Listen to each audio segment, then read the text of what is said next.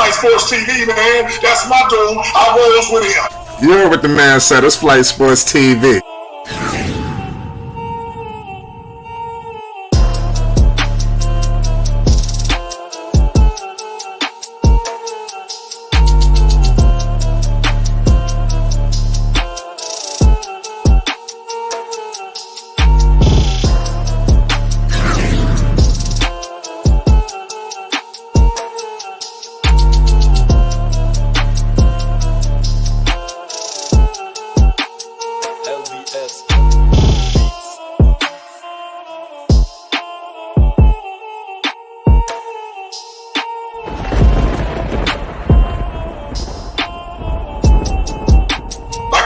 Flight Sports TV, that's where it's at.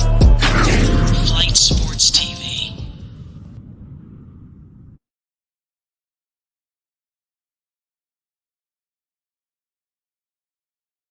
Flight Sports TV, and we want to give you what you need, and what you need we're willing to give.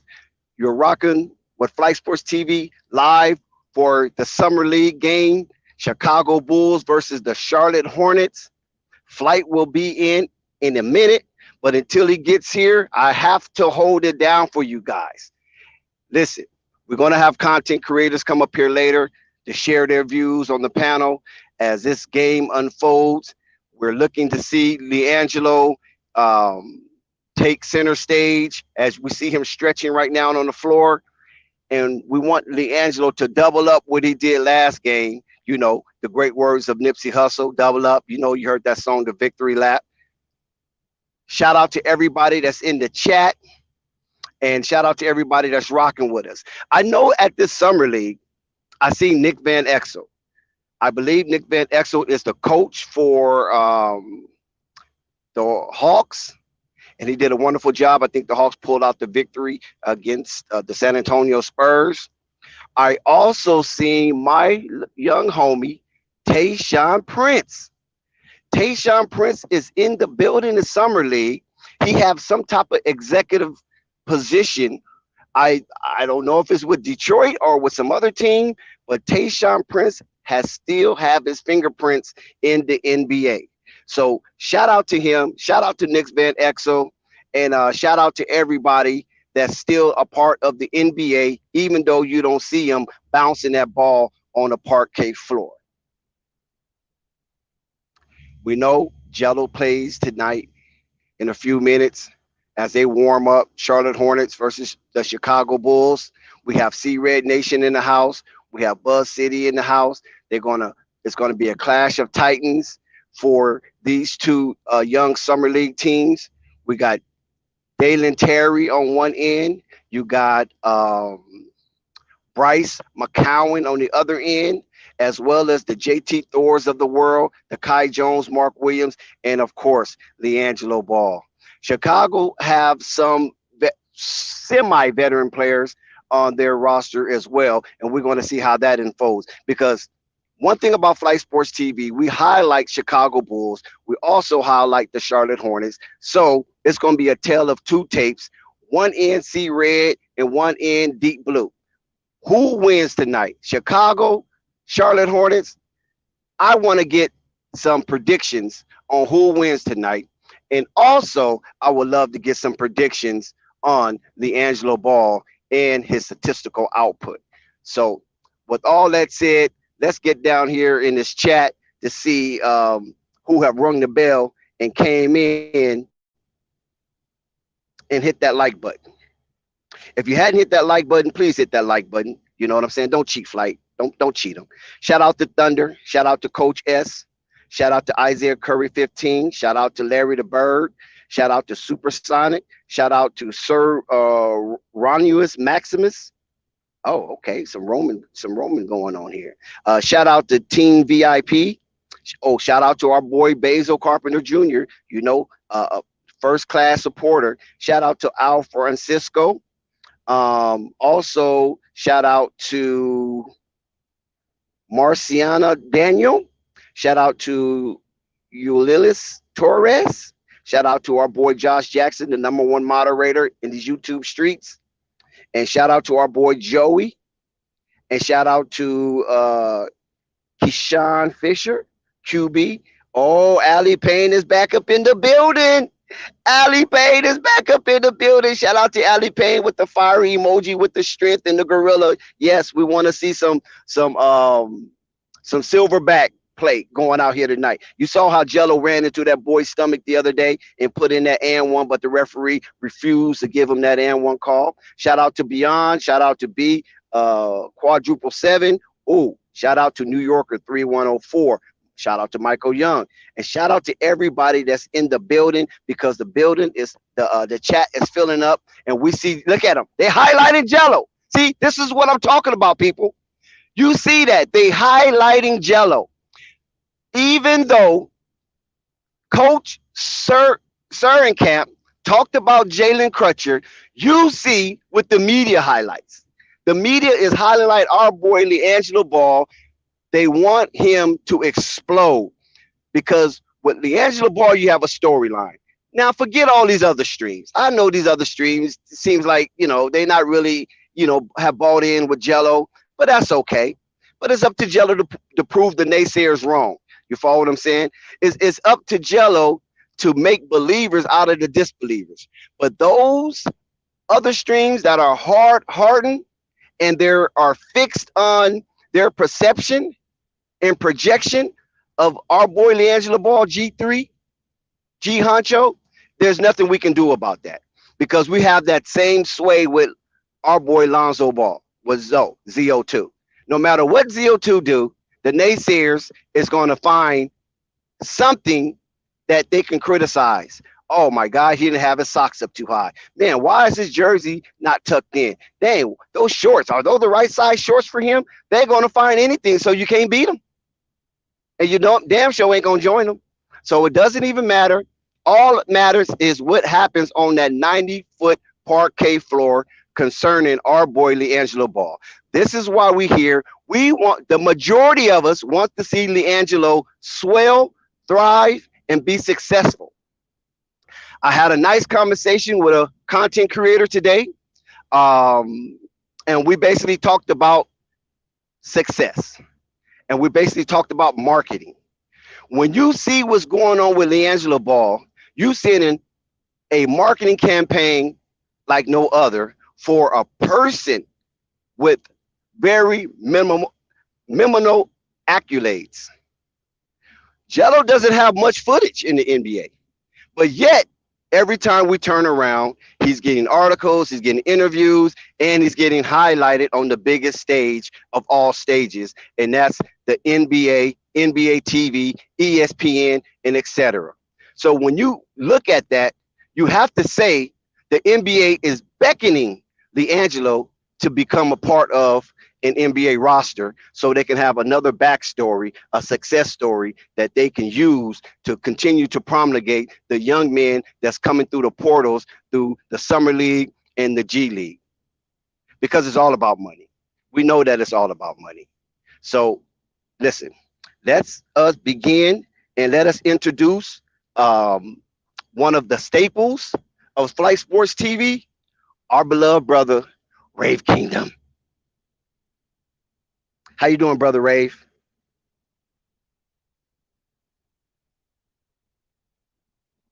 Rave, are you available? Most definitely. My bad. Okay, bad. there you go. There you go. How you doing, brother? Shout out to yes, sir. Salute. Shout out to everybody. You know what I'm saying? Listen, man. Our boy Jello. I don't know what y'all been saying, but we about to see our boy Jello versus the Bulls. I'm so glad to be here. Lit, readied up. Beautiful Thursday. Hope everybody's having a great Thursday. What's up, Dex, man? How you feel about what's going on, man? You ready, man? Man, I am so ready. And listen, Summer League has become such a extravaganza, Rave.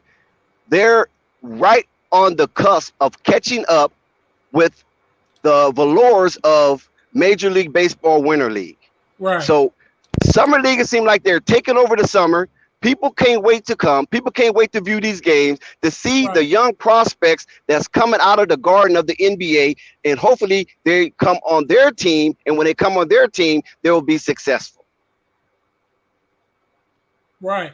And the thing is, the NBA Summer League has to take over, because the NFL is still in their own little off-season thing break. So there's no really in the NFL, and like you just said, it's pretty much taken over. So this is beautiful. I'm sure the TV ratings are going up with this. Is it ESPN tonight? ESPN? Man? Yes, it's ESPN2. That's where the game is going to be broadcast on ESPN2. And listen, Ray, they cannot keep the cameras off Liangelo. They have a fixation with this young man. That's facts. Yeah, this is amazing. And my Bulls fans out there, you know what I'm saying, see red. And my Jello fans, you already know, G3 in the chat. You already know what to do. Put the G3s in the chat. You already know what time it is. Yes, sir. So this is going to be a good one because you also have Dalen Terry on the other side of the aisle for the Chicago Bulls. And we know that somehow, some way, these Bull content creators, some of them goofy, some of them concerned, they're trying to connect the Dalen Terry pickup to the skepticism of the health of Lonzo Ball. And how many times, Ray, do we have to tell them Lonzo Ball is okay? It's like they just want to believe that this guy is just not going to return for some reason. And they trying to put in their heart a justification for Dalen Terry because we know the Bulls do not really need another guard. You follow what I'm saying? The Bulls needed a stout big man that can rim run and protect the rim. And since AK's playing some sneaky games with the media right now, or that front office, I don't know if it's him or Mark, one of the two. I can see the forest between the trees. They're trying to associate Lonzo Ball in his health with the draft of Dalen Terry. So what they're trying to do is parade a narrative of fear and skepticism on Lonzo's health so they can clap their hands for Dalen Terry. Right. Dalen Terry should be able to make it on his own, not become a object that's associated with Lonzo and his injury. If you want to draft Dalen Terry, say that was the best pick available for the Bulls, which we know is BS, or just confess. Don't use Lonzo Ball health as a reason to prop up Dalen Terry. You understand what I'm saying? You still got Ayo DeSumo, AC. You still got even Kobe White is still there. Javante Green is still. You got a plethora of people. In Dragic, it's a log jam there. Yep. So since there, listen, I've been on it. Since there are a lot of criticism about that draft from Chicago beat writers. You follow what I'm saying?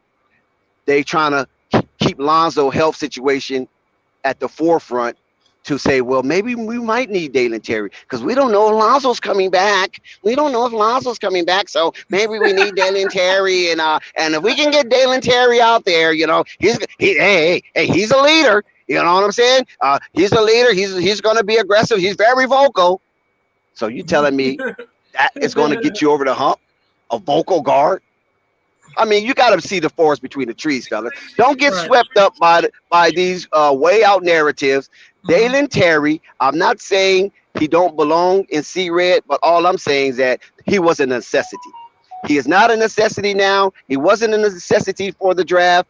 The Bulls needed power in the paint. They needed to pack that paint with power, rim running, and have a threat shot blocker. So if they do get past the front line of the defense, they will have to stop, pull up, and maybe the defensive guards can catch up and challenge shots. You follow me?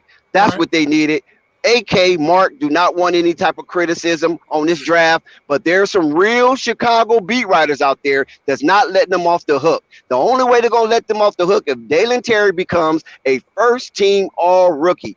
Then you can say, oh, wow, he was a steal of the draft. But if he's not a first-team all-rookie, they're going to hear for the whole season about this Dalen Terry draft, Rafe.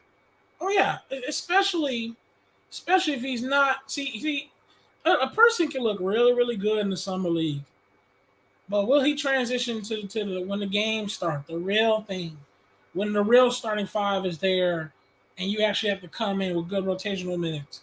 He is a rookie, so we're not expecting him to play perfect, but, I mean, it can look really, really bad if he doesn't play up to a certain level, especially when they're acting like this guy is supposed to be the backup or something. So, especially when they keep bringing up Lonzo, Lonzo be there, which we keep trying to tell the people several times. Lonzo's good; he will be there. Okay, I don't know how many times we gotta tell these people that in the chat, but anyways, I also want to say, man, to the chat. Please, we appreciate that. Thanks for coming. We see people rolling in. Shout out to Basil, Larry the Bird, all y'all, Isaiah, Curry, Slim. Hit that like button. We're streaming the Jello versus the Bulls, man. So this is, you already know what time it is, man. We talk about Jello. We talk about the Bulls. Hornets control the ball. Welcome, Marvin. Welcome, Unstoppable. And welcome, James. No, I didn't get any information about Lonzo being at the game because I didn't ask anything about this game because Jello did so well. I just wanted everybody to enjoy and relish in what he did last game. So I didn't want to interfere with none of their celebration. So listen, Mark Williams just started the game with a dunk. It's 2-0 Charlotte Hornets, and here come the Bulls on the attack while Jalen Crutcher tries to slow him down. Okay, here we go. It is official. It is official. Oh, nice shot. That was a nice shot right there. We got to give that young man credit right there. That was a good jump shot. Yo, Dave, yes, sir. Unstoppable, how you doing, my brother? What's up, brother? How you doing? Okay. What up with you, Rave? How you feeling? Y'all can't hear me? I can hear you. Rave is not in. Rave left. He's not in.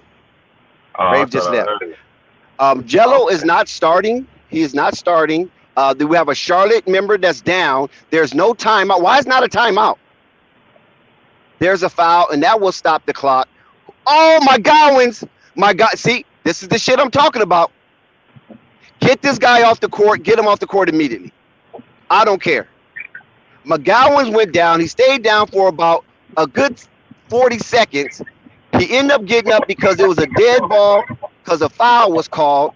And listen, this is a warning. Remember I talked about this yesterday. He already shows that he is there. He has his two-way contract. Listen, let the guy sit down, watch the game, and let the other guys who have not been secured go ahead and get those minutes. He do not need to play. This is the type of bullshit I don't like. McGowan is that dude. As K&T says, he's him. You feel me? He don't need to prove anything else. Go ahead, Unstoppable. Oh, no, man, that's what we doing, man. You really think the Bulls trying to do that? Oh, yeah, most definitely. Because listen, one thing about nice three-pointer by Charlotte. Charlotte goes up 5-3. Listen, one thing I know is language. And another thing I know is how to win over through a certain kind of narrative. And that is a narrative that I believe the front office of the Bulls is really pushing out. Oh, God, he missed the easy layup. It's pushing out there because they want to mask the drafting of Dalen Terry. Now, like I said, I'm not saying the guy do not belong, but I'm just saying he did not fulfill a need. You was breaking up. You said they trying to fulfill what? I was saying that I believe that narrative is coming from the Chicago office somewhere. You follow what I'm saying? That keeps putting that out there is because you have beat writers, serious beat writers for the Chicago Bulls are very leery on this draft pick at number 18 or something of that nature. That draft pick should have been traded for something. That's what everybody's saying that really knows basketball for the Chicago Bulls. They saying that draft pick should have been traded for something of need. Not to just draft it because it was there. How you know they ain't trying to trade the pick? They already picked it. What do you mean? They already picked it. He's already picked. They could have traded that slot. They could have traded that slot and let somebody else pick whoever they want at that slot. Or if they wanted Dalen Terry, you pick them and then you trade them with a package. That's what is being echoed out there. That's the alternative narrative. And that narrative is. Ooh. What I'm saying is they could have tried to trade that pick. Well, maybe the folks was asking, they was, it wasn't fair what they was asking folks, and folks wanted Dalen Terry. So Rave is back. I think everybody. think everybody is overreacting. They don't even see him. They don't even see him as a guard. They say they see him as a wing. And we need a wing. Listen, what you guys needed, really, what the Bulls need is somebody that's going to rim run and intimidate as a shot blocker. If they're not the best shot blocker, at least be able to, not to be afraid to challenge and try to alter or misdirect traffic coming into the paint. That's what they actually needed. I mean, listen, you're going to have a healthy Zach. You're going to have the healthy DeMar DeRozan, right? You got Jones Jr., right? You also got Javonte Green. So you got some wings that you can work with and that knows the system, right? What you don't have, what you really need. That's what these guys are saying. And they thinking that they're trying to mask that draft by keep putting out the narrative of the skepticism of Lonzo. They want the fans to feel that vibe that Lonzo could not return, and and even say if that was so, say if Lonzo say, you know what, I can't start the season, right? Let's give it the worst case scenario. If Lonzo cannot start the season, you still got Kobe, you still got Javonte, you still got Zach, you still got DeMar, you still got AC, you still got Ayo. No, and all those guys can play guard. Ayo just got drafted too. That's what you do not need. No, okay. Ayo just got drafted. For one, let me ask you this. For those who've seen Kobe White play as a point guard damn their whole season, did he do well? It doesn't matter point guard. See, that's what you're getting confused from. Because Dalen Terry's not a point guard. So don't use that point guard. We're talking guards. Exactly. So I don't see what's unstoppable. I like how you're trying to pinpoint one person. We're saying you got all this variety of guys. Let me finish. You're trying to pinpoint one person. You got more than one person. That's all we're saying, dog. Said a whole. You know what the difference between? Let me address it. Hold on. Unstoppable. There's a difference between. Nice shot. Chicago is down by 2, 10-8. There's a difference between a need and a want. You get what I'm saying? A whole lot. He said a whole lot, and I don't need you to add on there. Just let me knock some of this stuff down. Okay, one, you said to address rim protection, maybe in the draft. Can you tell me who they could have picked in the draft? Dex, Rave, that's a rim protector. I'll wait. Well, for one, the Charlotte. Okay, hold on. I'll tell you. The Hornets traded up one of their centers. They drafted 2 centers, traded one of them, Durham and Mark Williams, and you could have did that just like some other team did, or you could have got a guy in there. Atlanta Hawks picked up a wing defender, 6'8" wing defender. Okay, like, you can do something. Okay, so hold on. What pick did the Charlotte Hornets have? They had the what was it? The 11th and 13th. Okay, they had 2 picks, the 11th and the 13th pick. So you really go to the thing and tell me that Chicago could have traded that pick, could have traded the 18th pick and went up? What I'm saying is, if another team can tell Charlotte, we want one of those centers that you drafted, why could Chicago do the same damn thing? Because they had 2 picks. You just said the 11th and the 13th pick. Chicago had the 18th pick. Ain't no way they could have did that. Or maybe they tried to trade that pick up, but they was asking for too much. But at the end of the day, Charlotte Hornets was in a better position than Chicago. They got 2 picks, 11th and 13th. So again, I'm asking you, who they could have picked at the 18th pick that's a center, that's a rim protector? I'm still waiting. I'm not saying listen, this is what I'm saying, Unstoppable. I'm not saying they picked anybody. I'm saying they could have traded away that draft, which most people thought they was going to do anyway, because they had their eye on Coffee, right? They had their eye on Coffee. It seemed like that was going to be their consensus pick, but they didn't even I don't think he even got drafted. Hell no. Come on, Dex, stop it, man. No, Chicago never had their eye on Coffee, bro. Yeah, they did. No, you need to go back. Listen, Unstoppable. Go back and read some of the articles from the beat writers prior to the draft. Maybe a month prior to the draft. His name was coming up in Bull circles. And guess who else name? E.J. Liddell. But did he get drafted by Chicago? No. But but what they're saying that since you didn't get, since the person that you probably wanted wasn't available, then you should have probably came off of that draft and packaged something and got the type of player you needed. Listen, most people was really upset about Mo Bamba. Let's just get it right. Let's just get it straight. You know it and I know it. Real Bull fans is terrified that this office is starting to show resemblance of the prior regime based on money.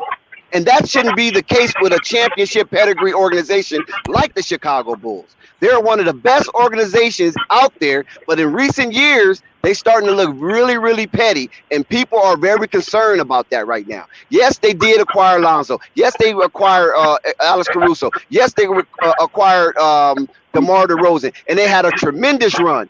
But it seemed like they want to cap that run off because of a couple of $1 million. That is what. Go ahead. That was what? Go ahead. I'll save it. Oh no, I was saying that is what is concerning. So that's why they kind of nitpicking about this Dalen Terry thing, because that wasn't a need and it shouldn't even be a want, because there's already a logjam at the guard section, and you could have got Mo Bamba, right? You could have got Mo Bamba, paid that little extra money that he wanted, right? And then maybe got off some of the other stuff, or even package that draft for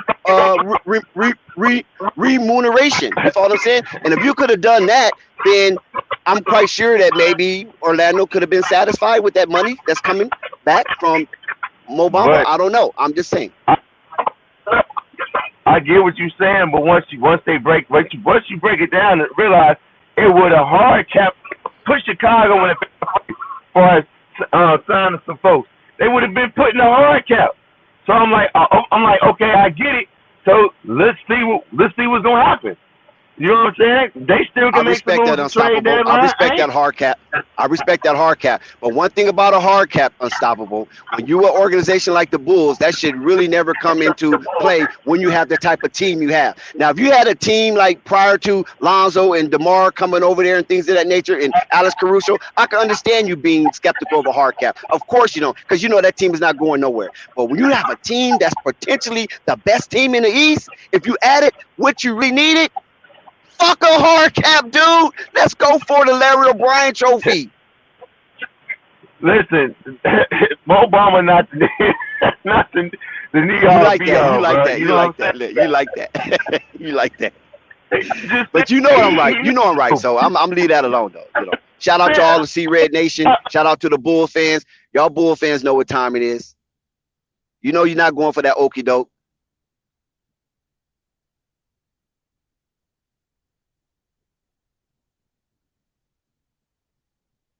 Marvin is in the building. Marvin Perspective is in the building. What's going on, guys? We can barely hear you, Marvin. I'm sorry.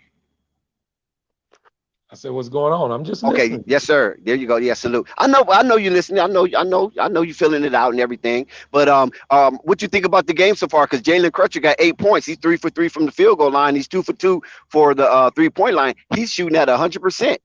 And we know that the last few games he's been in the low 20s. Yeah, I'm watching the game myself. It's looking pretty good. I mean, I'm a little behind you. I'm just at 10-10. Oh, 14-10. Yes, 14-10 right now. Yeah. I hated to see that young Chicago guy. with the ball. Chicago's up with the ball. I hated to see that young guy get that little slight injury, but actually that was a growing push by Dalen Terry. I mean, it was intentional. I mean, it wasn't intentional. But I mean, like I said, I'm just listening to the takes. I mean, you know, everybody got their own beliefs about things. I think the narrative of what's going on with Lonzo Ball is going a little bit too far. Dalen Terry has nothing to do with Lonzo Ball, guys. No, but that's the undertone, though. You understand? He doesn't have anything to do with him per se, but the undertone is if Lonzo is not able to come back, then that Dalen Terry thing was perfect, because if one guard is down, then we do have another guard to slide into the rotation somehow, some way. We know that he's not going to usurp Alex Caruso. He damn sure ain't going to usurp Ayo DeSumo. You follow what I'm saying? Because he's a Chicago native. Let me just say this. If anything, can you hear me? Yeah, we can hear you, guys. If anything, you should be mentioning Goran Dragic if you go. No, not Goran Dragic. No, he doesn't fit the timeline.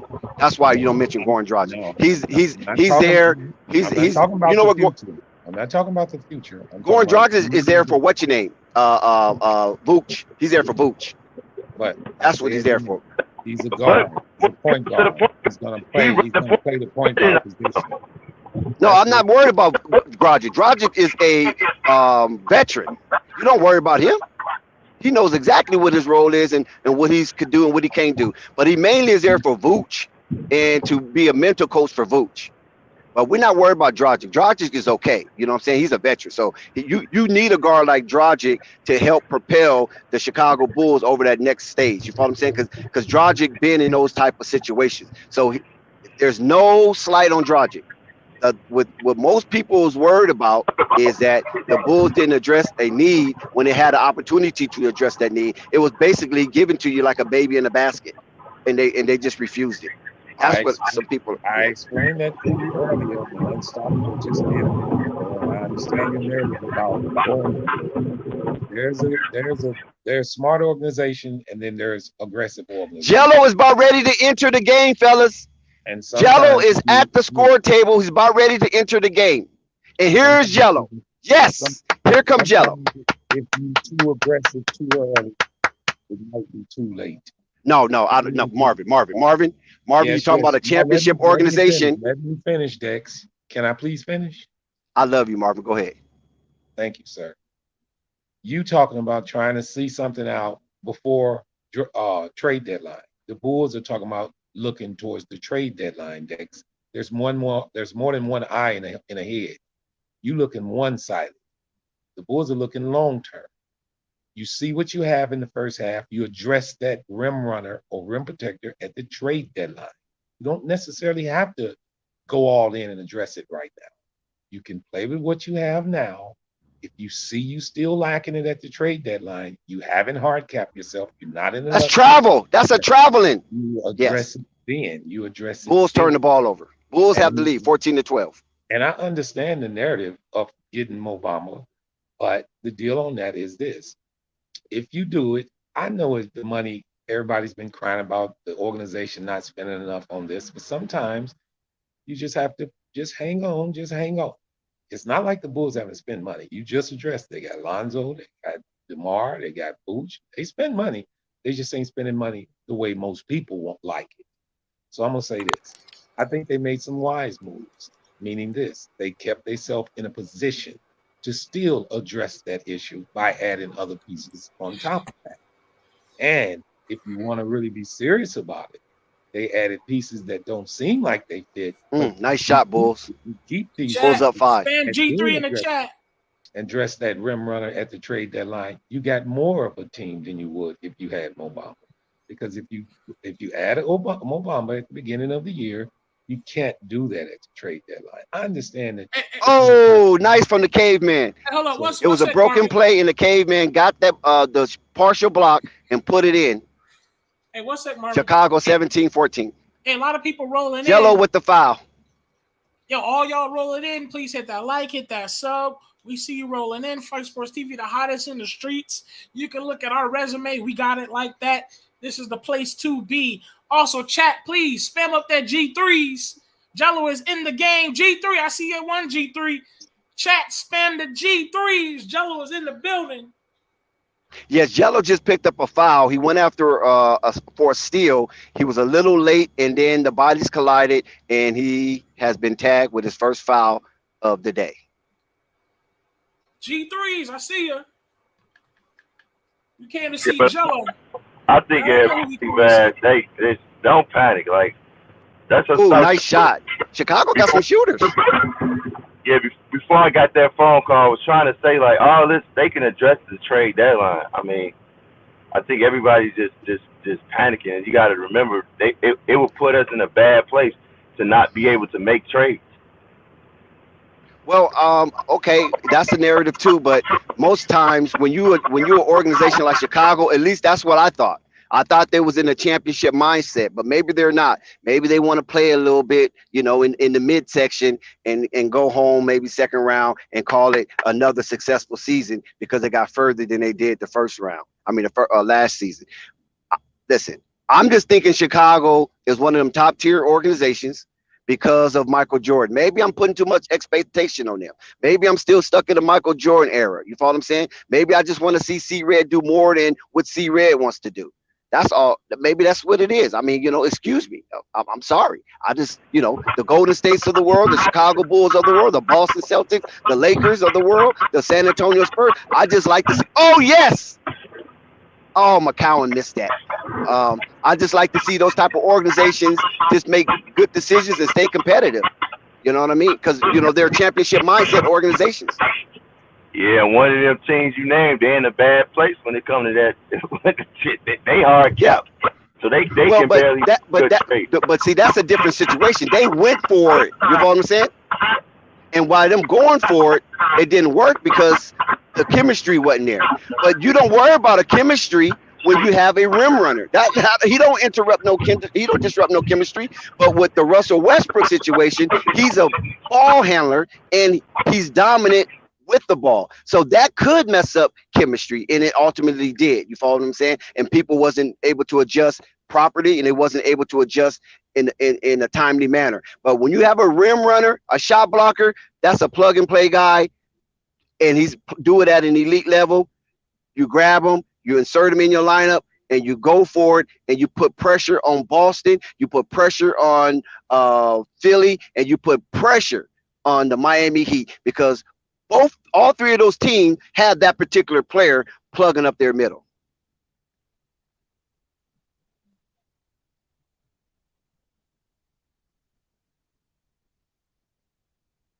Chicago with the ball. It's a strip. It's a steal.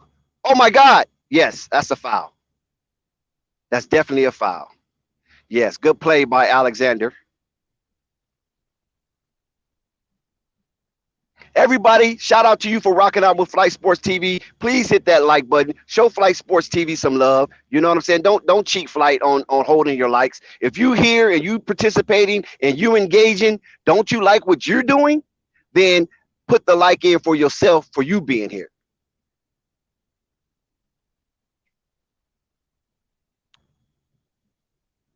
I think Unstoppable Mike, I guess he's going to come back in. So Marvin, what you think about the game so far? Looking pretty even, actually. I hadn't seen. I just turned back to it. I was on something else, but I hadn't seen what Jello's doing. But I'm looking at the Bulls. I'm looking at the scores, and they got to really tighten up on their defense. I mean, chemistry's getting there. I mean, these guys are starting to play a little better as this summer league season goes on.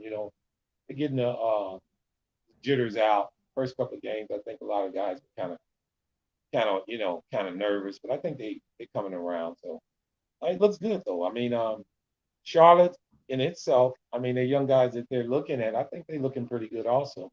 I mean, each one of the teams are looking for little pieces to add, obviously.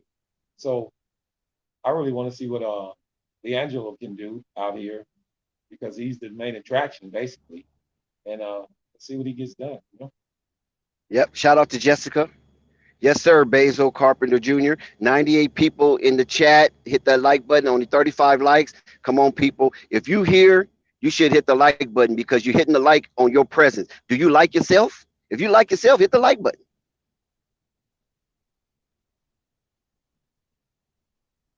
What do you think about DeAndre Ayton's offer sheet? I mean, it is what it is. He's going to do what he's going to do.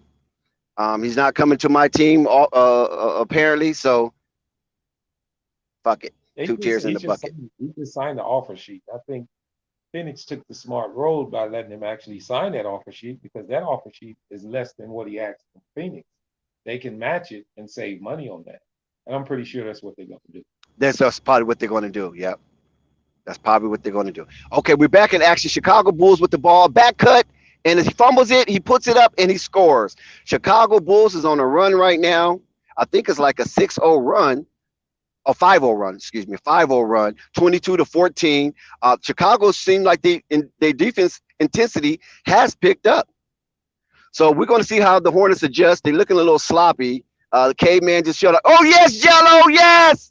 Jello got the rebound. He bailed out the caveman who shot an air ball, and he reversed the layup, got it in. The crowd is clapping for him. Shout out to Liangelo Ball for being active. Oh, good defense, Jello. But he did not retain the ball. The ball will stay with the Chicago Bulls. I like Chicago Bulls. They got some shooters on this Bulls team. They pulling up. There go Tayshaun Prince. I told you he was in the building talking to Ron Artest. Him and Ron Artest, Meta World Peace. Meta World Peace. They up there chopping it up. Hey, yes, chat, Jello. We see y'all rolling in. Shout out to Jessica. Hit that like, hit that sub. Yes, sir. Our G3's in the chat. That's all I want to see. We here to support G3 through the ups and downs, man. Yeah, the Bulls have been maintaining this lead for a while in this ball game, thanks to their top tier shooting. Here go Minute pump fake. Why is my? Oh my God! What happened? Did he travel? Yeah, that's no good.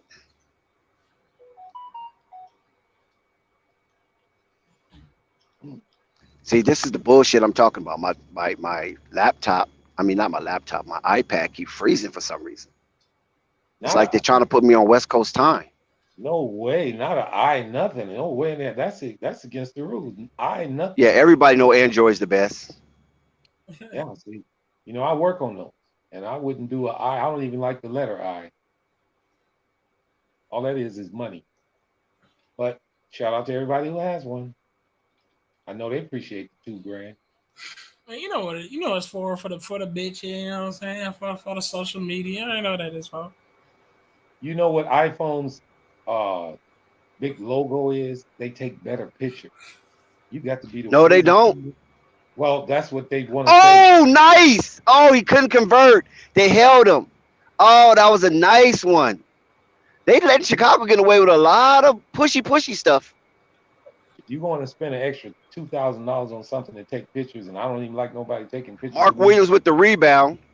Jello's already up the court. Get the ball. Really get the ball, dude. What are you doing? You're looking for your shot, and you're the point guard. Question, guys. I hear they're giving hardware away for the winners of the summer league. Yeah, they do. They're getting a trophy. They give out a champion. Yeah, they give out a championship. Chicago Bulls with another basket. Hornets is stuck on 16. Chicago Bulls up by 8. Yeah, Lonzo was a summer league. Okay, here go Jello. Here go Jello. I know it, but they didn't give trophies out that year, did they? Huh? Yeah, they gave out trophies. They did. Yeah. Do you guys think that's the proper thing to do? Yeah. It's a league, summer league. So you got to crown a champion. Well, there's been questions about it. I don't disagree with it. I feel like kids out there competing, hey, make them want something. Right. If they play harder. If they play harder, they see if there's a trophy available, Listen, Trae Young was judged on his summer league. So it means something, Yeah, I believe that. I agree with you totally. Now Trae Young is an all-star, baby. A superstar, really. Yeah, he's a staple in the NBA for sure. Yep. And y'all remember, Summer League, Trae Young, they were roasting him. Tell him he's a Kroger version of Steph Curry. They roasted his ass. It was on him because he wasn't doing so good. Hey, Trae Young did his thing.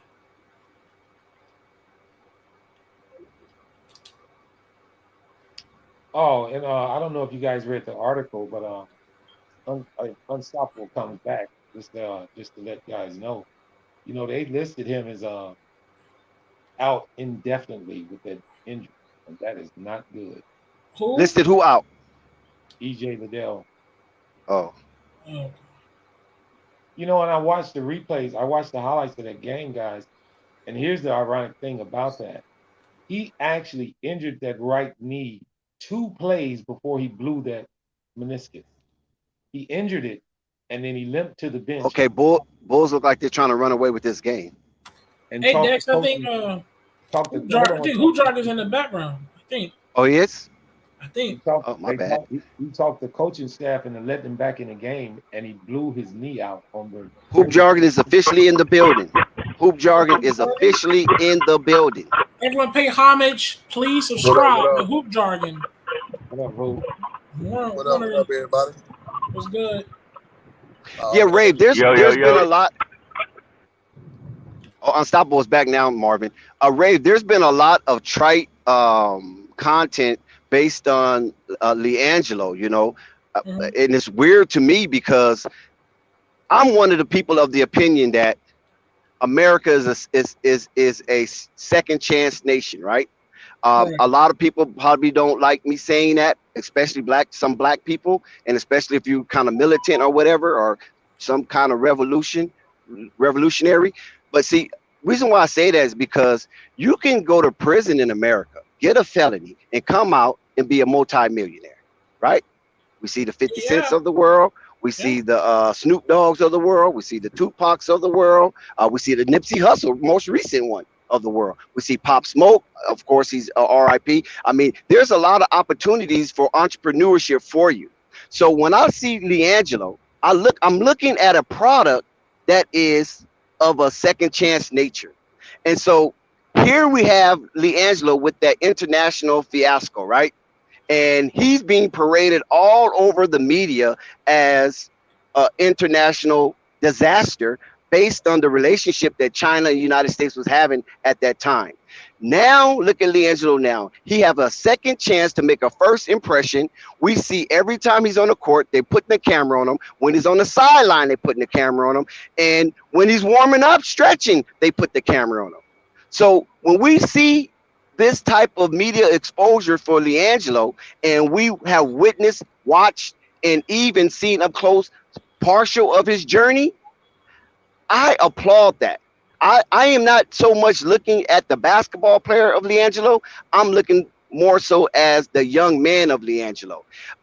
He was in the Drew League. He was in transition to playing a point guard position, something he hasn't played in a long time. He played it before. It's not new to him, but he just needs to be reminded of his muscle memory as far as quick twitching, quick pace, right down to the modern day times on that basketball floor, right? So how many players you know is going to get out there, have exposure, have the whole world watching them, even their flaws and part of their elite skills mixed together, looking kind of in shambles in front of the whole world to judge if that player is a credible basketball player or he just a goof out there trying to make something happen based on his brothers. You don't see that often. When players go through their transition to work on their off season, that's in the cloak of darkness.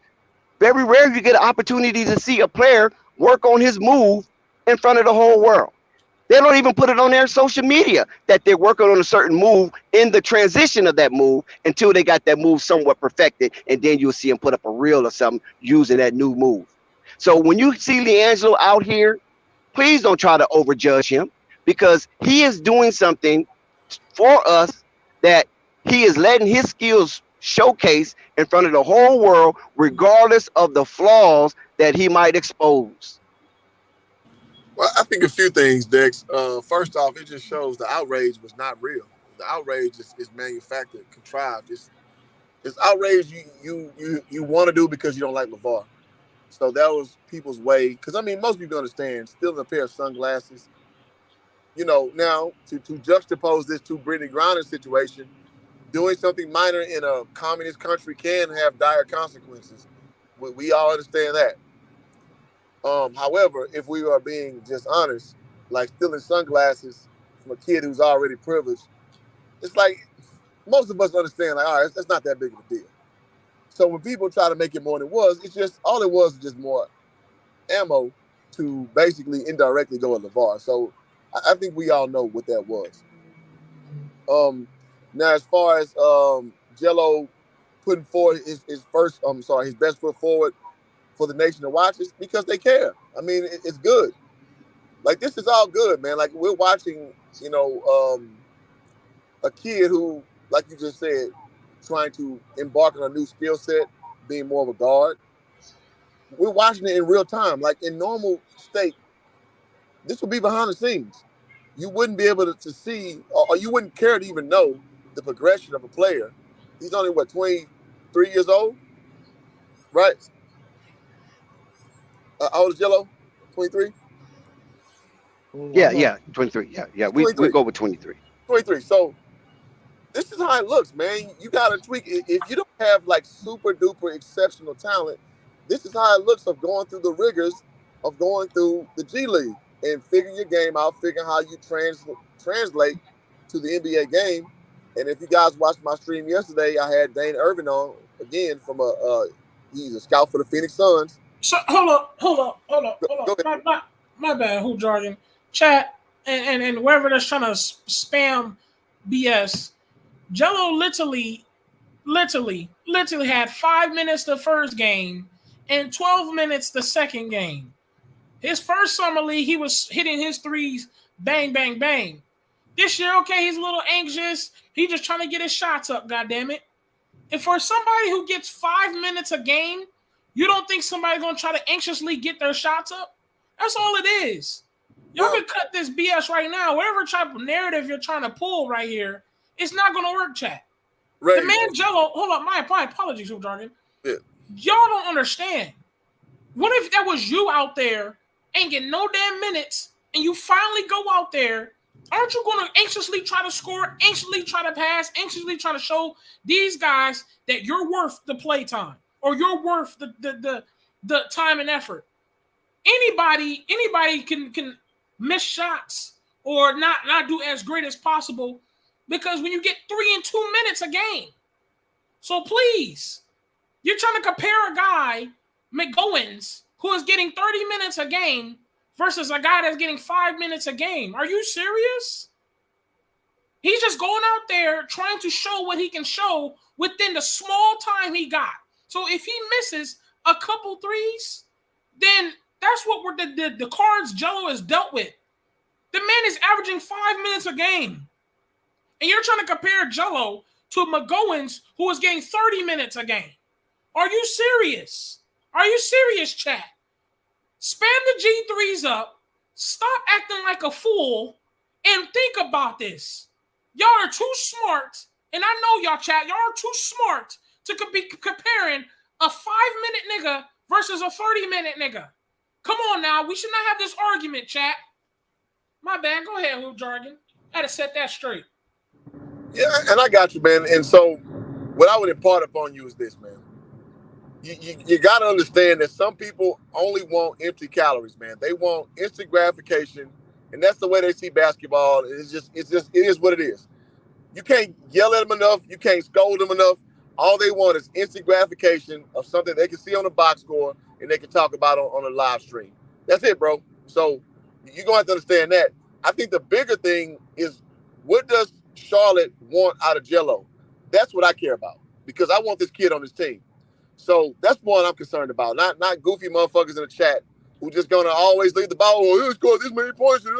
Who gives a shit? Because their words don't mean shit, in my opinion. Now, I don't want to speak for the panel. Shout out to Flight Sports. This is your platform. But to me, that shit's goofy. So what I care about is what actual scouts want. And again, I had Dane on my channel, and he was just talking about what teams want out of players. How do you complement the main pieces on the team? That's what they're looking at. So to you can say, oh, Jello only did this, that, and third. But if they talk to him before the game, like, listen, we need to work on your spot up shooting and you attacking the basket. So if he's doing that from the intricate level, he's doing it. He's doing what the fuck he's supposed to do. So I do want to put that out there. So I understand we like numbers. We like, oh yeah, he scored this amount of points in that many minutes. But what I also want to raise the consciousness of people is like, what is he doing that Charlotte wants him to do? And so we should probably try to investigate that part to see how he fits with this scheme going forward. Yes, sir. Hoop Jargon, well said. It's just a lot of trite content out there trying to fix and shape a narrative that Liangelo don't belong. That's basically what it was. He don't belong. We want all three in the league. We want to talk about all three while they're in the league.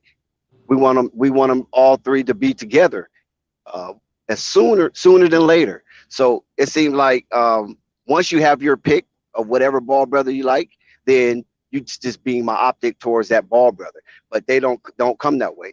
Liangelo just had the interview where he's talked about him and LaMelo talk every day and things of that nature. You follow what I'm saying? He talked to all of his brothers and dad and all that every day. They all do that with each other. You feel me? They all tap in with each other. They all debrief each other in their own way. So that's just how it is, and that's the way they're groomed. That's the way they're raised. Ain't nothing I can do about it because I'd have nothing in their nurturing. I had nothing to do with their nurturing. All I'm doing is appreciating their journey into the NBA, and by me being who I am as an individual, their struggle resonates with me. Now, of course, they're rich, they're millionaires, but I'm looking at the struggle from the part of acceptance. You know what I'm saying? With Lonzo, LaMelo to some degree at one time, but now it's not so. And Liangelo, that's undergoing it right now. That kind of acceptance in the struggle to be able to prepare your mindset for either acceptance or rejection, that's the journey that I'm appreciating. And that's what I believe the big baller have instilled in them, is that there's going to be a time where everybody clap their hands for you, and there's going to be a time when the Sandman comes out on the Apollo stage and be like, thumbs down. You follow what I'm saying? And how you respond to that is up to you. And that gives you your shield of resilience. You follow what I'm saying? Or your rubber of resilience. And that is what inspires me to watch these young men compete amongst those they deserve to call as peers. The big ballers in the house, baby. And he's talking. Who was that? Was that Roy Jones? No, that wasn't Roy Jones. Hey, my Yeah, apologies, Dex. And my apologies, Dex. Chat, we see more people rolling in. Hit the like button, hit the subscribe. Fly Sports TV, the hottest in the streets. This is the channel that not only talks about Jello, but we talk about Zoe and Mello. We talk about all three of them, where we have amazing credentials on this. A lot of hot topic guys have been up here. Hoop Jargon himself is here. Pay homage. Ball Facts has been up here. AB Hero has been up here. LeVar Ball himself has been up here. Yes, LeVar Ball himself. This is the hottest in the streets. Please hit that sub so you don't want to miss out, man. You don't want to miss out. absolutely, absolutely.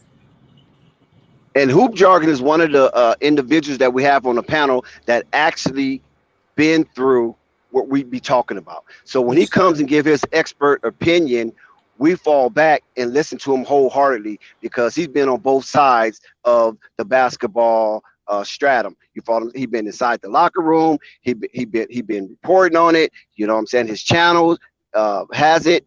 So whenever you get an opportunity, check out Hoop Jargon. He's been on both sides of the aisle. He's been a professional athlete. He's been paid to play. And some of us have never been, but then I see a lot of cats want to argue with him about what he knows about basketball. That's crazy to me. You follow what I'm saying? Now, you might not Hey, know and some of the it don't bother me information. because Yeah, I feel you. I feel you. It's almost like somebody's arguing. My name is Dexter. I'll tell somebody, "Hey man, my name is Dexter." Man, your name ain't Dexter. No, no, my name is Dexter. That's what my mother called me, Dexter. Man, come on, man, your name ain't Dexter for real, man. Dude, I've been called Dexter all my life. I know that's my name. I respond to it. Come on, man, your name ain't Dexter, man. You a goofy. You stupid. You sad. Like what? there you go. Like I'm talking to a maniac. You follow It what I'm saying? is, And this what it Dex, is. real shit, man. Because I'll have like a guy like Malik Rose on my stream, and when he talk, I shut up because I understand that, man. When he's experienced shit playing under Greg Popovich, winning 3 NBA championships, he got stories in his foxhole that I'll never dream of experiencing. Now I know basketball, but I mean, at the end of the day, man, it's the internet, man. Like you can be who you want to be on this shit, whether you're on the panel, whether you're on the stream. Now, what I do on my channels, I put my shit out there, so you can say whatever you want to say about me. But I live the real life with basketball. Like you can look up my community tab. I put out my letter of intent when I signed Division 1. My picture of me playing basketball, like it's irrefutable. But it is what it is. So again, I've learned over the 2 years of YouTube and being serious about it. For the most part, you let everybody be who they are. So I just try to spit that game, try to bring people on who spit that game.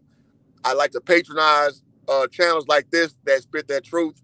Now it be some bullshit going on, too. But y'all, I love how y'all keep it reined in, Because you know a year ago, the debates would go real left real quick. we'll leave names out this. But you know how the culture was.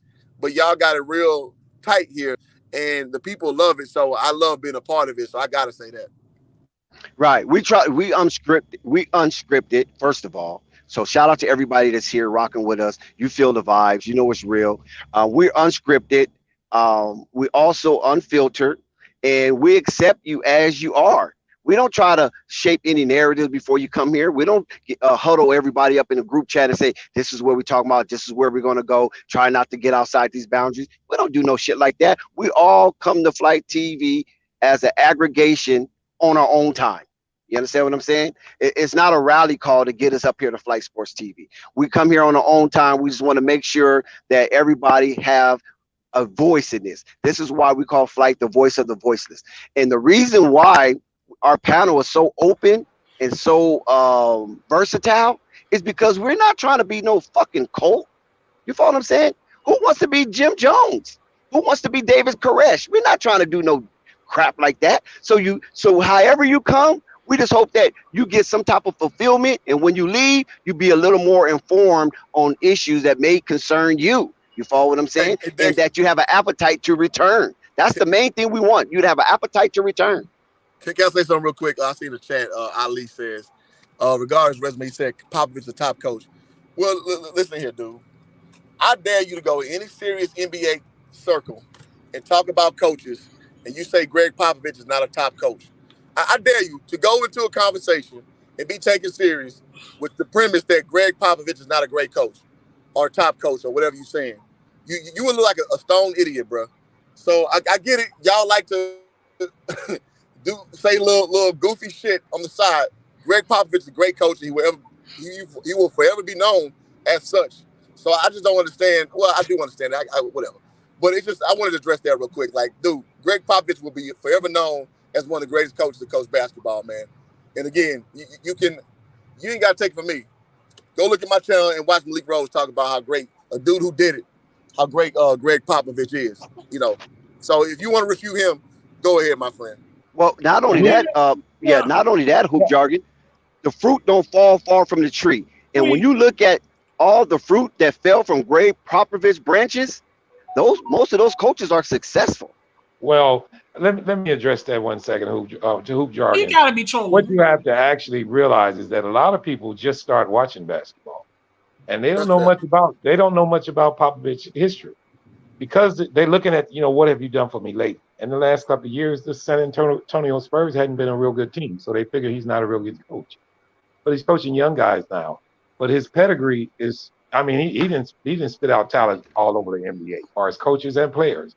So, the real NBA knowledgeable fans, we understand it because we didn't seen it. And people that are kind of young in the game, I understand them not knowing it, but to come out publicly or either vocally and say it, I think you get ahead of yourself. Just go back and look at his history and then make your determination. I think hold on, Ray. It's not about him having young players. It's about him being older. The man has done this for years. But if he had younger guys, but if he had top talent, he's been doing this for years. But hold on, if he had top talent, it would show on the floor, and that's just what that is. Yeah, Coach Pop. I don't know who's doing this, but Coach Pop, that's the legend right there. I don't know what y'all got talking about. Bro, he said Coach Pop ruined Ginobili. Listen, bro. And Malik Rose spoke on this specifically. Pop let Ginobili be Ginobili. Ginobili was not a highly touted prospect. Manu Ginobili was like a discovery out of dominant from the Rocks, right? Ginobili, baby. So listen, man. And again, this is from Malik Rose's mind. So you can argue, you can be goofy in this chat all you want to, Ali. But we're talking about from a guy who actually played with Manu Ginobili. And he said that Popovich let Ginobili get away with stuff that nobody else could get away with, because he knew that he had the athleticism to make up for like defensive little gaps he had and offensive things. He let him be him. So you say he ruined him, that's because you think of it like a fan. You as a fan, I'm sure you're probably saying that he wasn't a starter, he wasn't this, that, and the third. Listen, the Spurs had a lot of talent, and Popovich knew how to implement him properly for them to win. They won 5 championships. I'm sorry, dude. Popovich ways works. Sorry. Well, I mean, but I want to ask, how can you have the narrative that he ruined him? Look at Ginobili's progression. He didn't never worsen when he was with Pop. He always got better. So that's just a take you have to just take with a grain of salt. Real simple. It is what it is. Yeah, you're right. You're right. I mean, it is Okay, what it guys, is. let me highlight some of these scores that went down today. We had a plethora of games that was played out in the summer league. We're going to have games after. So the game prior to this was the Hawks versus the Spurs. The Hawks won 87-86, coached by our boy Nick Van Exel. Yes, Nick Van Exel's Yeah. on the bench coaching the Atlanta Hawks. I love to see that. Yo, Nick. Why he's not a Charlotte coach, I don't know. But we're not gonna go there. Boston won 108-91 over Memphis Grizzlies. We're in the third quarter with Detroit Pistons are down bad to the Cleveland Cavaliers, 60-49, and we're watching the game with the Chicago Bulls up 42-28 on the Charlotte Hornets. Chicago Bulls took an 18-point lead into halftime, and then after the conclusion of this game, or while this game is still in play, you're going to have the Knicks versus the Magic, and you're going to have the Mavericks versus the Bucks, and then you're going to have Portland versus the Rockets, and then the closeout game, the Brooklyn Nets versus the Timberwolves. So those are the games that's on slate for tonight, this Thursday evening in Las Vegas in the Summer League. And I'm going to tell you, what a bonanza of games that has gone on today, especially that Hawk and Spurs game. It went all the way down to the wire, and I'm glad Nick Van Exel squeaked out that victory. Hey, I'm gonna say this. I want to say shout out to Nick Van Exel, man. He got his coaching start, man, actually at Texas Southern University, which is the HBCU in Houston. So playing under Coach Mike Davis. So shout out to Nick Van Exel, man. I'm glad to see him work his way up. He went to the Texas Legends. What's it? It's not G League. What's the other one? ABL League. Was it the ABL? The one with Dr. Jaden used to play in? I don't know why I'm drawing a blank on this. Y'all help me out real quick. Is it? Yeah, the ABL. ABA. You talking about ABA? ABA. I'm sorry, ABA. Yeah. So the Texas Legends had a team, and Nick Van Exel coached for them, and then he's worked his way up. So, man, salute to Nick Van Exel. I want to put that out there. Yes, sir. Yes, sir. It's a panel question, guys. I don't know if you guys are following the Pistons at all, but Jaden Ivey turned that ankle 2 games ago. He hasn't been back. Is that a precautionary thing, you guys think? Because I hadn't heard any reports on how bad. They might have shut him down. They might have shut him down for the Summer League, because that's what normally happens. And this is why I'm surprised that the Charlotte Hornets have not just called it quits on McGowan and Kai Jones. You follow what I'm saying? JT Thor looked like he still needs some rest. But Kai Jones and McGowan, they have no reason to be out there playing. And it just shows you the piss poor management of the Charlotte Hornets by having those 2 crucial guys that the Charlotte Hornets could use immediately out here in the Summer League in meaningless minutes. Yeah. And I really, that was my sentiment also. I felt that they had shut him down for precautionary measures. They don't want to chance anything else happening to him. And what you reading out the score of the Detroit game, Jalen Duren is not playing also. But, because that was one of the reasons at the beginning of when I first came on, I wanted to ask, do you guys think it's worthy of getting hardware for winning this tournament? Well, obviously, some of the organizations don't feel it's too, because if you're going to shut your players down, then you're not really looking to win that championship. Well, if you remember the Alonzo Ball Summer League, they shut down Brandon Ingram. Brandon Ingram twisted his little ankle. He wanted to play Summer League with Alonzo and Kyle Kuzma and Josh Hart. He wanted to be a part of that team and Alex Caruso, but Magic Johnson said, "Oh no, that's it." But see, that's how you know the quality of the type of executive, organization, executive staff that you have. And we're just not seeing that right now, because like I say, regardless if Liangelo get back into the game or not, that's neither here nor there. But for the even the sake of LaMelo and those of the Hornets, this McGowan guy is a real asset. He is a real player. Now Figueroa can get those minutes. They don't have to be Melo. Brady, the caveman, Manic can get those minutes. But this Kai Jones and this Bryce McGowan do not need to be out here. Now, yes, JT Thor needs to be out here. Yes, Jalen Crutcher needs to be out here. And yes, what's the other guy?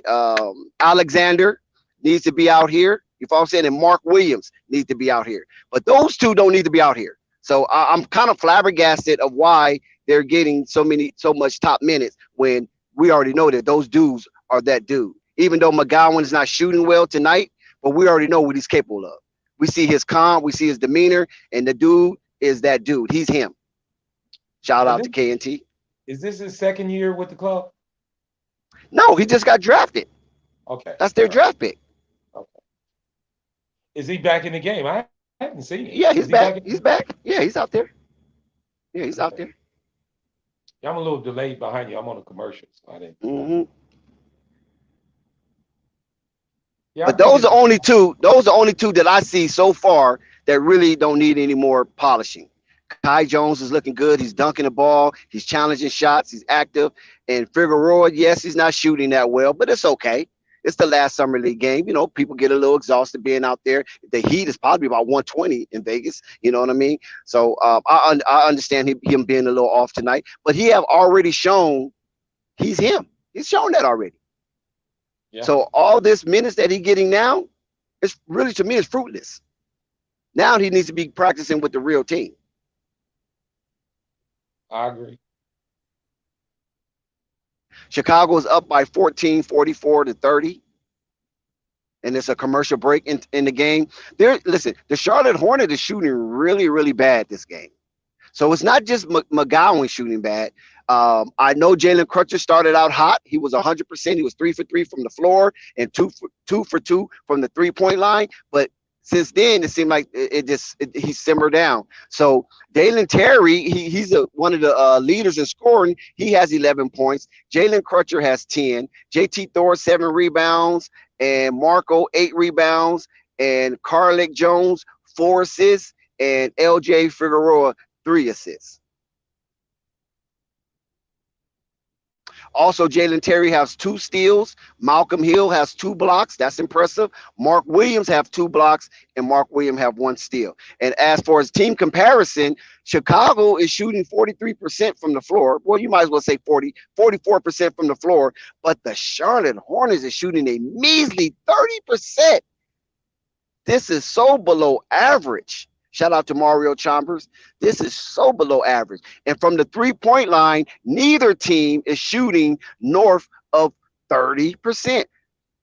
Yeah, Chicago shooting 27%, and the Hornets are shooting a measly, unforgivable 14% from the 3-point line. Chicago 62% from the free throw, and the Hornets is a little behind that, shooting 60% from the free throw. 10 assists for Chicago, 8 assists for the Hornets, and total rebounds 26 Chicago, the Hornets 24, offensive 5 Chicago, Hornets 5, defense 21-19. So they kind of neck and neck in that arena.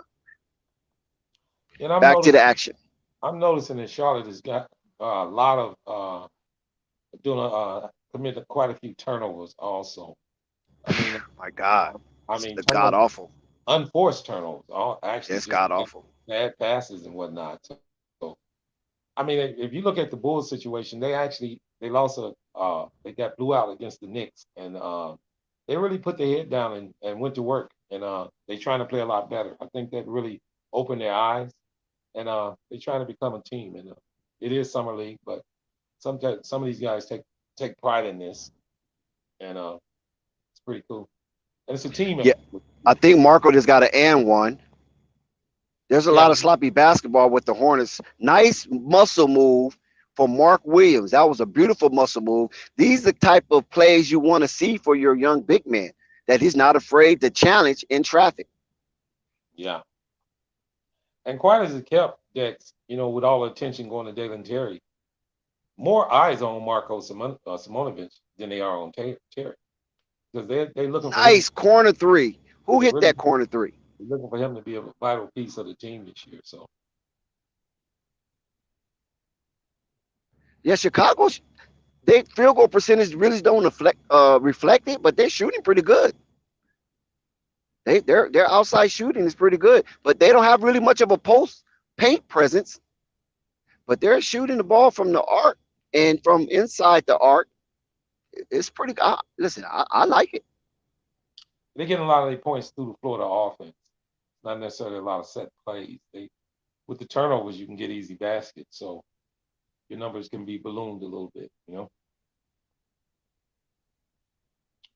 Question, Dex, I have to you. Do you believe this Donovan Mitchell thing is all air?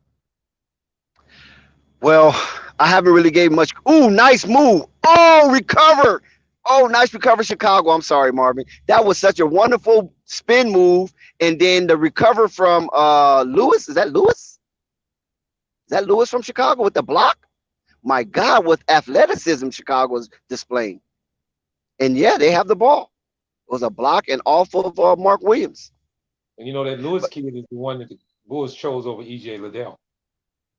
yep, nice tip, Marco. Oh my God! Now it looks like the Chicago Bulls is really pulling away. They got a 20-point lead.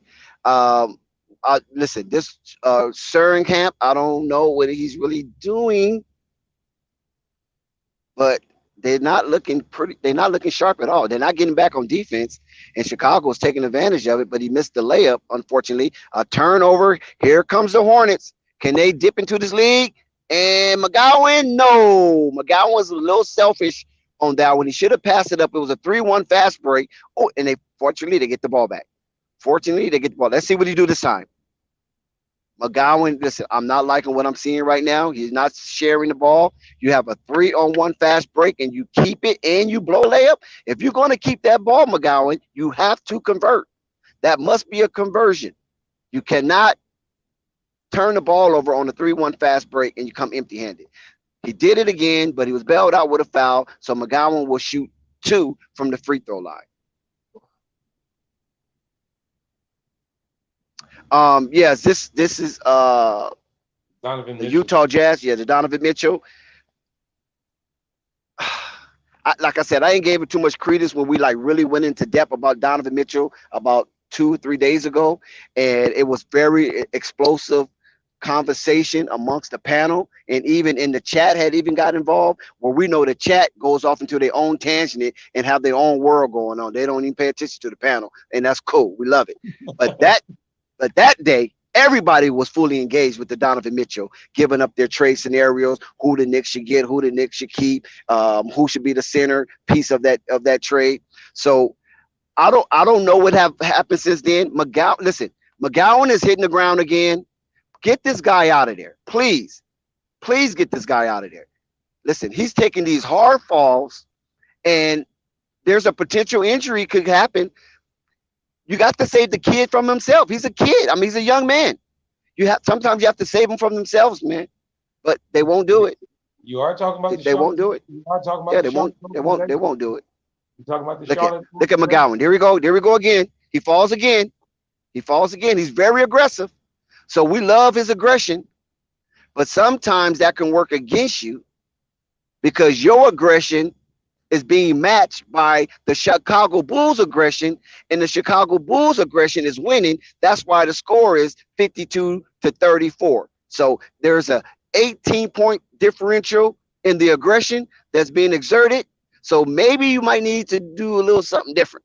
But go ahead, Marvin. Yeah, no, I was just saying, I mean, even in summer league, you can almost get a bird's eye view of what the organization is about.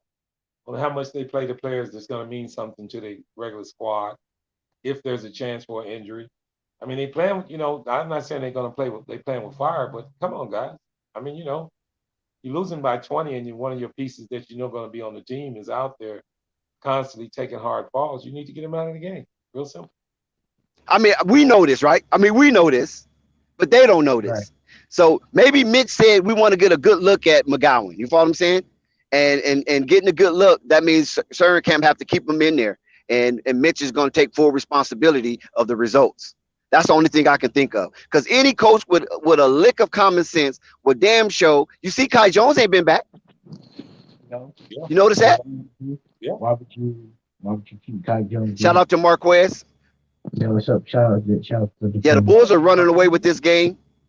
I know. I've been looking for you. I wanted to speak to you about something. Go ahead, Martin. What's up?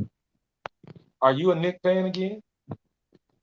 I mean, they could possibly swing me back if they pull off this trade because the Knicks will still try to find a way to screw this over with, and I don't believe that for me to truly like be back, they have to get this trade done and get it done the right way for me personally. But do I like the What, fact they're being more aggressive? what's going on with G3, man? He Nothing. hadn't been back in the game. What happened? What's up with the Tell me? Tell me what's going on. Nothing. I mean, That's what I'm saying. I, Nothing. It's like nothing. they're not featuring him at all. I don't They're know what featuring he's doing. McGowan right now. They're Oh featuring no, McGowan man. heavily. Yeah, they're not Oh Yeah, they featuring Lord. him. featured him heavily. yeah, I it's mean, if like there wasn't time to feature him, it would be now. They're losing by 20. How many? Oh damn! How many minutes they got? How many minutes Jello had? 4 or Oh, he's 5 in the minutes. game now. Jello just got into the game. Just as you spoke, Flight. You spoke it Yeah. into existence. They took out McGowan and they put in Jello. So Is that this his might be the first end of minutes? McGowan. This is No, first no, no. minutes. Oh, No, he already got points. He got points on the board. I think he Yeah, got okay, two good. points. he's in. all All right, right. Jello Where with you the where you at? rebound, Flight. Flight. Jello Right, just copy. got the rebound. All right. bro. I know Yep. we've been Oh, waiting on Kai Jello all Jones is day. back in the game. Kai Jones just put up an air ball.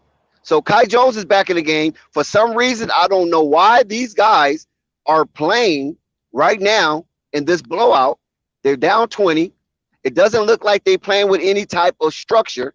They just out here just chunking. Because no way Kai Jones should be shooting a three in this juncture of the game.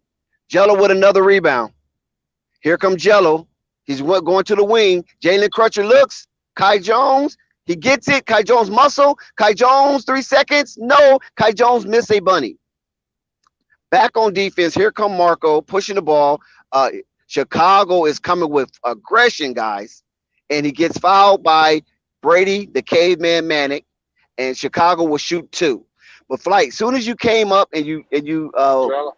sounded All right, off, man. Jello got into the game and got 2 Good. quick rebounds. He have That's yet to good. shoot, but he is being active on the Shit. boards. Yeah, That's that's good. perfect. You can't ask for nothing better, can we? No, I mean I was looking at Jello's like debut games last night, and it's crazy how Jello dropped 16 his first game, right, panel? He dropped 22 in the first game of G League. He goes to the Drew League and drops 15. Then he comes back again and drops 13. Right? This dude Jello is when his back's against the wall, he plays his best basketball. You know what I mean? And the fact that the Hornets are still not trying to sign him is ridiculous. The fact that Well, some, it's I just think more in the ridiculous. fact. I think more to the fact of you got to look at the Hornets roster. If listen, come on, guys, we all know he should be on that. He should be on that roster. I mean, come on, man. For I real. mean, look, yeah. I mean, if you got an all-star roster, we could probably understand him not getting too many minutes. But these guys are not all-stars, There and are a you're not bunch of getting. developmental players who are not ready to even step on the basketball court and consistently help you win games. Jello pulls up. Oh, it went off the rim. It went off the rim. Nice pass by Kai Jones. You know what I mean? Yeah. Like you Their guys defense sucks, though. Hornets just defense sucks. it's That's like crazy. nobody. Hornets game. What's up with Dallin Terry? He cooking? Yeah, he's Yeah, playing he well. cooking right now. Yeah, he cooking right Hey, now. wait a I'm minute. Is watching that the game. dude to play on the BBB team? Who is that? Who was number on the Chicago Bulls? What's his name? I'm trying to. Kenzo Brown. What's his number? The dude that's shooting the free throws. He looks familiar. I'm Maker. behind. I'm behind you. Kura Yeah. Maker. Maybe Yeah. he just looked like another African. I don't know. No, the But Bulls he are looked high. familiar. The Bulls are high on this guy. Yeah, McCure Yeah, he Maker looked had a very good familiar. game I thought I last. saw him in on the BBB team. He had a good I'm game. so Drew League. bro. Kai DeAndre Jones again Ayton. with the ball. Kai Jones pulls up for 3 and he makes it. Kai Jones pulled up for 3 and makes it. Yeah, McCure Maker had a good game the last game the Bulls played. They were kind of high on him, but he's still going to be on the Windy City. And he just pulls up a 3 to answer Kai Jones. Mirror Maker. But to your sentiment about that young kid Lewis, you see what the Bulls seen in him. He is athletic. You know, he has a Yeah, seven. I like Lewis. Lewis looked pretty good. Yeah. He's got Here a comes 7. Jello. Here comes Jello with the pass. Jello with the assist. Jello out here playing point guard. Jello got the assist in traffic to Brady Caveman Manic. And they turn the ball. Is it a turnerover? PG Jello. Yes, there's a turnover. Hey, Oh, and wouldn't it listen, be? hey, look, he gave him dap. He gave him dap. Hey, hey, That hey, is so wouldn't it be funny. funny? Milik Wouldn't it was be like, good funny? pass, man. Hey, wouldn't it be Why funny if y'all call him? Why Jello? y'all call that guy caveman? That's cold blooded, man. Wouldn't it No, be that's cool. funny That's if not a Jello? bad name. The What if caveman's Jello in the come history down books. here and break this score? What if they come back from this? They only down by 20. That's it. Only 20. I mean, Wow, that's crazy. That was a crazy little play right there. Now there wasn't no play by design. Let's keep it straight now. It wasn't no structure play. It was some playground type shit, and Jello made it happen. And Minnick finished with a layup. And then after break, they went in to meet each other and gave each other dap. So I like that. So that's good. Cruncho. That's good sportsmanship. It is. So Marvin, you were speaking about the Shabazz Muhammad's trying to find his way back to the NBA. Is he playing in the summer league? That's what it looked like. I thought you were talking about Mikir Maker. Shabazz, where's Shabazz? He out of LA or Arizona?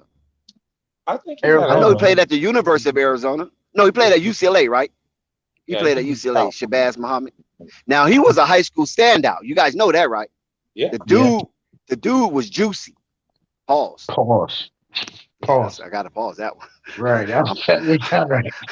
Yeah, that one came I kind of was a little, I was kind of a little aggressive right there, right? I ain't gonna lie. Say, Dex, you sound like me yesterday. Hell, as hyped as I was. Yeah, it looked like I'm having a episode. Marvin, what happened? Marvin, what happened? These young fellas got you out your character. What happened yesterday? Because y'all, He was trying to say that. off. We ain't gonna really rehash it, but he was trying to say no. I'm gonna let that go. We'll talk about it later after the stream. That we can hype it up after the stream. So listen, right now, Marvin. Yeah. Marvin, they said there's a reason Utah Jazz got all the stuff, a never-ending mishmash of draft picks and players for Rudy Gobert. It's because Minnesota Timberwolves had it. And the same reason the Oklahoma City raided the LA Clippers in Paul George trade, and the New Orleans Pelicans received a similar hulking haul from the Los Angeles Lakers for Anthony Davis. Such is life in today's NBA, where acquiring a star. Why did they just do that to me? Well, oh man, they just screwed me.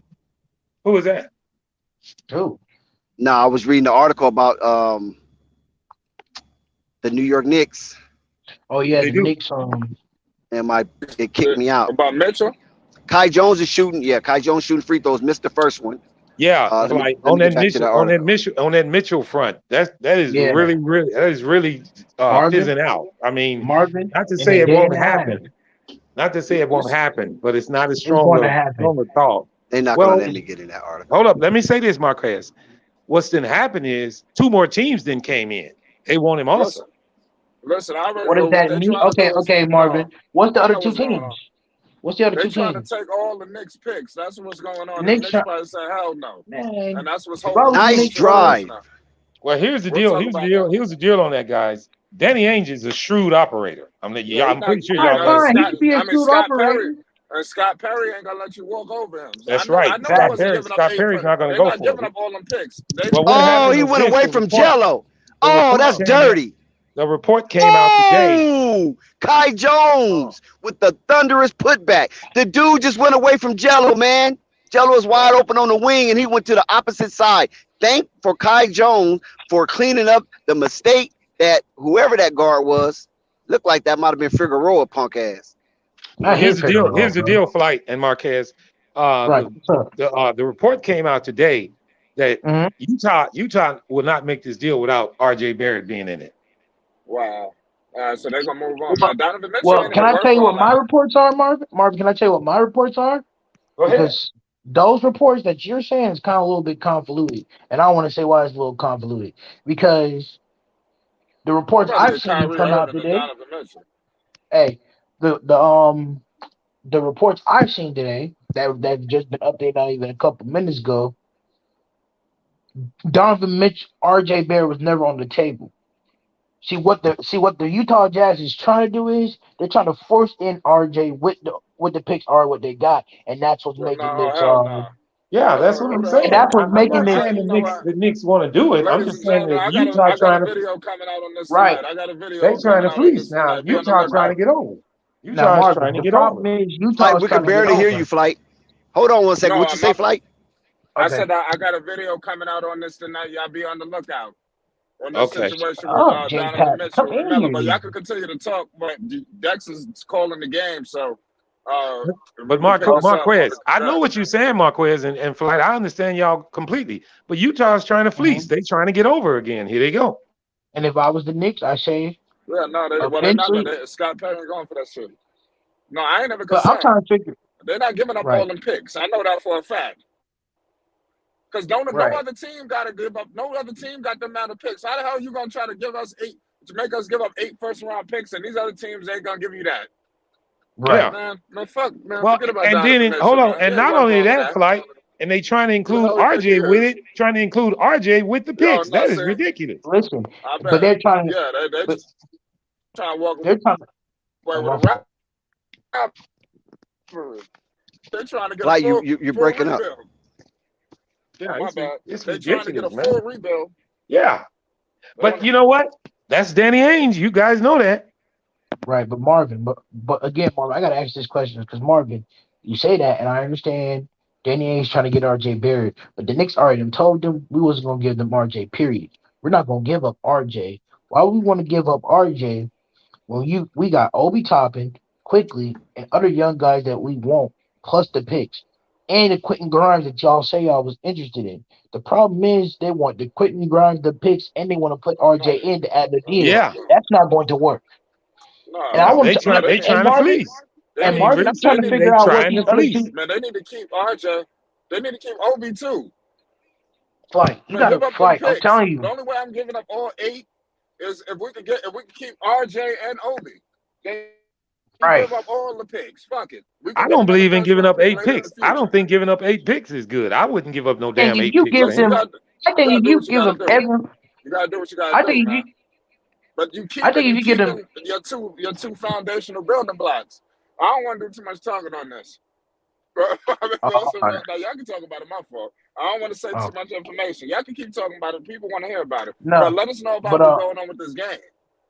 Is it a all right. commercial break? Is Jello still in the game? Yeah, Jello's still in the game. It's a commercial break. It's the end of the third Okay. quarter. What's the Let scores? us know when we come back from Oh, commercial. it's a 20-point ball game, 67-47. So the Charlotte Hornet defense is basically displaying a breakdown because they're missing a lot of assignments. If you really look at it, a lot of assignments are being missed. Guys are following players instead of following the ball, and this is why they're getting out of position. And the score has reflected a 20-point deficit. Now, Wow. Tyshawn Alexander just threw a bad pass, so uh, Javon Freeman steals the ball. Javon Liberty. Freeman Liberty. Yeah. I like him too. I think he's a developer. I think Hey, he's a project. He's hey, gonna be a Marvin, you, yeah. you know what's funny, Marvin? Mhm. I just gotta say this one Wait, thing. hold on one second. They got hey, listen, they have an all summer league team. I didn't know that. What? They're gonna have an all summer league Donovan team. Mitchell. Yeah. Yeah. That's why Who? some of these guys Donovan out there Mitchell trying to plays play for hard. 6 too. That's why some of these guys out there trying to Donovan play Mitchell hard. Jello is shouting out the still out there. Nets. Oh, good block. Oh my God, you better not have called a foul. That was all ball right there. That was all ball. I seen that. That was all ball. Also, Marquez and Flight, did you guys hear that He shouted out the he Rick, shouted out the New York Mets too. When the Mets won, he said he tweeted out the Mets won. Like I think he playing game. He want to come to New York, and I think the Knicks. What I you don't know if what the Knicks want to do. I heard another. That the information you said might have just came out. The information I heard earlier today was the Knicks were all in. You know, so I mean, I didn't hear what's new. Shit is just switching up. DeAndre Ayton. There's a lot of things to talk about when this game is over. yeah. Yes. And that, Yeah, hey, we'll right, save right. it. We'll save it for me and then. Dex, Yeah, Let's let's stay save it till focused, the end guys. of the Hold Hold on, game. on, y'all. guys. Let's Yeah, stay let's stay focused. focused. yeah, Right. let's stay focused on Liangelo, what yes, Uh oh. baby. That's What's what I'm going on? talking about. That's what I'm talking about. what he do, Dex? What he No, do? Put that three in no. the grill. Put that thrill in Damn. that right. And G that's what I want Honcho. to say about him. His form is right on time. He's got a great looking Oh, shot. He Oh, fact. really does. Marvin. Tell At you He's this got one a more point, great time, that's looking a Marvin. shot. fact that. Like at this point, Marvin. Like how much time? Like eventually, if the Hornets is not gonna hold Jello back anymore. If the Hornets want to keep playing games, at this point, all Jello is Yes, doing baby. is just constantly showing. It's just constantly That was a with the nice curl. Oh, nice shot for the Bulls. The Bulls are just shooting good right now. I Well, need Jello to in put that up some case, more better Marquez, I points. can tell you what that is. What's going on with Charlotte is need, and you have to address need on the team. And you think of But what Jello is position he a plays. need though. Okay, I understand that, but you know what organization? You keep saying Nice three Charlotte pointer. Hornets. It's like you don't know Caveman just what hit the a hell nice the three Charlotte pointer. Hornets. It's like you don't know what the hell the Charlotte Hornets organization is about. Come on, man. I'm saying Act you're the like they. Charlotte Hornets, and for that reason, you should be able to try to get as much good talent as possible. I mean, it seems like they're doing more to hold him back than to showcase him, and we all can agree with that. That's fine. Well, at that point, then I don't know, Marvin. Liangelo I with the don't really good know D. because I mean, it Damn. really Look at does. I mean, I breakdown. hate to say it, but it seems like they want to show more negative about him than they try to showcase him in a positive way. I mean, I hate to say it, I but get it hadn't just started. It's been going on for a long time. right. Because personally speaking, Marvin, every single time I say that Jello is better than some of the chat's favorite players that are Why young, is that young McGowan still stars, out here? people get McGowan upset is with still me. on the floor. Can you I believe mean, that? listen to what Dex is saying. Now, This why would guy's still on McGowan the floor. why would McGowan be still on the floor? It don't make sense with the things they do. It don't make sense. McGowan went What the hell? from balling the game before to look like he don't look like his IQ is so down. So half of these players on the Charlotte Hornets team got really one good game out of them. Jello has shown every single time he's debuted that he can consistently do that. Liangelo at it again. Ooh, Jello can Liangelo make with the layups. cut. Yes, Ooh, baby. Liangelo. Who said Jello is slow-footed? See, this. Listen, please don't listen to these crackpots out here, man. Don't listen to these psychomaniacs. The Yeah. man has got footwork, and he's not getting it from the three-point line. All He Jello got could do is amnesia. shoot. All Jello could do is shoot. He can't do it's nothing else like but they got shoot. Don't amnesia. Dex, listen to who He are this got you crackpot. Dex, amnesia. who are you referring to, You Dex? know they Come on got now. amnesia. Anybody that's a crackpot that's down in Liangelo in his journey to the NBA. Right. I mean, but Anybody you also said something in particular. I think you're addressing one person, brother. a Dex. Yeah. And not only I'm that, dressing Dex. all. Yeah. Hey, Dex. It's Or not only haters. that, Dex. I'm gonna But dress not It's one not no person. only haters. I'm not afraid to call out no name. I Nobody know you're can not. touch me. I know you're not. hey, Marvin. That's not the point, though, Marvin. Marvin, the point is, certain people have said, certain people, Joe's right now is better than a certain person on this panel's favorite player. Somebody Oh said my that Book God, Knight my was a phone. baller. They said that Book Knight was a baller. That Book Knight could do no wrong. But how come what is Book Knight doing? Because one could I argue mean, that is he Joe is still better than Book injured, Knight right guys? now. Is he still injured? No, Why he's not playing? that's a valid question. A valid question. I thought he was still injured. I didn't even never Valid see him question. play. Not 1 minute. I haven't. Book So I Knight's can't really only say playing yay or nay one, against maybe him. one or two. No, Marvin, because Book Knight been saying Josh Jackson. I'm not capping. Y'all keep saying that Book Knight is this and Book Knight is that. You keep Who saying that say, Book Knight who is keeps this, but saying it's this? not this. Who telling these lies? Who No, keeps I'm saying that playing. Book Knight is better than Jello? Who's saying Oh this? hell no. Oh hell no. We need to Book give Knight is Jello good that enough, but he opportunity. Brook Knight Book got Knight is talent. good. It's just his shit ain't coming together yet. I don't know what's the problem. It's gonna be a pivotal year for him. All right, because eventually, fight it's gonna come down to if he's not able to go to the show, right?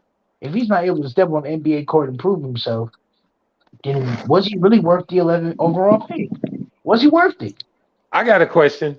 For On sure. any other organization in the NBA, do you guys think they would showcase Liangelo more? Oh, yeah. Absolutely. I Leandro think so probably be also. starting I right think now, so to be too. honest with you. I think they would too. Why is McGowan still out there? Somebody tell me. Dang. Couldn't Figueroa be out here? Come on, Dex. Oh, Now you keep no, no, asking the no, same no. question about the Charlotte Hornets. Come on now. Don't put Figueroa. Hey, Oh, Dex, nice don't put defense. Figueroa Oh out my there. God. The Hornets got some real rotation. No, All listen. right. These McGowan shit already don't make showed he this. can be. We should not see no more McGowan, no more Kai Jones. Let the other guys showcase themselves. You still got Figueroa that's sitting on the bench. He hasn't played much minutes. Okay. We already know that what Jello is doing. Jello seemed like he's going to close this game out, so it doesn't matter. But I'm just saying, why you have somebody that's going to be able to help Melo? You got a tall guard or wing that can shoot. His game looks polished. He just need a little more direction as far as being more decisive in his shot selection and his attack. You follow what I'm saying? Because right now we're just looking at a pure version of a basketball player that has all the tools that you need to be successful. They just have to hone on specific targets and have specific aims for this young man. He's good. Get him off the court. Kai Jones is good. We done seen Kai Jones do some thunderous dunking out here. Something that we ain't seen from Kai Jones from last year. This guy is out here punching holes in people. Sit him down. You know you good with that area, right? You got Figueroa on the bench. You got Cameron McGriff on the bench. Let these guys just run, because it looks like they're not going to be signed. Liangelo is already in the game. He's probably don't look like he's coming out. Look like he's going to finish the game. But put the other guys in. Let these other guys get wrecked too. Just let them be sloppy. They already getting blown out. Just let the game. Just let them run. That's Charlotte. Hey, hold on. Hey, hold on. It's biased. I'm gonna leave it on. We're gonna keep talking about we're gonna keep putting more respect on Jello, and everybody hating the comment sections on Jello. It keeps constantly keep proven wrong over and over again. You would think after y'all constantly hate on the person, and he keeps showing you that he's better than what you're telling me that he is, and y'all still hating? For sure. Marvin. Yeah. They said that Jello's handles is They atrocious. put Kai Jones back in the game. Come on, man. What is wrong with these people, man? Let Mark Williams stay out there, man. He came in to sub for Kai Jones. Let Kai Jones sit on the bench. I don't get Marquez, to a take like that, you just take it with a grain of salt, man. Take it with a grain of salt. I'm tired because half of these casuals don't know basketball, and they say I'm the one that don't know anything. Well, I mean, Just because you love LeBron and Stephen Curry and watch Jimmy Butler and DeMar DeRozan, it don't take away from the fact that half of those players are good players, but you can't say nothing about them. That's the problem. I don't care.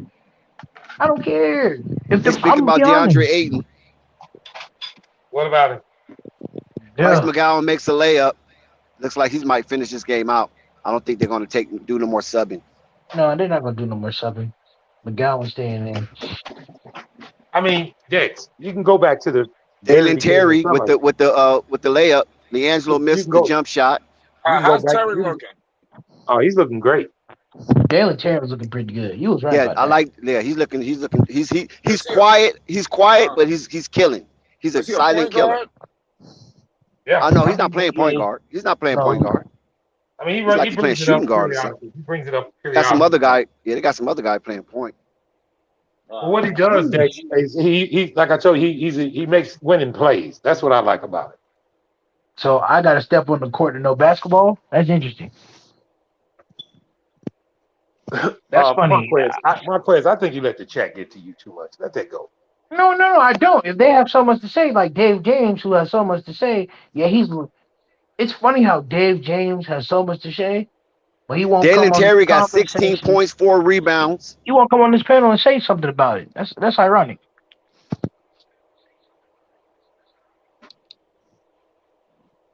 I ain't gonna lie, Dalen Terry. The score is 79-64. They down 15. They was down 22, so they made a 7-0 run, and now they only down 15. Let's go. That ain't bad. You're doing pretty good so far right now. Yeah, the Bulls has basically had their way because the Charlotte Hornets defense has been very porous and Swiss cheese basically, because they was able to get to the rack and do whatever they wanted to do. Mark Williams tried to get some resistance, but it wasn't enough because Kai Jones too busy trying to shoot threes, so he's not nowhere near the paint. I got a question. Do you think some of these teams are a reflection of their coach or the talent on the floor? Coach. It's a reflection of the coach. I think so too. Just like you say, the decisions. I think every team is different. Every team is different. But yeah, that's true. You true. That could be true too. But I think we all can agree that this coach is making some kind of dumb decisions by leaving these players in the game at the present time. Absolutely, that's on him. Some method to the madness. What they doing? I think it's stupid. Shout out J Pap in the chat. I appreciate all my guys that roll in here every single day. Y'all don't go unnoticed. I'm telling you. We can't do this without you. We love y'all. It's Flight of Sports.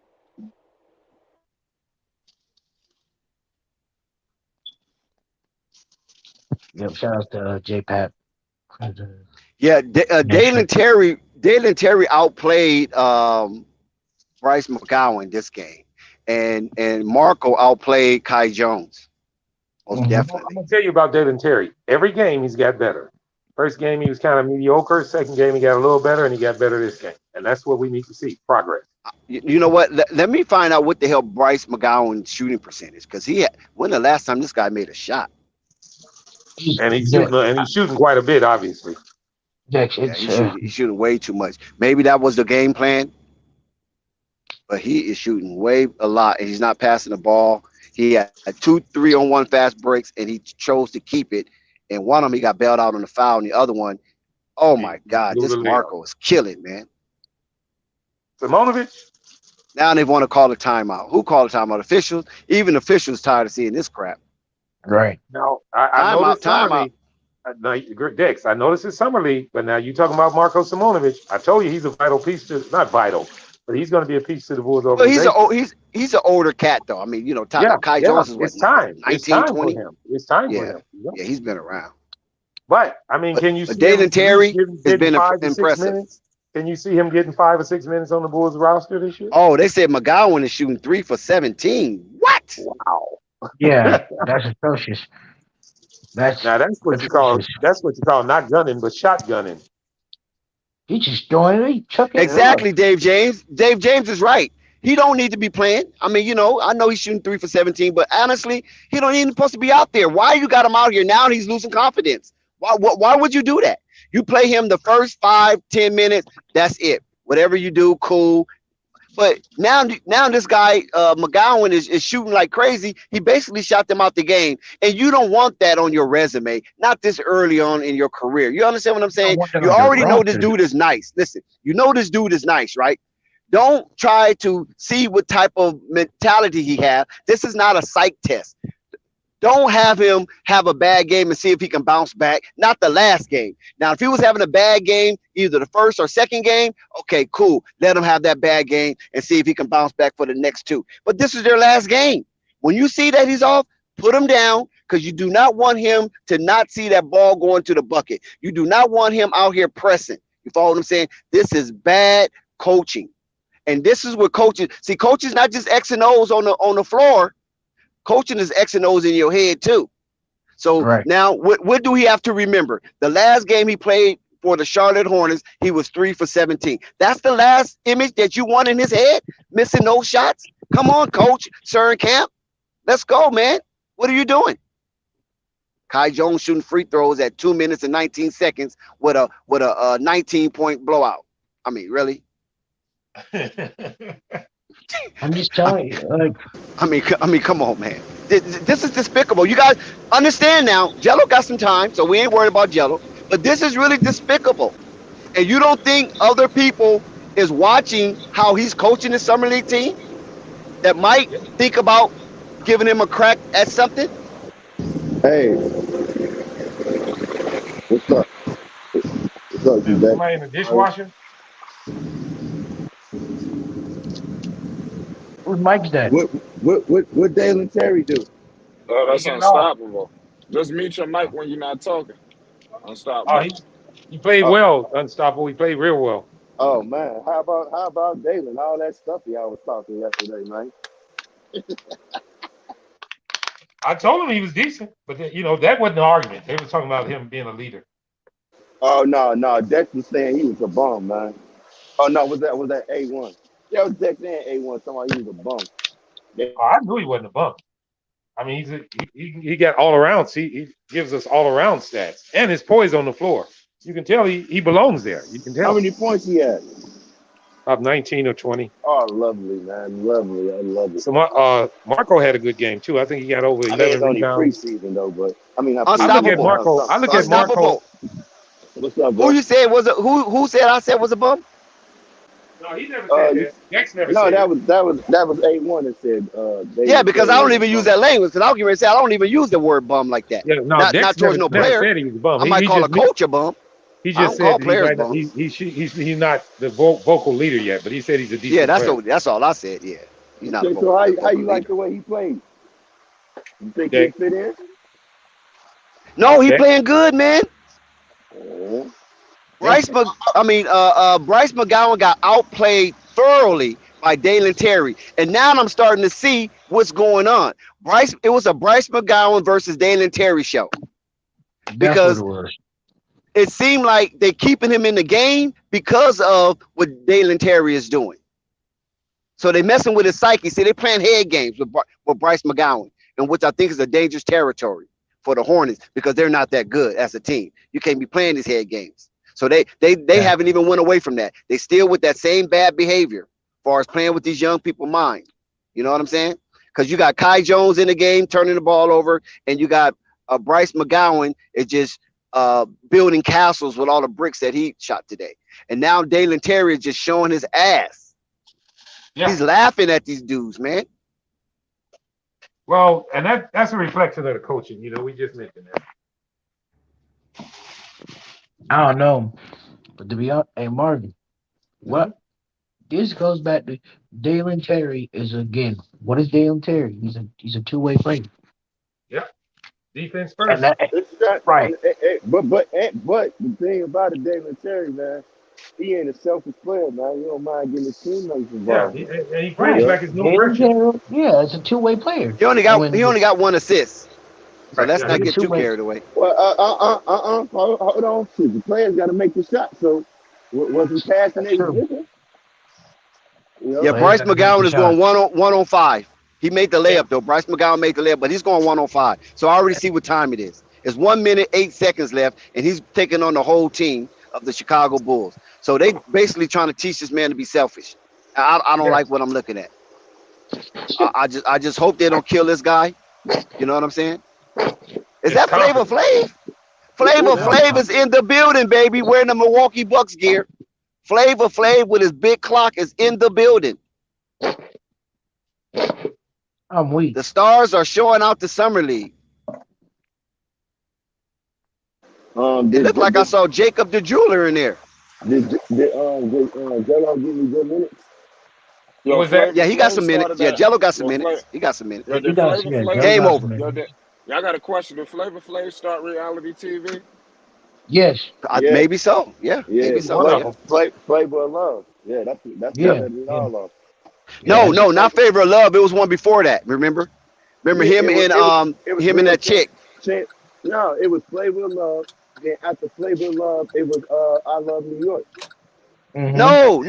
It was one before Favor of Love. That's what I'm telling you. Him and the chick that played in, was it Rambo? Did she play in Rambo? No, she played in Cobra. Cobra. The Russian chick. Yeah, I know you're talking about. She appeared on. She was on that celebrity rehab TV show. She was with Flavor first, right? Because they was dating. Remember, they was dating.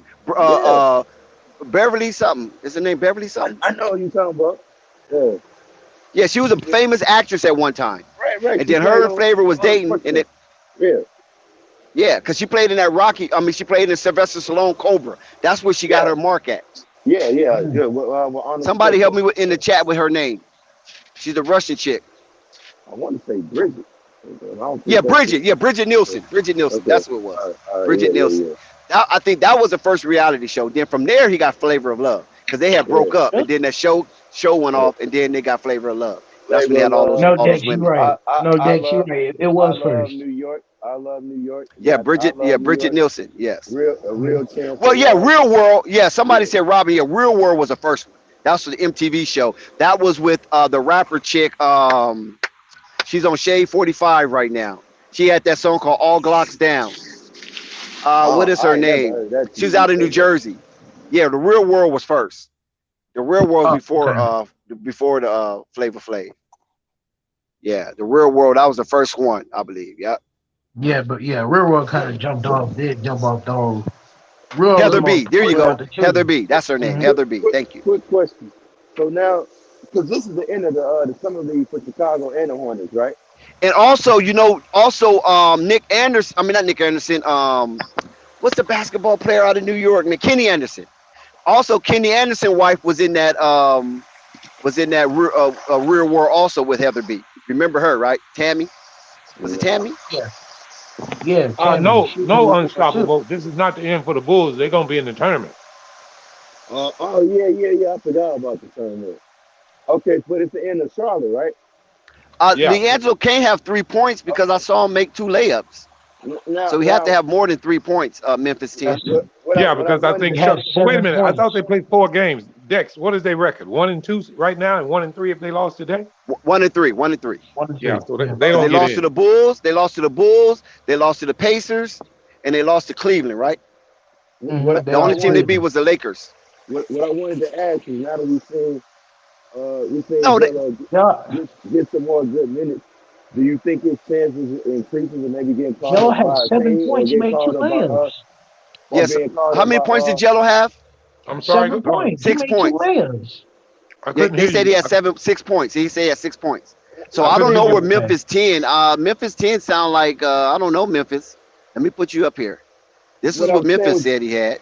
Do you think he get called up Leangelo now? Ball was 0 for 4 Hold from on one No, I second, want to oh stop from ball. 3 points. Oh, you said he didn't hit a 3-point shot. That's what he said. He didn't say he had 3 points. He said Leangelo Ball 0 for 4 from 3-point I'm line. finna say that. Now, what was your question, Oh, okay. Unstoppable? Well, what I was saying was, I'm on the phone now. Right. Now you Yes, good. Basil. She played Now, Drago's wife. Exactly. what I was saying is, now that he got some good minutes in the summer league. Do you think he get called up by another team, or do Charlotte call him up now, or it's You still talking about on the fence? Liangelo? Yeah, Liangelo? yeah. Small sample size, man. I don't know. I don't know. Trent Funny said Bryce a draft pick building a castle. Yeah. Well, Trent, Facts. you know what I think, Trent? To be honest with you, I think they was trying to highlight his competitiveness against Dalen Terry. So that means that there's coaches out here that feels that Dalen Terry could be a better version of Io DeSumo because Io DeSumo offensive game wasn't as polished as Dalen Terry. So that is a question that we might have to look at. Even though Dalen Terry was not a need for the Bulls, but he might be a need for the Bulls. I Yo, told you that. Dave, Yeah, yo, I you don't he told know you what he plays was you talking good. about, Kobe. Dave. Sit down somewhere, Dave. No, he can replace Kobe White. And they just trade Well, Kobe. quiet as it kept. Unstoppable told you guys yesterday. More people were looking at Dalen Terry than a lot of people realized. That's why the Bulls took him at 18. There's a lot of teams trying to move up to He's get him. trying to move up. Who Yep. said trade Terry? Y'all stupid. Dave ass. He don't know what he's talking about, man. Hey, Nah, but one minute he gonna say trade his ass, and if he do good during the regular season, he can say, "Oh man, he's good." No, no, no, Unstoppable. no. You're the Bull. Unstoppable. You're a Bulls fan. I gotta ask you a question. What? We all know that DeMar DeRozan is a good scorer, right? Is the who? He's one of the best. DeMar DeRozan is a good scorer. He's one of the best offensive scorers I ever seen, right? Yeah. How come DeMar DeRozan, with so much offensive talent, hasn't able to win a championship? Let Shit. alone why is he LeBron choked in James. the That's playoffs? LeBron LeBron James. That's James why. can't be the only excuse. Man, LeBron James is a lot of reasons why people haven't What's your won no point? shit, man. Kawhi Leonard is a two-way player, and he beat LeBron. Kawhi Leonard was only in the East one time, fam. Kawhi Leonard was in the West. Everybody had to go through LeBron James in Okay. the East. But how come LeBron? How come Kawhi went to Listen, the guys, East? hold on one second, right? Hold on one second, guys. What we want to do, let us wrap up this game the right way, and then we can talk all we want on any subject. You already know, right? So, All right. what we're gonna do, if one of you guys want to do, if anybody's ready, they can give out the stats for today's game. If anybody's ready to do that, Marquez, are you ready? Unstoppable. Or anybody ready to give out today's stat? I can't Let me check the stats now. Let me go check the stats now. Okay, I'm just gonna give you the top the leaders, game leaders. You had Dalen Okay. Terry with 20 points. He was 8 for 12 from the field goal, very very efficient. 2 for 2 from the free throw line, and then for the Charlotte Hornets, you had Bryce McGowan's with 15 points. We know he was pressing to get those 15 points, so I'm not impressed because it was on 4 of 18 shooting, which was abysmal for a guard in this type of setting.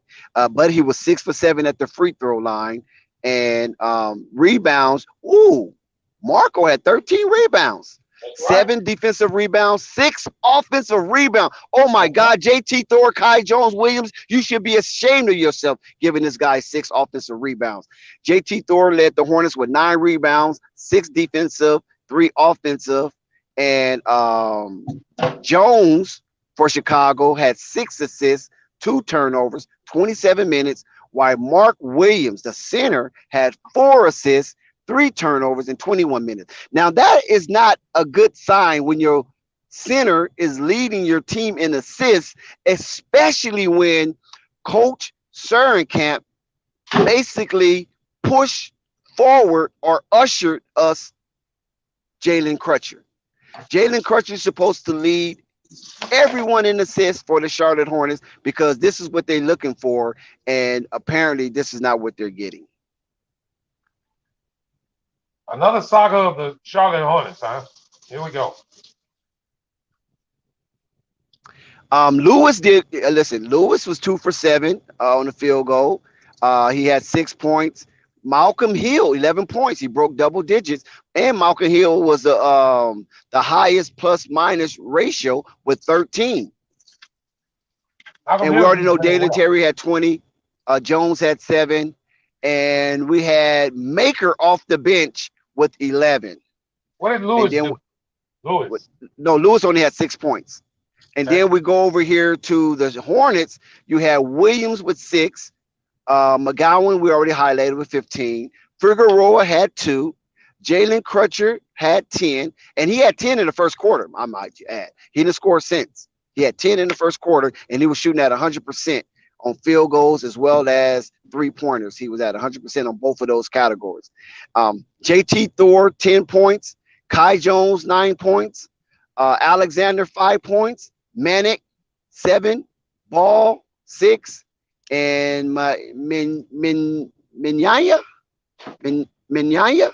he had 3 points. So Nick Richards didn't play. Cameron McGriff didn't play. Of course, Scotty Lewis, we already know what his situation is. He didn't play. So they have 4 DNPs for the Charlotte Hornets in the final Summer League game. Chicago Bull win in a stomping fashion, 89-73, 16-point victory for the Chicago Bulls and Dalen Terry. Question: does this give us an idea what the Charlotte organization is about, or is this just Summer League? To me, it gives you an idea what the coach, what the organization is about. Because to me, they put they played Russian roulette, albeit they broke even though they lost the game. That's neither here nor there. Winning the game is neither here nor there. That's only for personal satisfaction. But reason why I say they played Russian roulette because they had Kai Jones as well as McGowan out there too long playing meaningless minutes. Keep that term in mind. Meaningless minutes. No way they should have been out there past maybe the 5-minute mark of the third quarter. You know what I'm saying? Or even playing the second half. There was no reason for that. Whether there was winning or whether it was losing.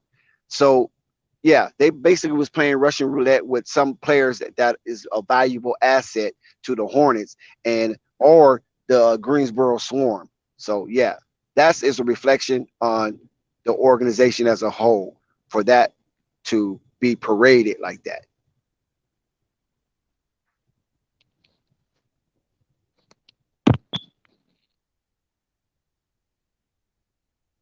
And this is why the Hornets are where they are. They're kind of stuck in a purgatory situation. And LaMelo Ball is probably looking at this summer league, even though I don't think he was visibly present. He's looking at the summer league and seeing McGowan as an asset. He already knows Kai Jones because I've seen him and Kai Jones have conversation on the sideline, and they be playing with each other and shit like that. So I mean, Paul's not like that, but they talking and giggling with each other when on the sideline. So I already know they have a good rapport. Kai Jones and LaMelo Ball have a good rapport as well as Book Night. You follow what I'm saying? So he already know Kai Jones is going to be acclimated to the Charlotte Hornets final roster sooner than later. But this McGowan kid, he was very impressive. I love this summer league, but the Charlotte Hornets is playing too many mind games. They think they're clinical psychologists over there in that organization for some reason or another. Never won a championship in history. Never went over the salary cap in history. They definitely never went over the luxury cap. You follow what I'm saying? So they want the players to play like $1 billion, but they want to acquire thrifty type players. And when you got a player like the McGowan, you cannot allow him to be out there in that schmut type of basketball. You sit him down, get his mind right, and coach him from the sideline saying, see, this is where you're supposed to be and that what you're supposed to do. But don't do that. You see how this guy is moving right here? You follow what I'm saying? You start to get in between his ears in that instant. You do not let him play sloppy like that and hoping that he bounce back when this is your final game. If this was a first or second game, he can play sloppy all he wants because now he have 2 games to bounce back, and then you can see the level of resilience that this man comes with coming from the University of Nebraska. But you do not do that in the last game. I guarantee you, if Dalen Terry was stinking it up, he wouldn't have played the second half. So I don't believe the Bulls will allow him to see himself playing that bad for that long in a basketball game. I agree, Dex. I think it's an organization issue because, like you said, you hit it right on the nail, Dex. They want their stars to play like play like max contract players, but the players they're actually getting in the draft don't have the talent to actually match the contracts. And the bottom line is, Dalen Terry just came out on the basketball court today. It looked better than half the entire Hornets roster. Yeah. Well, I mean, it's a product of your organization, you know. And I want to say this: Charlie's not a good organization. the Bulls got, like I mentioned it earlier. The Bulls got blew out against the Knicks, and Absolutely. ever since that game, they have shown progress. They were coached up, and they didn't like it, and they took it to heart, and they trying to play better now, and that's a sign of an organization really moving forward because they building confidence in these young guys. I mean, just like Dex even mentioned it a couple of times, the Bulls have a lot of good pieces, which shows how the development is in that organization and on their staff. That's And then true. can we say the same with Charlotte? Who have we looked on the Charlotte summer league team that seem like they has progress more than digress? I don't think we can say. Well, maybe. I mean, they didn't give LaMelo enough minutes to even determine anything on that point. So, if you think about what Charlotte, but then I mean, what else would we expect? We say the same thing in regular season about them. So, summer league team is a reflection of the organization. Absolutely. I mean, that's true. It's like if you don't need to be, for example, Yeah. again, you just cannot waste. And this is why I say that we need that this organization have to start drafting players that they actually 100% believe in, right? Because Well, Booknight might be the best player they have, might be the second best player they have in their roster right now. But if the Hornets don't believe that he isn't developing, they're going to you put know him in what? the You G know what, League. Marquez? Something is holding Booknight back, and what's Well, let holding me say Booknight this. back? Let me say this. Are we laying the blame in the wrong spot? Should we be laying this blame on the organization, on development, on the right kind of coaches? Because none of But us you can can't agree that pick they where to have the get right coaches. drafted, though. You're right, but you can't get. But you can't I mean, again. But you can't pick where to get it's drafted kind of to. hard on me blaming the young players because I believe sometimes coaches can elevate players. They can show them what they good sides and bad sides are, and make them try to develop to get better. I don't see that in Charlotte, even on the regular team. I don't see them Me, putting the players in winning but that's what I'm positions. saying. People like that's what I'm saying. You're telling me that these players are good. You know what I'm saying? Dropping 25, I guess because you dropped 25 in a game, right? Inefficiently, I guess that's supposed to make me say that you're overall good basketball player without looking at the other skills, right? I mean, you can see, I mean, I And say this, Booknight might be I a say this, talented. I say this all the time. Your team is a reflection of your coach, and I think it shows on both ends of the spectrum with Charlotte. Exactly. The players reflect the organization. The players reflect the owner. The players reflect the coaches. That's right. And and I hate to It say shows. this, but as long as Booknight is there, you can drop 25 points of empty calories and people are not going to care. Like you're dropping 25, we get it. And I'll give you a good example for that, Marvin. De'Aaron Fox. He drops empty calories every season, but doesn't get to the big stage, the playoffs. And when he gets to the playoffs, guess what happens, Marvin? His team is not built good enough around him to even win. Yep. Right? So okay, so us having this discussion leads up to this. Right. Will LaMelo Ball stay when his contract come up? Absolutely not. Even if LaMelo has to stay because the whole how the league works, right? Absolutely Yes, not. I think LaMelo would leave. he'll stay. You think he will unstoppable? So Yeah, you you know, mean I, to tell me, You do? Unstoppable, that LaMelo is Well, a I believe competitor, and unstoppable is you're basing that opinion on the money he's going to be off. it doesn't no, matter. What's the I'm, point of taking the money if you're not going to be in a good situation to win? I'm basing off of, because like I said with Zion, he don't got no choice. So you're Well, he telling does have a choice now. He don't have he to has a sign. choice. He didn't have He got, Zion. Did not. The problem with Zion was Zion didn't have no Somebody else is leverage to going. go He might sign. leave some money on the table, unstoppable.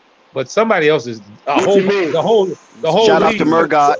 Let me say What's this. going Let me on? say this. What's going on, Murgar? Let me say this before you Uh, continue, unstoppable. He might Uh, leave right. some money on the table from Charlotte, but every team in the NBA would love to have LaMelo Ball. I know that, but what I'm saying is, well, like I said, you never know what's going on. I don't see him doing this. This is saying another team offering some money.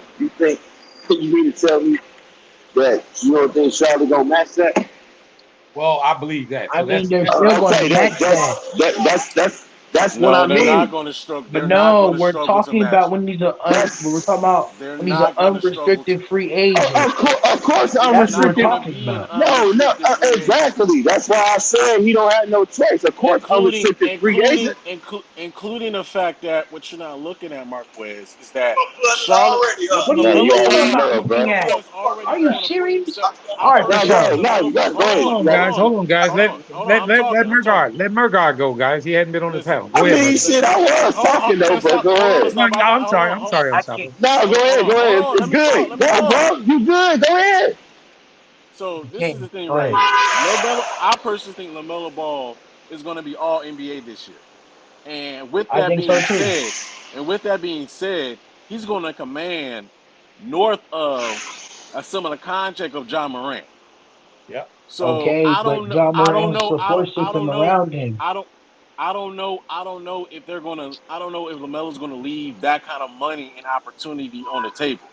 Now that's not to say that he won't, Hold on, but Mark. I don't think he's gonna do that. Let alone basically going into next year, Are you serious? especially with hold on, Marquez. Especially with Okay. Gordon Hayward's contract coming off the books. Well, not coming off the books, but he's going to be an expiring contract. Book Batum Hmm. money, Nicholas Batum money is going to come off the books, and you're going to have further development of those young players. So you're going Right. to have more assets to work with that you can also keep on the team, as well as put in a trade package to get rid of. And Terry Rozier, if they don't get rid of him this season, this offseason, he's going to be very tradable next season.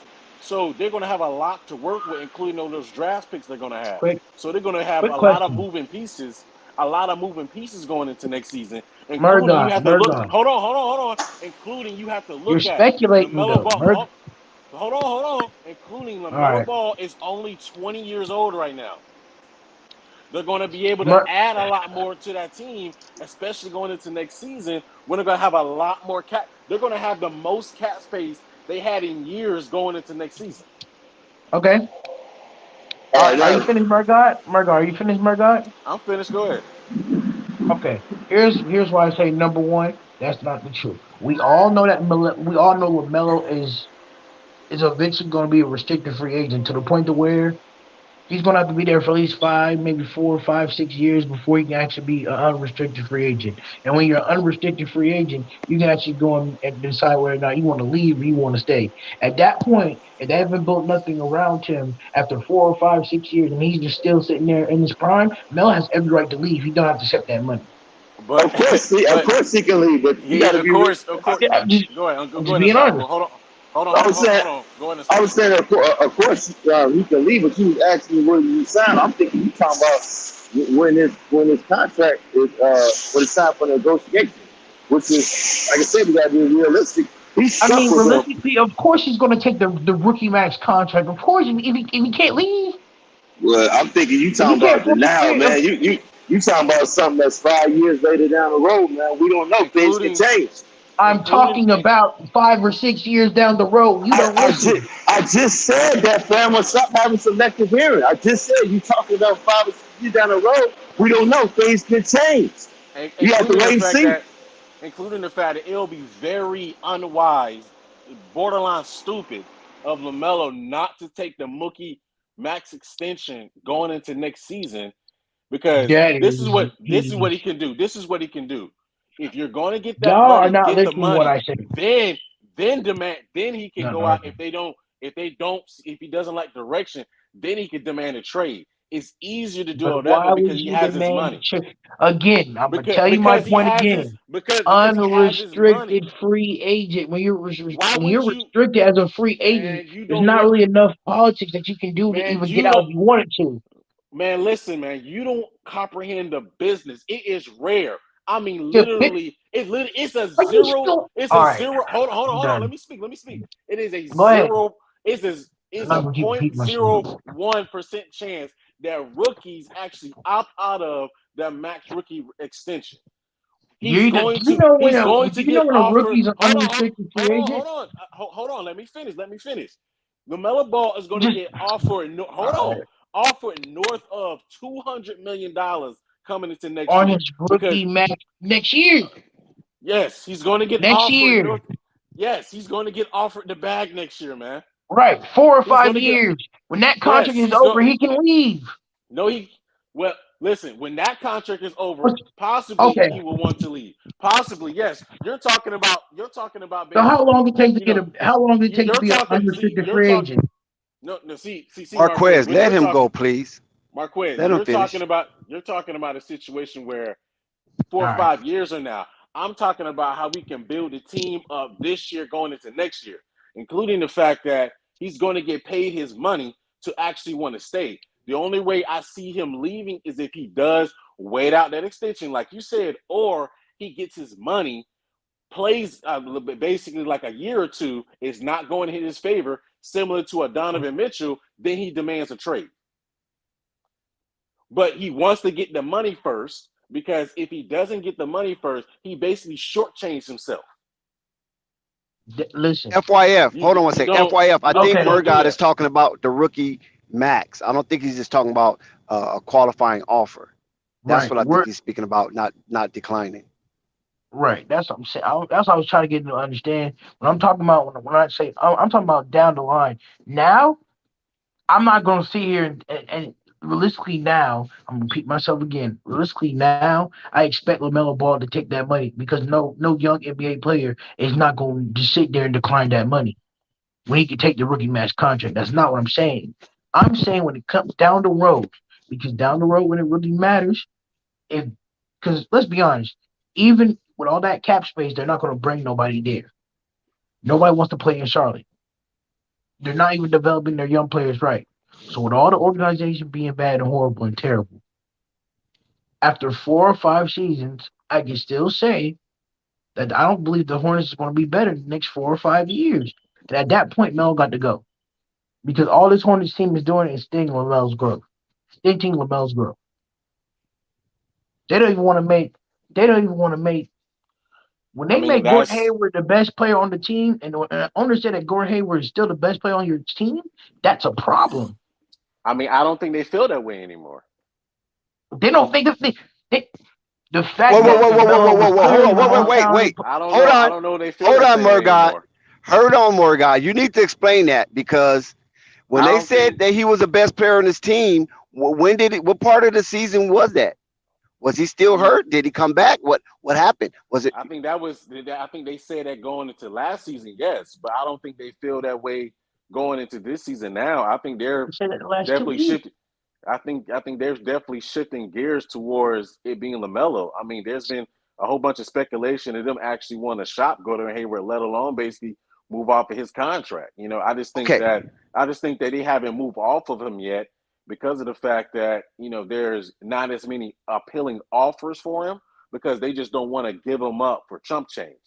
Let Okay, alone Murgot. hold on. Let alone which I think they personally, I just wanted to get rid of him. But I see their point of view as far as they don't want to just get rid of him for chump change. So they're just holding on to him probably until next year when he got an expiring deal. Then they could just get rid of him because it's easier. Okay, but what I'm saying is that when he made that statement, it was after or during the LaMelo Ball All-Star break, Rookie right? season. Right. It was during No, no, LaMelo no, Ball's not with his All-Star rookie break. season. No, it wasn't the rookie season.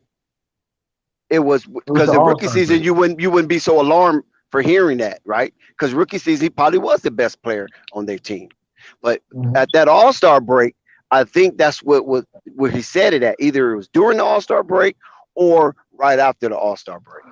Yeah, So I'm saying, Right. I heard that. I think that was at the All-Star break when he said uh-huh. that. I don't think he Now, might not feel okay, that. stop there. Hold on, I don't think he might hold not on. Just feel that stop there. same way right now. So Okay, Hold let's just on. stop right there for a second. Let's Go ahead, chop it up right there. Hold on, Marquez, please save your trauma. All I'm saying is to Murgod, if he said that during LaMelo Ball All-Star break, right, would have changed from the All-Star break to them losing that playing game? Would have changed I mean, for them to think otherwise? I think a lot has changed. Let alone Lamelo Ball's development, Lamelo Ball's growth. Him as a player. You see basically how hard he's training, and he actually is taking strides in wanting to be the leader of this team. And I think they recognize that. I think they see that. Now, I could be wrong. I'm not going to sit here and say that I'm always right because I'm not. But I definitely think they're definitely shifting gears and wanting to be Lamelo Ball and wanting to be Lamelo Ball's team. Like, granted, basically, we still have to see how they're going to play it out, how they're going to do that, and how basically they're going to execute that for the most part. However, I think they're definitely shifting gears towards that, especially since basically, especially since they got a head coach, that when you hear Steve Clifford talk about LaMelo, he feel like he get goosebumps talking about him. He likes LaMelo. He loves him as a player. And I don't get where the whole speculation came in, but if you actually pick up and check out Steve Clifford when he was the Bobcats, Hornets, and Orlando, his point guards had plenty of freedom. They did whatever the heck they wanted to on the basketball court. So I think LaMelo Ball is going to have a lot of freedom. He's going to have a high usage rate. He's going to be able to basically do what he wants to do. I wish they basically got a better scorer on the team. That way, it doesn't have to fall. Even though LaMelo can do that, it doesn't have to fall always on him because he can focus on other aspects of the team by running the offense and everything. Because that's the biggest problem right there. They don't have a player on the team that's going to be a reliable 20-point per game scorer. You saw Miles develop into that, but they need that to help LaMelo out. That way, LaMelo can focus on playmaking and getting other players involved, such as a Miles, such as a Mark Williams involved in everything, where he doesn't have to rely so much on carrying the offensive load so much. However, basically, I think LaMelo Ball is going to be. I think he's going to be an All NBA point guard.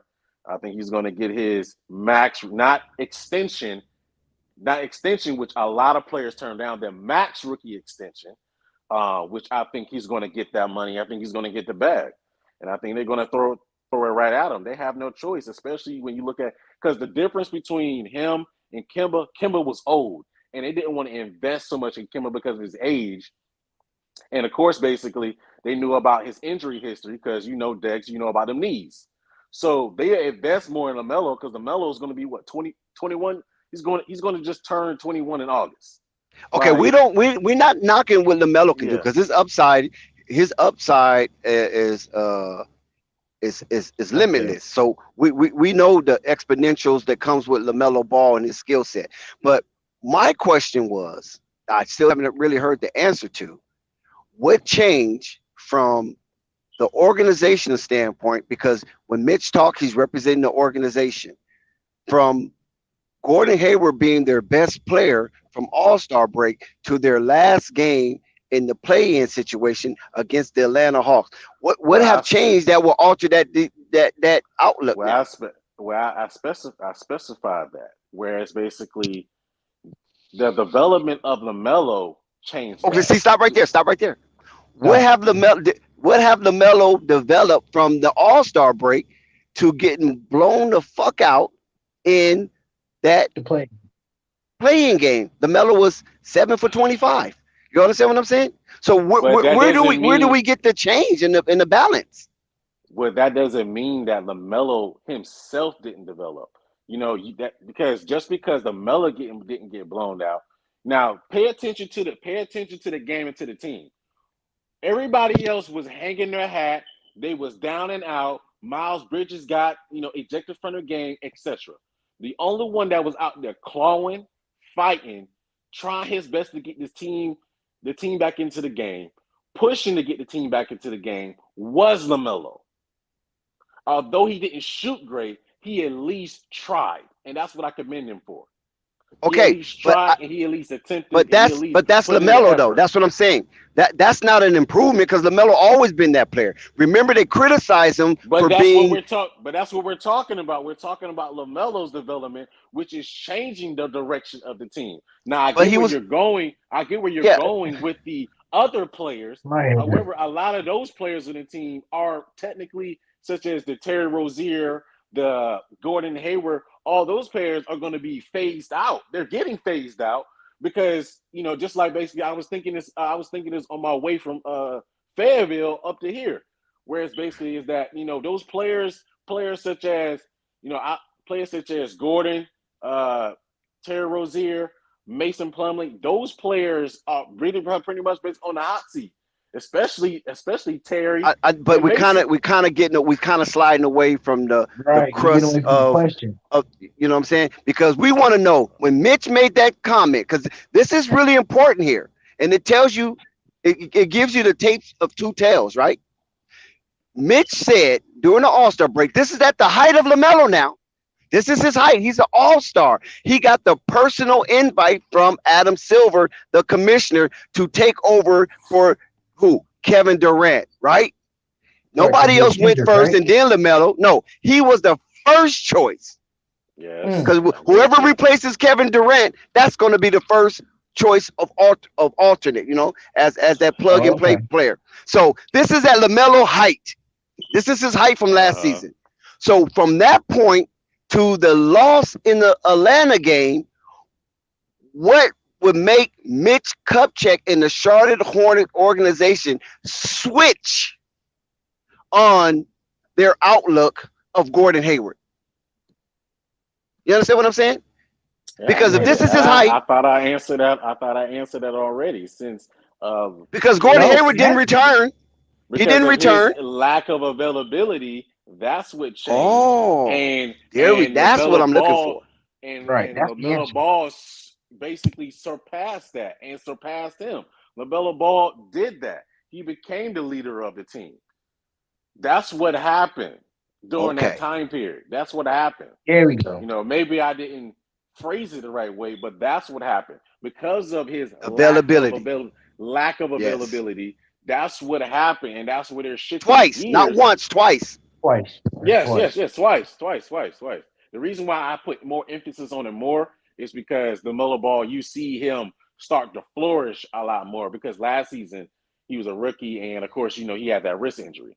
So, but you see him started to flourish, especially in that second half of the season when they started playing much better in the second half of the season because they started off hot, kind of fell off in between in the middle, and then led it up to Auckland. They picked it up, and then they picked it really up after the All-Star break.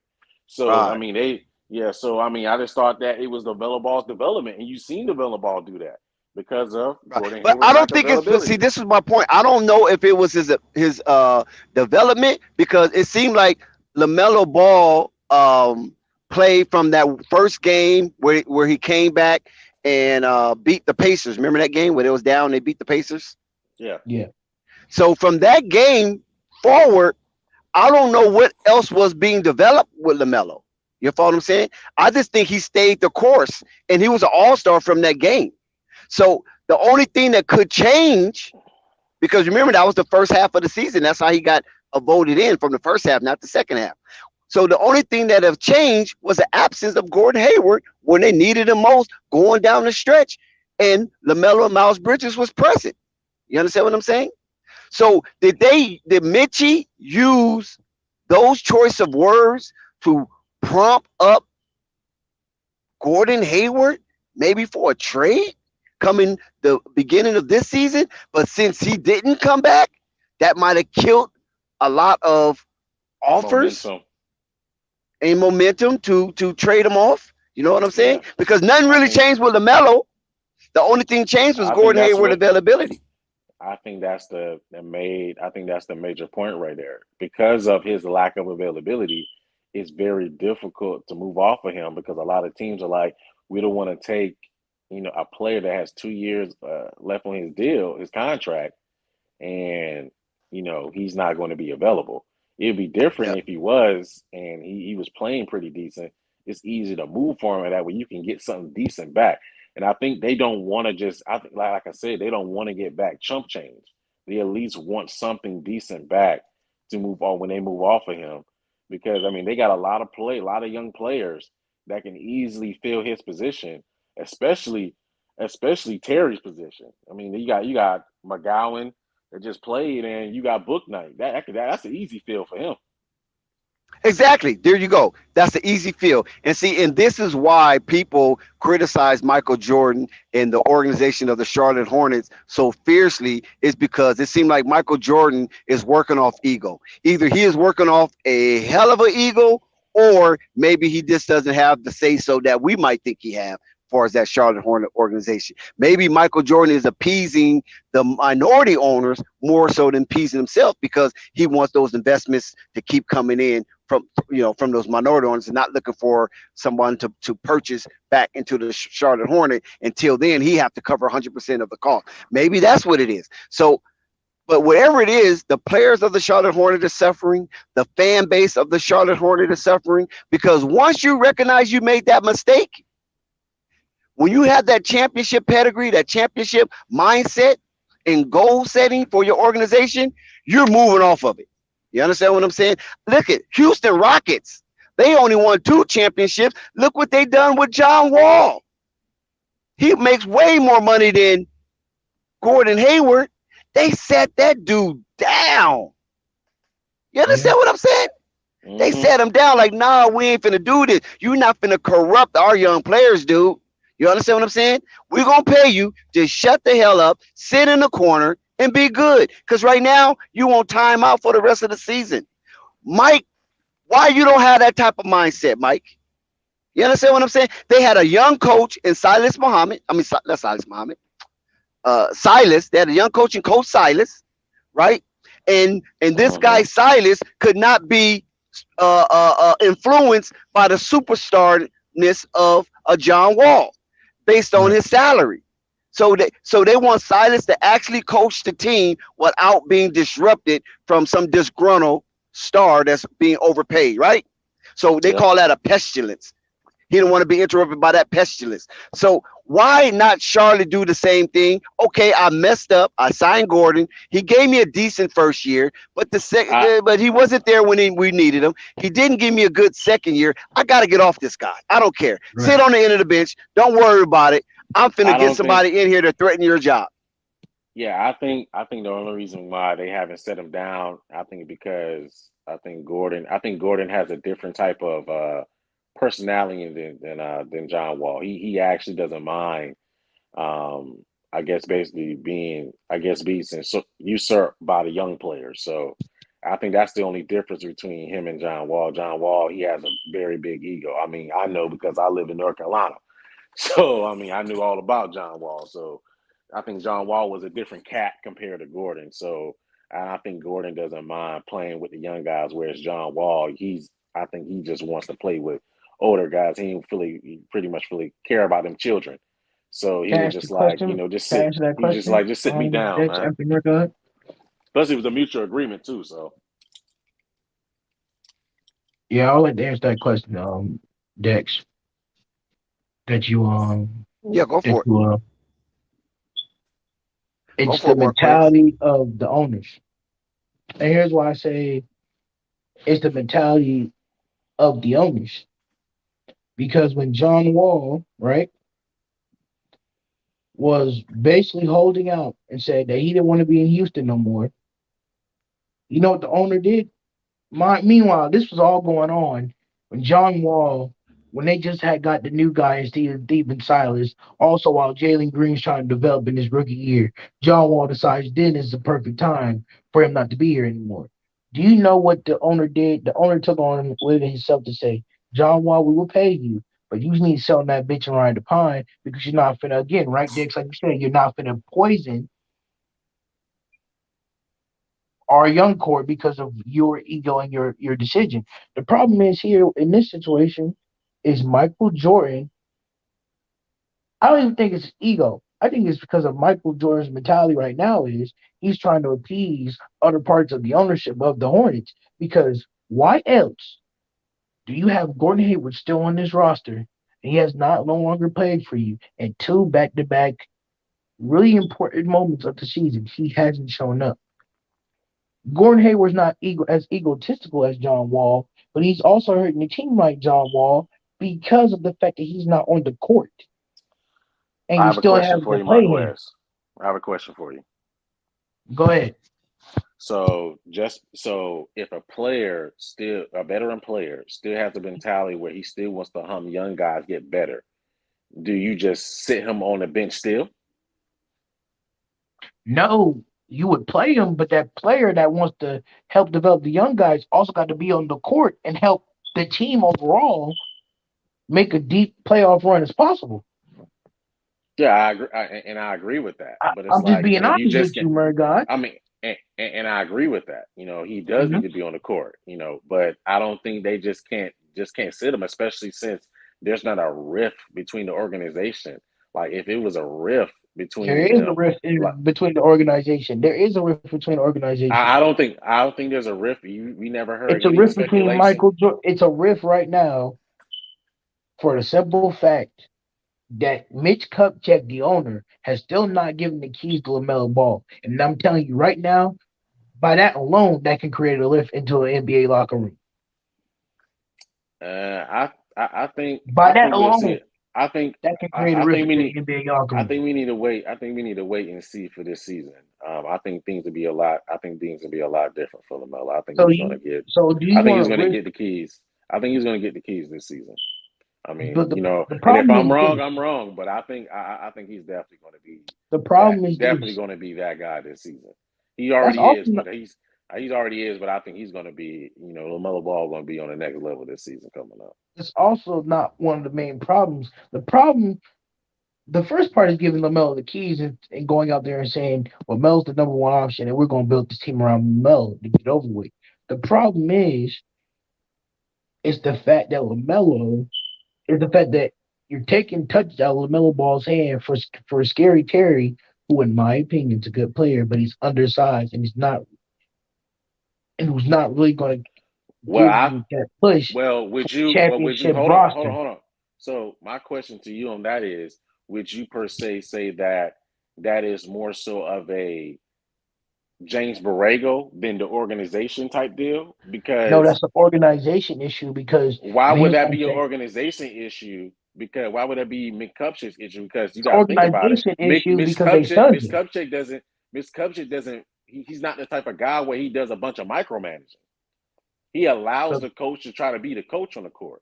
So I would think that'll be a James Borrego in the type of offense that he run because he wants to get Terry and Gordon Hayward Murgot, I involved. think you might need to back up a little bit on Mitch I Kupchak. think You said, right. hold on, Marquez. You said he's not a micromanager, but he came in talking about LaMelo got to earn his minutes.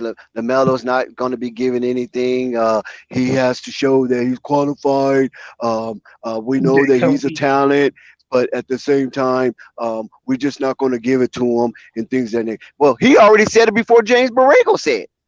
I So facts. mean, basically, whatever he he said says, he's. Go ahead. I mean, he said the same thing about Mark Williams. He said the But my same thing point is, about. you say He said the same. he don't micromanage. That's micromanaging. I I don't Thank you, think Jake. I think that's more so in the context of and I could be wrong, of course. I'm not always right. But me basically looking at it, I think there's more so he just wants the rookies to come in and just focus on getting better. And when you get better, we're going to give you playing time. Come in, don't worry about the press, don't worry about the media, don't worry about the shiny new things. Once you come in focused, once you come in working hard, once you come in trying to learn the system, learn the culture, and you're definitely going to play. I think Culture. alleged coach, This is alleged building a culture, culture. alleged culture, alleged culture. But but I think that's what more so. I think that's what he's hitting on right there. And I could be wrong. He could be trying to micromanage. But me That's actually the only thing watching, I take from him, Murgot, yeah, because you yeah. don't go to the press and say that as a general manager. What else general managers have said that? Just think about it. Think of all the general managers that drafted rookies and got I some mean, I young have to go. aggregated talent. You follow what I I'm mean, saying? but that's the Sam thing. It's Presti like, don't even but Sam Presti but don't even do that. And Sam Presti just got Chet Holmgren and a whole bunch of young guys in the Just trash. Yeah, this is what generally general managers say. We're excited about our draft picks. We got the guys that I we gotta was go looking look. for. I gotta look up other general managers. Right. Not to I'm cut you just off, giving you in Dex. general. I'm just giving you in general. Right. I gotta In go look general. up other general managers. Right. But I think Czech homegrown situation is a bit different, No, because we're not going to even go individually. Let's just We're keep it not in going general. individually. We're just Yeah, keeping let's it keep it in general. individual no, but organization Marquez wise. growing up Czech homegrown, but I'm like, I think I that brought situation is a up little different. organization wise because Presti, I think every single time that's little. Presti has I think always talked about I think Oklahoma City is a the young bit guys coming different in and happy that they have them. because they. He's Okay. never Okay. But I Come on. think, micromanaged them. but you go, Let's simmer down. Let's but simmer down. Marquez. We, But hold on. Let me say this. But Marquez, I think OKC is a bit different because they don't have any veterans on that team. They got rid of every last one of them. So say So it's just like they're Gilgis gonna get rid of. Alexander and They're gonna. Josh Giddey aren't veterans. I like that studio. I like that right there. That's real beautiful Uh, right there. That's the uh, difference between winners and losers. Thank you. veterans, Right. man, veterans. What all NBA team? What has Josh Giddey done in the league to be considered a Josh top notch Giddey is a veteran? J. He's only a Josh Giddey is a 1 year player. He's a Who? 1 year player. he's a Who's vet. that? Get out of here with that, Josh Giddey. Who's that? J. Oh. Josh Giddey. He's a 1 year player. Get Okay, out of but here with let's go Josh back to Giddey. more. Let's go back to Shea more serious Gilgeous, I topic. will give Hold you on. that. Let's go back Josh to Giddey, Okay, serious no. let's go to topic. more serious topic. Okay, listen. I want Murgot. I'm trying to hammer something on Murgot because he's our boots in the ground in Charlotte. You know what I'm saying? And he's kind of sounding like a apologia. You feel me? And I want to get Murgot away from that because first of all, we got to go back to why in the hell Gordon even came to Charlotte in the first place. Leaving Boston, a team that was on the cusp of becoming a final participant, and going to Charlotte, who was nothing. It was like going to Sacramento from the easy. Lakers. That's easy. You understand what I'm saying? Apart, man. That's easy to pick apart, man. Because of the money, right? The money. He wanted the money. He has no He wanted aspiration of becoming a champion. let me explain. He wanted the money. He wanted the shiny new toy of him being the number one option. Again, like he was in Utah, he wanted all that kind of stuff again. And I think they were going to try to give that to him as LaMelo Ball kind of developed behind him behind the scenes. That changed when he got hurt, and LaMelo Ball kind of basically, became king of the castle. You mean Devontae Graham got hurt? Right. Well, basically, That- both of them that- did. yeah. Both of them Yeah, got right. hurt. Both of them got hurt. So, Gotcha. but Devontae Graham got hurt. LaMelo Ball kind of walked in. But what I'm saying is that, we're talking about Gordon Hayward because Gordon Hayward was still the guy coming into. He was still viewed as the number one option coming into Right. the second season also.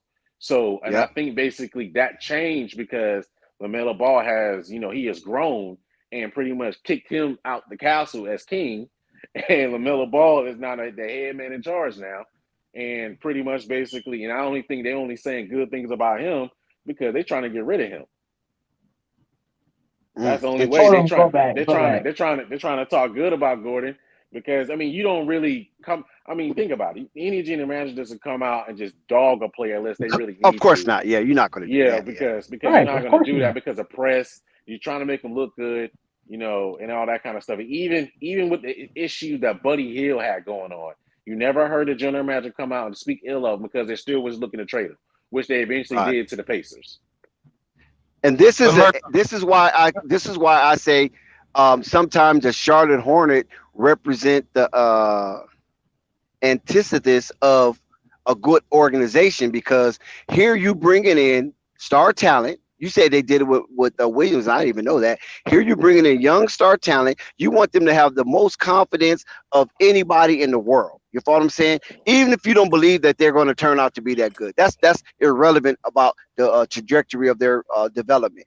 But if you're bringing in raw talent, most GMs that say, "Yeah, we got our draft. We where we was. We got the guy we was looking for. We believe we hit a home run. He's going to be the steal of the draft, and we can't wait to see him out there on the floor." You're not going to say, "Well, we drafted him, but he's going to have to earn his minutes. He's not going to listen, Right. Murcott. He's not going to Why just do you get what sound you like think this, he's going to though? get. He's not going to do that. We're going to make him wait. We're going to make him sit behind Devontae Graham, who's about 5'6" and can't see over defense. We're going to push Devontae Graham as far as we can push him because he's a part of our farm league. LaMelo is a real talent, and we appreciate him being amongst the. No, he will not get his fucking jersey. No, he has to wait. Who do we think he is? This is Charlotte. You cannot do that. You're not going to move us. Murcott. Yeah, they He's a did. Like popcorn. I gave it. I give it. Yeah, he's funny. He did that. The best example I can give that I heard that was because I'm a Atlanta Falcons fan. I heard Arthur Smith come out and say the same thing. He said, these And look, rookies, and, they're and rookies. they They're haven't not. been Hold on, Marquez. okay. Hold on, Marquez. He said these rookies, they're gonna come in. They're gonna learn. They're gonna develop, but we're not giving anything to them. They're gonna have to work. Gonna have to earn their keep here and earn their minutes so that we can play them and get on the field. So I see his development of creating competition. Because he wants to create a competition, competitive culture in the locker room, so that guys actually want to compete. And that's not to say that and that's not to say that those locker rooms are the same. But I think that's what he was trying to do, similar to what Arthur Smith in Atlanta was doing with the Falcons, where he's trying to coach, he's trying to create, which is being competitive, young guys being competitive, want to go out and compete for their jobs. And if basically the one takes him, then pretty much we'll take him and then we'll just move him on, which is what the Melo Ball did. And they completely moved on from Devontae Graham. I'm not trying to say that that's the right move. I'm not trying to say that basically that's the move I would have done, because I don't care who you're talking about. LaMelo Ball was a third pick. I'm like, Devontae Graham, see you on the bench. That's just me. That's what I would have did. But I'm kind of looking from both The perspectives. fact there's even a debate, Murcott, that's the problem. But of course, I'm not in Mitch's head. I'm not in the organization. I'm just looking at it from different perspectives. It's not that I agree with it, because I don't agree with it. I would have started LaMelo, but that's just their perspective of what they did. Hold on, Marquez. Hold on, Marquez. Let me say this, guys. Did I hear you guys correctly talking about Gordon Hayward and about the organization trying to show him, say good things? Listen, I know you all guys can't agree to this. The league sees what he's about. That's why the deal hadn't been made, because they know he ain't worth a damn. It's not the point of them even saying bad things about him. He didn't show his true colors already, guys. It's going to be real hard. It's going to be real hard to move that contract just due to his performance and his injuries, I guess. And, the contract that he has. I believe that has a large part. Marvin, what is his true colors? Marvin, what's his true colors? Well, they ain't what they used to be. They ain't what they used to be. That's for damn sure. It seems like he's a disgruntled employee more to me. And I wouldn't want that virus on my team. Hey, breaking news. You guys reported? Breaking news.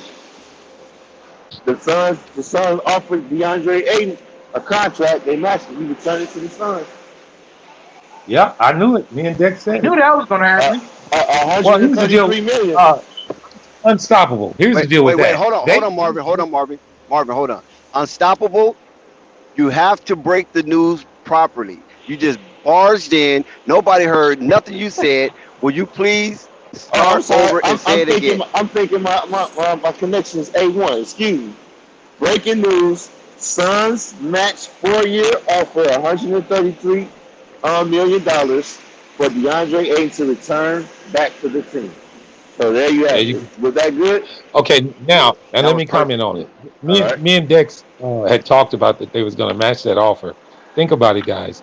He was asking for more than that from the Suns at first. So it was a smart thing for that organization Not necessarily. It's a risk because somebody might offer him a little bit more, and you don't want to pay it. But it worked out to their favor. They're actually going to pay less for what they really wanted the whole time. I believe that. Yep, Here's the worked in their question. favor. Even though they matched it, and he's gonna return back to Phoenix, do you see a trade maybe happen later on during the season, before the season trade deadline? Because Very well now could. it's Very gonna be well could. friction. It's gonna be friction. See how they did him. You think he's gonna want Well, still gonna want to be I mean, there? this can go in the favor of the player and the organization. He got his money, and I'm pretty sure he's okay with that. And I think he probably feels better going back to Phoenix. It's more of a winning culture there. So I don't think he's going to feel too bad about it. I think he's okay with it. I mean, he might have lost a little money as far as getting it directly from Phoenix, but he's got, listen, 100 what you say, 153 million, 135 or whatever. That's decent money. So you can't 133 million. yeah, you can't shake your head at that. You know, he got what he wanted. Well, if he gets traded, who you think he's going to get traded for, and what team he's going to? Maybe the Now Pacers will try to send him I have something. no idea about that. But that would be an issue too if he's disgruntled too. Dex, do you agree? We're talking about Aiden here, right? Yeah, Yeah, DeAndre Ayton. Well, he might not be disgruntled with 133 million. If he is, damn something right. wrong with him. Yeah, I Well, mean it's well, going to be. I think Phoenix probably realized that their best way of winning is to keep him. I mean, I do have this question to the panel. What do you guys think they could have got for him on well, trade? I don't know. Cause I think one of the things they was, well, no, they weren't talking about trading him. Actually, I think they was. They talking about trading him to the Pacers, right? I know one of the That's what throw-in I'm pieces saying. was Miles Turner, maybe Miles Turner, Buddy Hield. Who else they got over there? Um, I don't know. Halliburton. Yeah, I was gonna say Halliburton, but I think they want to build around Halliburton. That's why I ain't throwing him in there. I don't know. That's all I remember who they have. That's Yeah, pretty decent. yeah. As far as young pieces they got, the only pieces they got over there that's worth trading for, and if they were to add them, would be in Halliburton. I think it's Durante. What's his name?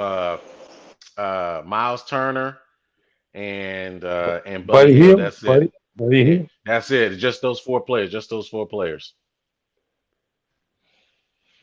I mean, but does this give us any signals what the hell Indiana is was trying to do? You know, which direction are they going in, guys? Think about Well, that. Well, they trying to well, they're trying rebuild. they're trying to rebuild. So you'll see them trying to load up on. They're trying to rebuild. So they're going to look to. I think they're going to look to move Buddy Hill and Miles Turner in a package together. So that basically that they can get their biggest thing they want to be like the OKC Thunder because I feel like the OKC Thunder they want to. I feel like they're at a process where they completed their rebuild and they're going to build on those young players they got. So they want to do a similar process as what OKC did and what the Rockets have done. What's Buddy Hield contract? I don't remember. What's his Yeah, contract? it's not that much. It's only probably about 15 mil a year. I got to look it up again. Yeah. I mean, I'm just asking what direction they're going in because to me, I'm kind of distorted. You get rid of Yeah, all your they talent, yeah they got it. you know. Well, this is what they did. They got of course they got Tyrese Halliburton. They just picked up that young guard, Benedict Mathurin from Arizona, who's a great scorer, and he's 6'7". He's a three level scorer, and he can play great defense. They got Durante last year. Um, so so they got those three right there. The biggest thing they're going to look for, they just got that Phoenix Suns big man from last year. Last year they got him in the trade. I forgot his name. He played at Maryland. He wears the goggles. I can't think of his name right now. So they got him. He's pretty decent. He's developing. So I think they're going to just start building around the young piece. They're going to tank. They're going to go into this draft, and they're going to make their moves and try to get assets to look to complete their rebuild, as they're going to just roll out the young players and go from there and build from there. And they So are the only team in it. They got the most salary cap uh, money as any team in the NBA right now. yeah, but I don't think they're going to make any major moves as far as signing certain players like that. If they do, it's just like 1 year. They're gonna do like 1 year deals and stuff like that on aspiring contracts, So you so believe, they can get rid of them. so you believe the offer, so you believe the offer to DeAndre Ayton was just a, was it a positive sign of rebuild young, or was it a bluff move? Nah. You gotta remember that DeAndre Ayton's only 23, so he fits the Yeah, timeline of that's what Tyrese I'm saying. Halliburton and them guys. So Yeah. I mean, yeah, they would have like I wouldn't expect that if they would have got DeAndre Ayton with some of those other players on the team, especially if they would have keep certain players. I mean, I think they would have been one or two pieces away, and but I think they could fight in. I think they can fight for a playing spot, but they 1-2 pieces away to be a sure lock for a playoff six and above, six seed and higher. But as far as if they would have got Aiden, yeah, they definitely would have been a playing team that compete for the playing. Well, certainly. Well, I want to say this. I'm happy he didn't sign because they in the Central and the Bulls would have had to play him. So kudos to Charlotte. Yeah, man. You I mean, notice that, kudos man, to man, Phoenix. man. Listen, man. You notice that everybody coming to the East now, man. Goodness, Yeah, Man, that's I'm what I sick of like all to these. see, man. I like to see that, man. everybody Bring all coming to the the East. bring all the top Like over here, bro. The East is No, literally. unstoppable. I don't want the hard road to the finals. I want the easy road. Let them stay in the West. Listen, man. Listen, Well, I'm man. saying away. Listen, man. The Damn East right. is the West. The East is the West of the dang on 2000s, man. Yeah. Prime Yeah. example of what I'm talking about. Do you guys think Boston fizzled out just because of the run they had to make to get to the finals? Nah, I don't think they fills it out. I think they just lacked experience and the firepower. One basically what hurt them was the lack of experience because they were basically outwitted a lot of times because they were literally given the ball to Golden State. Them turnovers hurt them. They had some lack of daggles and stuff on defense. But I mean, their defense was all right. But the biggest thing was they didn't have no fluidity to the offense.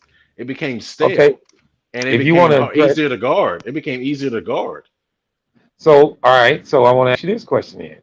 The teams they beat, meaning Brooklyn, Miami, and Milwaukee. You don't think those teams were as qualified to be as more advanced than Boston as well as Golden State? I think they were, And and they they could beat have all them been. other teams. Yeah, They I could have mean, so been. They could have been. I don't look at it as being. But they don't I have a believe coach. I believe they But had. I they believe I they. don't I think they really have a believe. coach like Steve Kerr. Okay, now they might have got beat coaching wise, but I really believe the grind it just took its toll at the very end. I mean, listen, to go through Miami, Milwaukee, and I guess you can say Brooklyn, to go through those two teams, that might take a lot out of it. And to It me, it may. showed. Yeah, I mean, that Miami series was a brutal series, 7 games. It Then may. and the It may. Milwaukee series went 7. Did the Milwaukee series go 7 also? I think it was 6. No, I think that went. No, that was 6. Yeah, I that was think that went 6. 6. I think that went 6. But Uh, but the but they competition swept level was Brooklyn. way up. Yeah, it was, and I'm not going to disagree on that. But it's very difficult for them to win when you got Jalen Brown running into 3 people and he's creating turnovers. This man had a game where he had 8 turnovers. That's not helping the team. Yeah, I mean, So yeah, they didn't look tired. You're right. I think it was a plethora of reasons where it was lack of execution, some defensive lapses, and possibly they were tired. But even if they were tired, you got to be prepared for that. Everybody's tired. Yeah. I mean, So you can look at that on both spectrums. You can say they were battle tested for going through those teams, and then you can yeah, say that teams took a lot out of it. So you can look at both sides of that, I guess. yeah, most certainly, most certainly, most certainly. I just want to talk about that guy Dalen Terry out there talking smack Well, and dunking on guys, man. I love it, man. I love it, man. now hold on, because I told these guys yesterday about him talking smack that he was going to be the voice, one of the guys of the Bulls. Uh, I didn't say nothing about it Listen, today. I think what some folks misinterpret was he can be a voice of the team, meaning being a good support, get guys involved, corral guys and Fired everything. up. But Yeah, that's what I meant. that doesn't mean he's the captain. And I think that's No, where That's where that gets misconstrued. We know who the Yeah, and captains are. I Lonzo, never said yes, yes, and yeah, I never said it Lonzo, to say that. You're right. Levine, and DeMar are the captains and Caruso are the captains of the team.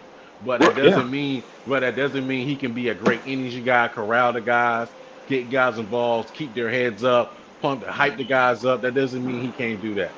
And I think that's where yeah. that got misconstrued at. And you know That what? he's not. I I want to think he say gonna this I think he before gonna you play that good. go and stop it. Before you go All and right. stop it, let me just say this. I think the progression, game by game in this summer league, is going to show a lot. And I think all of us can say he's got better every game. I really Yeah, think so. yeah. And I like Lewis too. That Lewis dude had a good game too.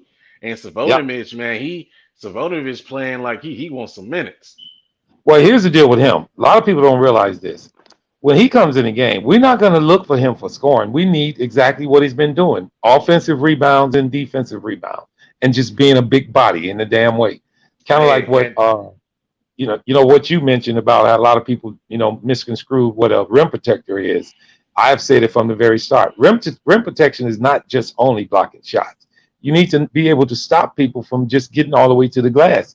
If you just get in the way, one thing about Drummond, he's a wide body, and he can just deter people from trying to get all the way to the goal. So he can be considered a rim protector also.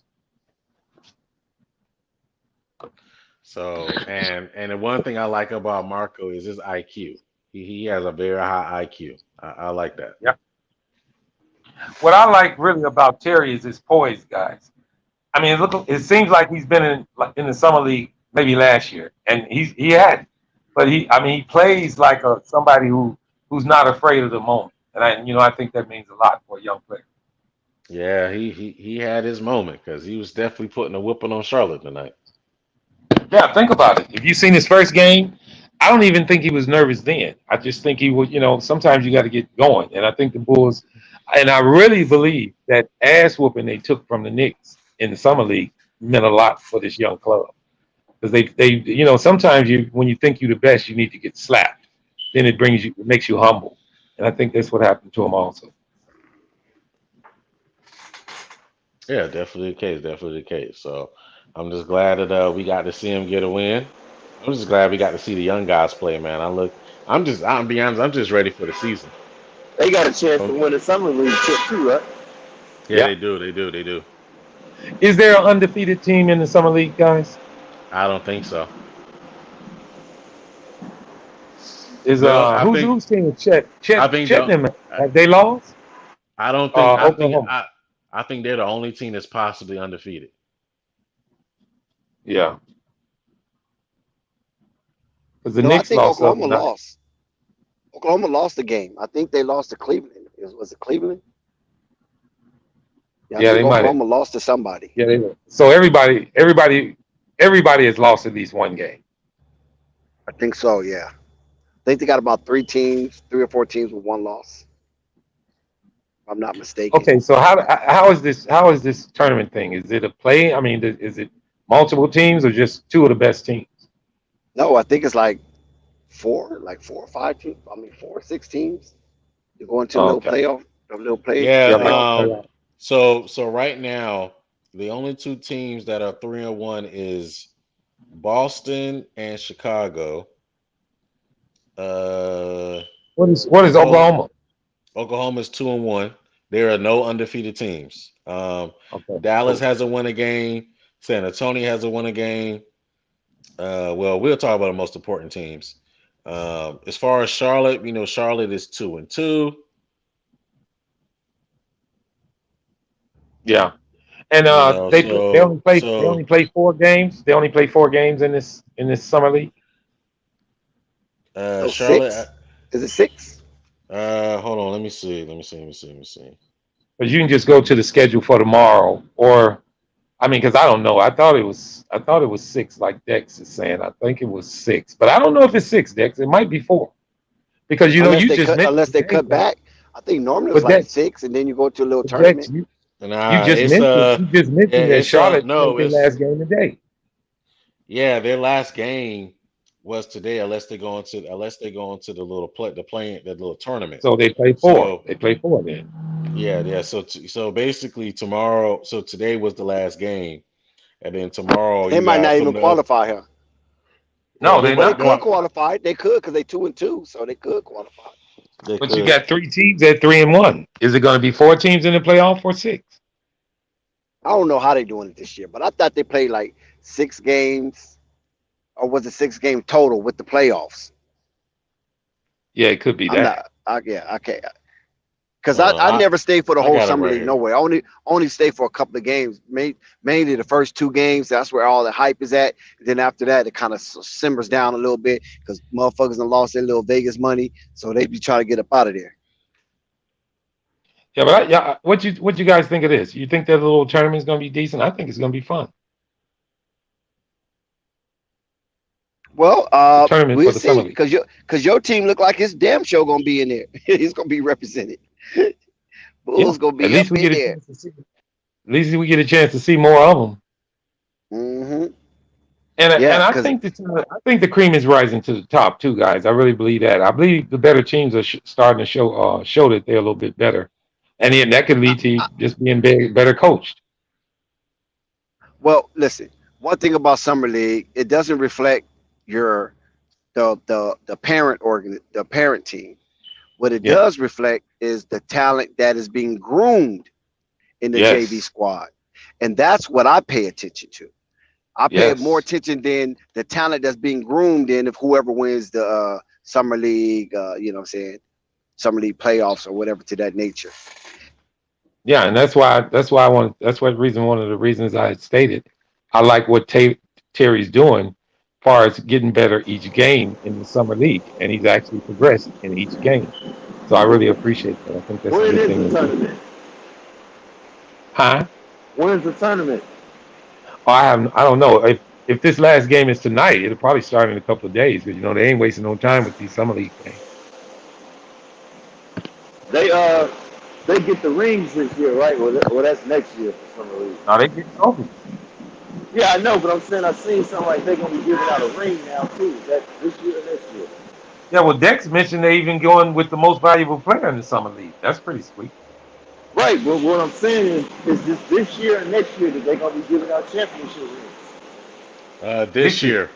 Okay, yeah, okay. this year.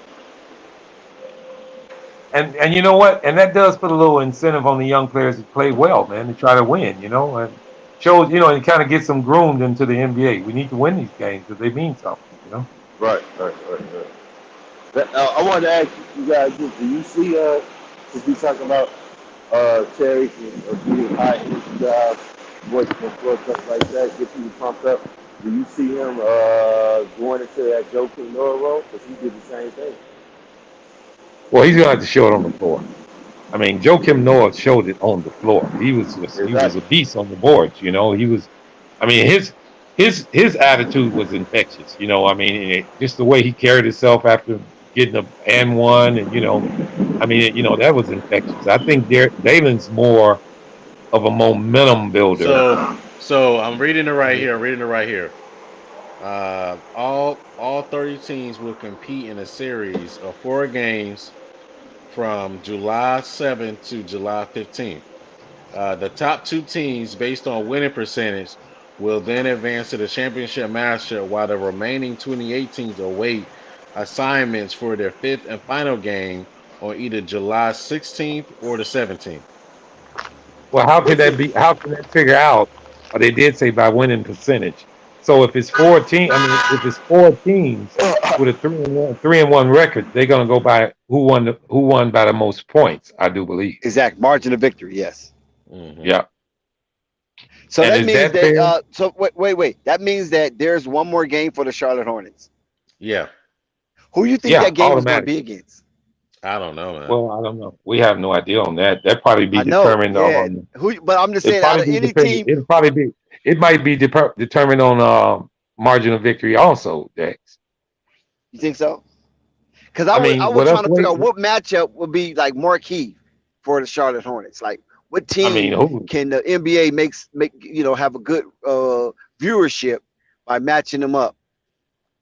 Well, You think? I mean, I come Okay, think on. like Oklahoma How many City. OKC. games? Yep, OKC. there How many you games go. did they That's what win, I'm Jack? looking for. Exactly. So here it Yeah. is right here. Here it is right here. The NBA that these consolidation matchups will come down to a number of factors, including team rivalries, broadcast interests, and other scheduling considerations. So See, broadcast basically, interest. See, just like I just said, mhm. right? Should there be a Yeah. tiebreaker between teams of the leaderboard, the championship master will be determined by a series of tiebreakers. Hmm. Like here it is Wow. a head either one a head-to-head matchup if the two teams play each other one of the prior four matchups, your winning team earns the higher seed. Two, point differential. Higher team with the Yep. greatest point differential 3 to 4 games receives the higher seed. We need to see Charlotte versus the Oklahoma City Thunder. That will be crazy. You try and get them blown out. We're gonna see what McGowan is really about. You know what I'm saying? We're gonna really see what Man, McGowan is about. We're shoot. gonna see what You Kai gonna Jones about.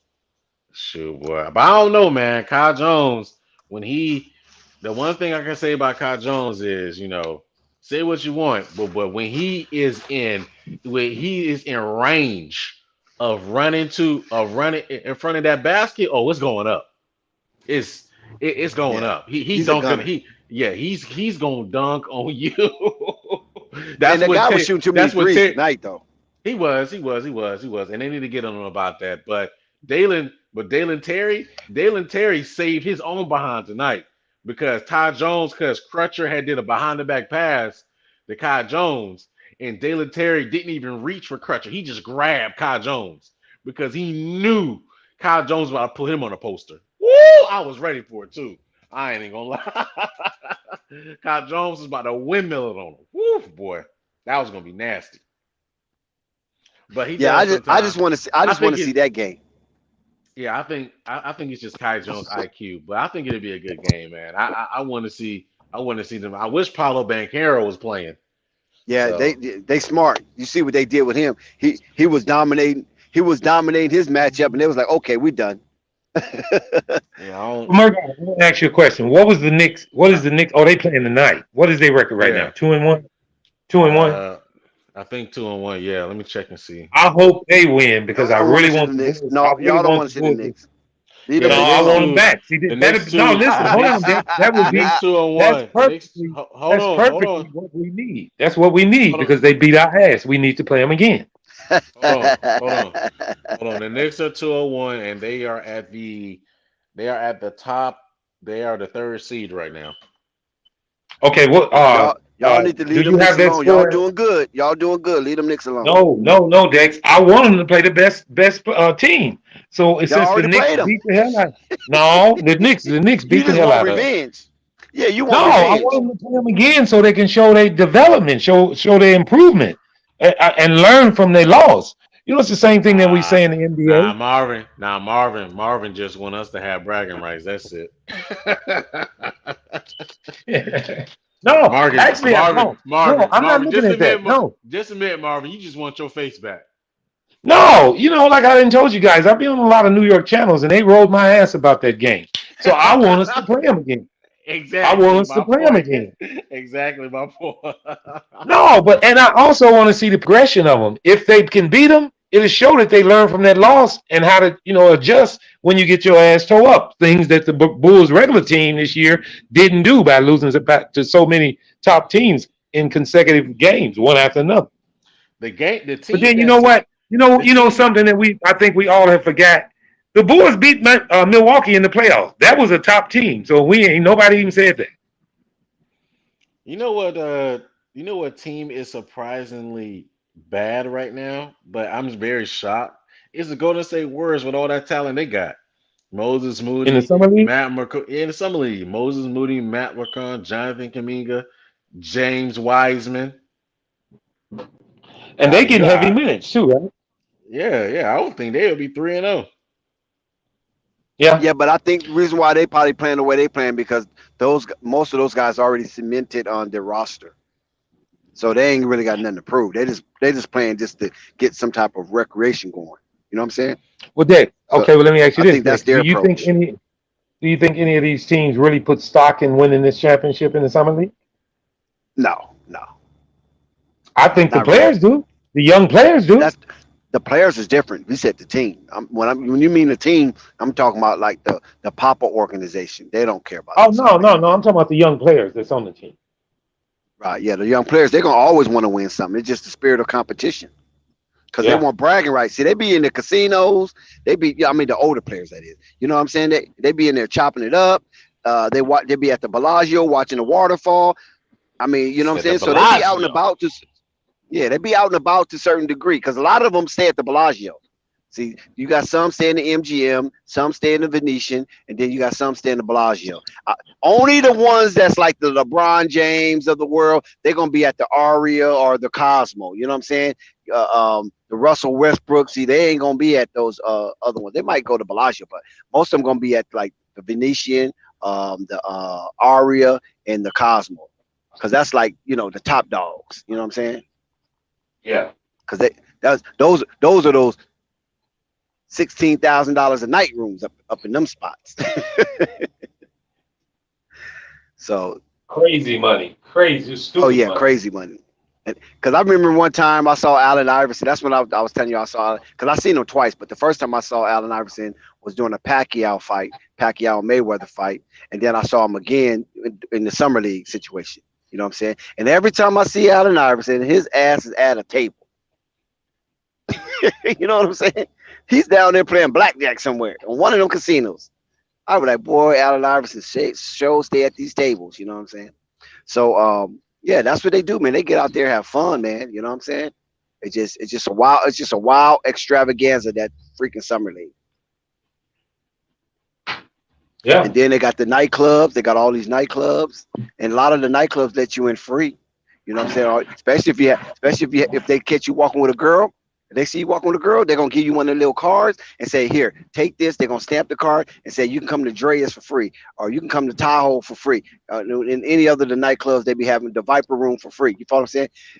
The Room for free. So, but if you a dude and you by yourself, they ain't nobody even pulling up on you, man. You be like, "Hey man, what did you give to those people?" "Oh no, never mind. It wasn't for you." And then you go, "Hey man, what did he just give you?" "Oh, he just invited us to the Dreas." I was like, "What?" You know what I'm saying? That's what they do out there. Oh, if you a dude by yourself, ain't nobody checking for you. But if you a girl and you running in packs, or a woman running in packs, oh man, they're gonna hound you. Or if you a dude that got one or two girls with you on your side, they're gonna hound you.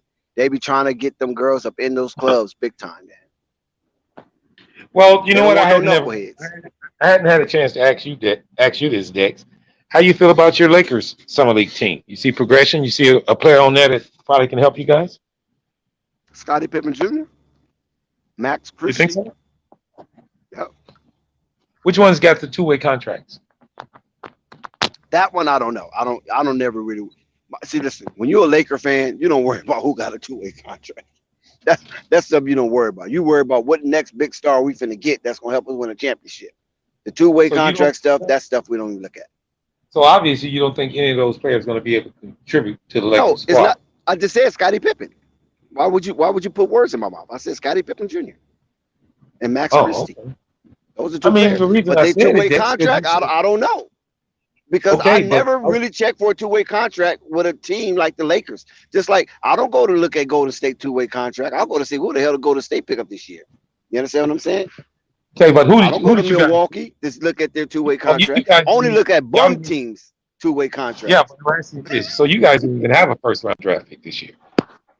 No, we ain't got one to what 2027 or something like that.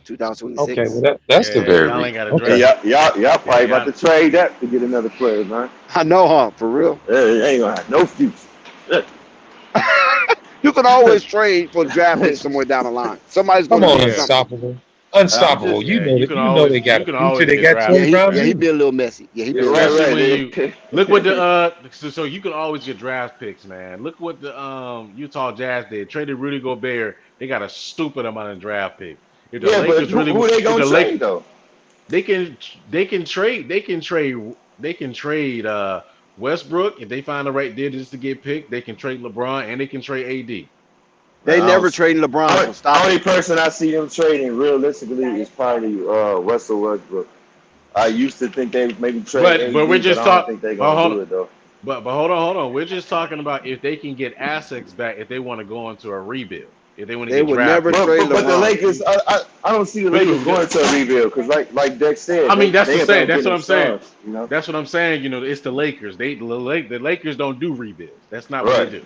They think which was you know what though, but it ain't like the rebuild was bad because look who they had. I mean, just think of how good this Lakers team would have been right now, man. If they kept If you they would have know, kept if they'd have man, kept the players if they they They had, kept man, had it's them, real they bad. had Lonzo. Hold on. They had Lonzo. They had Julius Randle, Julius Randle, Brandon Ingram, Kyle Yeah. Kuzma, Jordan Clarkson. They had a lot of young they had a players. squad, bro. They had a squad. Matt McClung. You know Like what? they I had was a gonna ask you guys about. You know what? I was gonna ask you guys about Matt McClung. Is he too small to get in the NBA? Because that guy can play. That no. young boy He's can play. no. He's 6'2", 6'3". He ain't too small. Just nobody has gave Well, him a why he deal. ain't had it? Why he ain't got a shot? Because he sure is. He be putting up numbers in the. Nobody. For one, he was a rookie last year, so that's the reason why. Number two, I think he's going to play himself into getting in this year. I think this is the year where he's going to get that opportunity because he was rookie of the year last year in the summer in the G League, averaging 21 points. So I think this year is his year where he's going to get a deal somewhere. You know the He's Bulls going to get had him. signed. You know, he's going to get signed. He's going to get signed. Yeah, the Bulls did have him. They did have him for a little bit. Yeah, we let him go. Yeah, but that's when we had the shit front office, I believe. No, we had him. No, we had him this year. Remember, we had him Oh because of yeah, We let him COVID. go. Kobe, We let him go Kobe, early this Kobe. year. We Yep, let him yep, go. yep. It was And you know what, COVID. Unstoppable? Here's another player. I don't know if you guys. I know y'all know him or remember him. Tyler Cook. We let him go too. Yeah, Yeah. and here's another one. You know who else we had? We had Spencer Dinwiddie. Well, yeah, he was actually on our squad. Yep, yep. But you know what? I never thought Dinwiddie would be as good as he is. I didn't look at him like that. I missed on him. I bet you looking Yeah, back now Spence. saying, damn, you could have. Yeah, Spencer's pretty good, Yeah, but especially okay, but especially here's the as a deal with here's backup, the Spencer. especially as a Here's the backup deal with point okay, guard. yeah, as a Woo, backup, you're man. right. But okay, who would you rather have, Zach or Spencer? No question on that one. Both of Man. them. But we had both. I mean, yeah, but I don't know what his contract is now. I'm pretty sure he's getting paid now. Yeah, he getting paid about 40, 50 million. Come off the bench. You know, I've been wanting But to you know ask what? you. I think he would have took a discount though. I think he even said he would have took a discount if Chicago kept him. But they You know chose to what? pass up on him. I wanted to ask you guys, you Murgod and Unstoppable, this question. What do you think the Bulls are going to offer Io? What is he worth? Uh he's probably gonna get probably about I say between the 35 to 45 million Wow. Hell for about no, that's 3 years. too much. You think so? I Hell If yeah, mean, he, that's too much. Murgod, That's too let much. me tell you, this, ask for that. I The mean Bulls are not going 35, to I sign mean him. 30, I mean 35 for 3 years. That's not bad, man. You talking 90? You talking about $100 million contract? No, I said 35 million for 3 years. That's not bad. Oh, you talking about 10 per, about 12 per, Yeah, 11 and a half per. yeah, Yeah, that's not yeah, anything. yeah, yeah. That's I, not bad. 11 and a half, I 11 thought and a I half thought you was for talking like about 3 years. 35 mil. Yeah, okay. No, no, no, no, no, no, But no, I no. think he's going to ask I, for 15. nah, I mean 15 is a little steep. I'll Well, bargain no. with 14, 13, 14. Well, no. I But think we jumping the gun. I think we jumping the gun because if he explodes this year, then we gonna reconsider what he's worth. And I mean that because this is really dependent on how much health Lonzo Ball has and how valuable he can become to this team if he, you know what I mean? yeah, I got you. I got you. I'm following. Yeah, the reason being is this, and you know I'm not saying because I want anything to be wrong with Lonzo. We need him bad. But if Io can raise his game from last year, if Io can average 15 and 4 assists, then that right there could show you if he was the leading point guard, he can keep rising, which is really his agent is going to feast. Like, look, man, this guy's upside is way up. You got to pay him. So that's why I say 15. If he plays well this year with no injuries. I agree. Have I you guys agree. seen have you guys seen the pictures of him? He didn't really put on some muscle. Yeah, he has. He has. He has. He has. Marvin, that picture So I seen when he was flexing, man, I thought that was Photoshop for a second. I'm like, what the hell? What's that? I thought it was Photoshop for a second. No, that was real. I know it. Yeah, he been putting in work, man. He been putting in work. Yeah. But the one Caruso I has too. the one I want to see the most. you said who asked? You said who asked? Caruso. Caruso. Yeah, Who, Caruso. Yeah. who I got my eye on. I want to see how Patrick Williams is doing because you know he's working out with DeMar. But I want to I see do how too. he gonna come. But you know what? I want to give y'all alert on somebody on the team that's going to really, to me, if they give him a chance, is going to really flourish more. And that's Derrick Jones Jr. Listen, this guy here got a chance to be really something special. He never really had, nobody has really given him a shot at being, real. I mean, taking a lot of shots, and he needs to work on his jump shot. I know that, but I think his athletic ability can lead to something special on the Bulls because he's a true big wing that's long that can really help this team. Man, You know what I if like he about can him too? listen. If he can just shoot Yep. 36% from three, oh my gosh! Yeah, Hey, because but he you know gonna what? bring. I think he's gonna put in that work because I believe Marvin said this earlier. That contract he signed, that's showing that he believes in the team. He feel like he's Oh gonna yeah. go Well, for it. and not only that, unstoppable. It shows how a lot of these players believe in the Bulls organization, in their path, in their ability to think that we got a chance, that we're gonna have a chance. Because as much criticism, I never mention this to the people who say, looking at the Bulls season and all of this, but you have to go back to when they were fully healthy. They were one of the best teams in the NBA when they were fully healthy. Yeah, absolutely. Health is the most important thing to me about the Bulls right now. If they can get healthy, and now bringing in these extra pieces that's going to contribute with major minutes to bring the minutes down on Vooch, to bring the minutes down for DeMar, to bring them down for Zach. And let's use Javante Green correctly, guys. I think we were blown out of our minds by thinking he can be a 4 because he actually played the 4 a lot last year, but he's better suited for the 3. I mean, he's a mismatch. He's a mismatch. If he can work on his game, I mean, seriously, guys. I know it's not enough. It ain't enough balls on the damn courts. Pauls ain't enough shots to go around. But when guys are hitting shots, they tend to get fed, and I don't care who it is. And winning is infectious. So I don't see no egos on the Bulls. I don't see no Yeah, egos on the Bulls. I really don't. yeah, he has. He's another one. If he can shoot at the minimum 36% from three, man, we golden, man. That's just Yep. really his only thing. He's a perfect 3-and-D wing for this team. 6'4", 6'5", a long wingspan, can guard 1 through 3. Some of the And fours depending on the matchup. I mean, but he's and got to be able to hit the three. hustle. Yes, He plays hustle, the all energy, out man. every play, Let me all ask Got out to you be able to every hit play. the three. Got do, to. do, do his game remind you a little bit of like a PJ Tucker? It does to me. Am I looking? I He think he's does. more Wrong? athletic. He's way more athletic. He's way Well, more far more athletic than athletic. PJ. He's way Yeah, more athletic. he's far more athletic than PJ. But you guys know how old he is? I didn't realize he was 28, 29 years old. Well, I didn't know he was that old. I thought he was younger. No, he's 28. Somewhere around in there. He's not a Yeah, he youngster. must. Yeah, I forgot. He played in the G League a lot. But I tell you Yeah. this, even though I like our guys, I would like to add a Steph Curry though.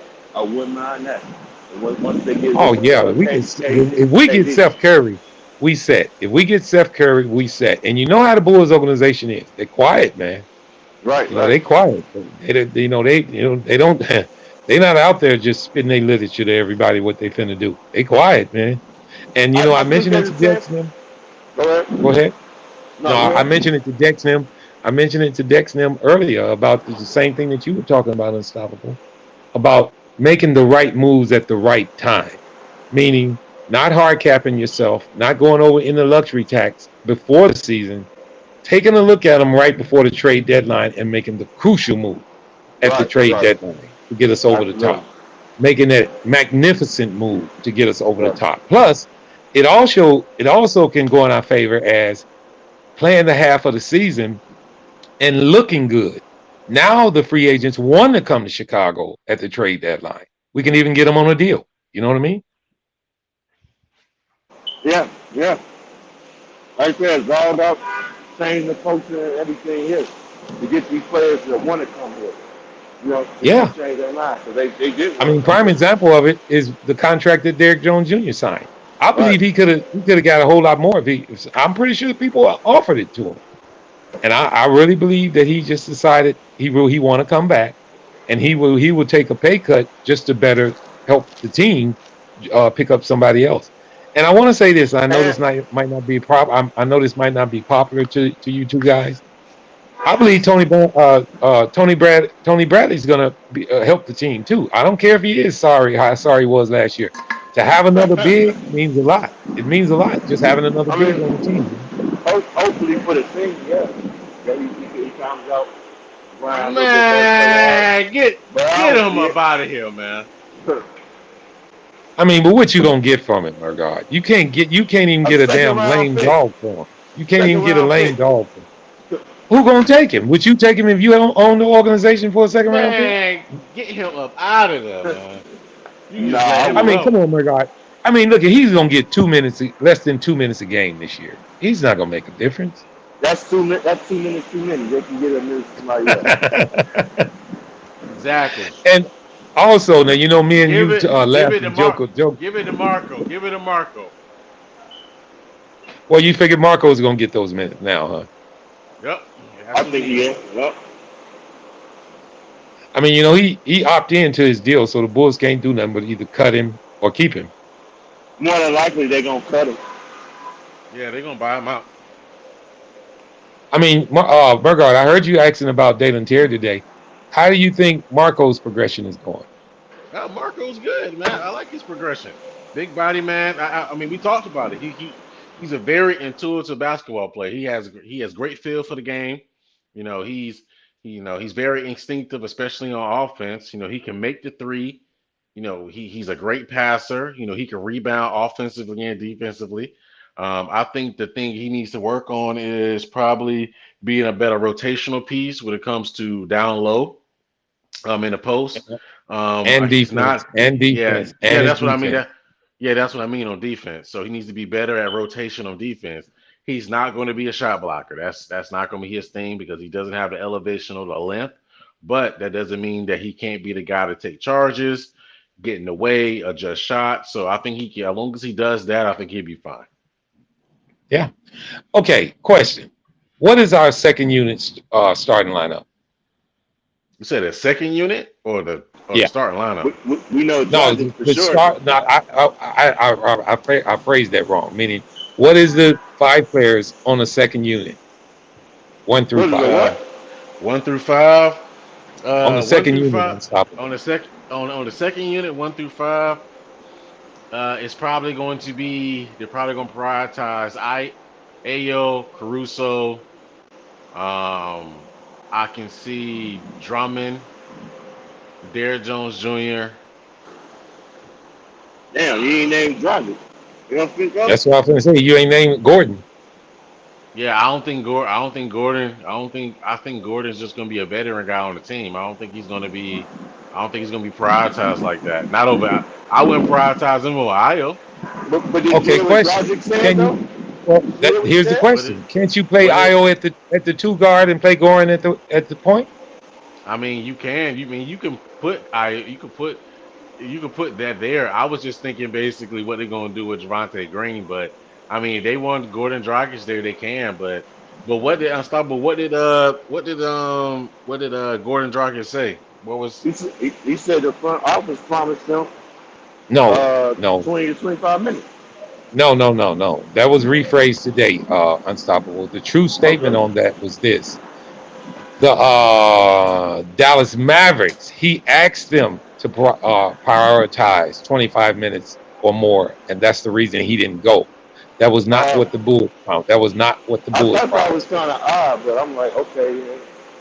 No, that was not what the Bulls promised him. And I don't know why no organization would make that an issue with a player. I wouldn't promise no player any certain amount of minutes because you got to prove what I'm gonna give you. Hey man, I thought it was odd, but I'm like, hey, maybe they see something with him playing many minutes. But hey, I'm No, glad that and he see in showed that up. game, that said to the language that Lonzo wasn't going to be healthy too. See, Right, that too. That's why I'm like, Yeah, okay. because Lonzo's good now, ain't he? yeah, well, I mean, we still got questions, and then all the narrative of he's not going to be ready for training camp and all of this. I take it with a grain of salt. Let's wait till we get here and see. I mean, my sentiment is he's going to be okay, and I hope he does. But I can actually say if he's not, it's going to hurt the Bulls a lot, guys. I'm telling you again. I mean, I know we got some backups, but you seen what happened when he wasn't there last year. He means that much to this team. He means that much to the rhythm. He means that much on the defensive side. He means a lot to the Bulls. He really does. And I don't think he's going to lose a step from being out all of that time. I think he's young enough to get right back in form. And, it's going to take a little bit, which is key why he needs to be ready for training camp, to get him ready for the season. Hey, you talking my language, Marvin. Yeah. I Yeah, mean, Lonzo listen. Ball is that pivotal to this team. Oh, man, he is. I've been preaching this for the longest. I mean, Engine, man. if people don't realize that, all you have to do is go back and look from the first It's, game that it's, when he was it's out. sleeping. They must have been living under a rock, man. If they Look at didn't what they notice that. was when he was on the floor, and look at what they was when he wasn't on the A floor. drastic decline. They were top 5 in offense and defense when he was on the floor, and they dropped to 27th in defense and 15th in offense when he wasn't. Prime example. Dang. I mean, the defensive side of the ball was evident. We all seen that. And we kept saying he's not going to make that much of a difference. Yes, he does. He really does. Deflections. Everybody forget about how many rebounds he gets. IQ, running the team, his shot. That's 4 categories that were key on the Bulls that we were missing when he was gone. And the most important one to me is IQ. That means a lot on the basketball court. Being in the right place. And that in itself can lead to rim protection because he gets over the top of screens. That's stopping rim protection. That's helping on the rim protection because their guard is not getting to the rim. You know what I'm in the process of doing, guys? Because what I did this year is I set 2 playlists on my devices. The whole season of the Chicago Bulls, from preseason to the end of the season, every game, I got every game's highlight in a row. And I'm in game, I've just been going back through them because I'm watching every highlight of every game of the Bulls, every one of them, game by game, to see where the deficiencies were and looking at the records, because me and Dex and the guys had a little dispute the other day on where where DeMar DeRozan was and where Zach was as far as scoring in certain times of the season. Well, I'm at the right now. I'm at the Brooklyn game, right after the 2 games against Philly. And if you guys can do it, look at the highlights of each game and look at what Zach was doing right before he got hurt, and look what he was doing after he got hurt. Look at the difference, because I don't know if you guys have ever been on Hayes' channel, which is Chicago Bulls Central, and Windy City Breeze. When the season was coming on, because I always went on Windy City Breeze after the game. When the season was going on, I went on Windy City Breeze and I told Pat the designer, that I thought something was wrong.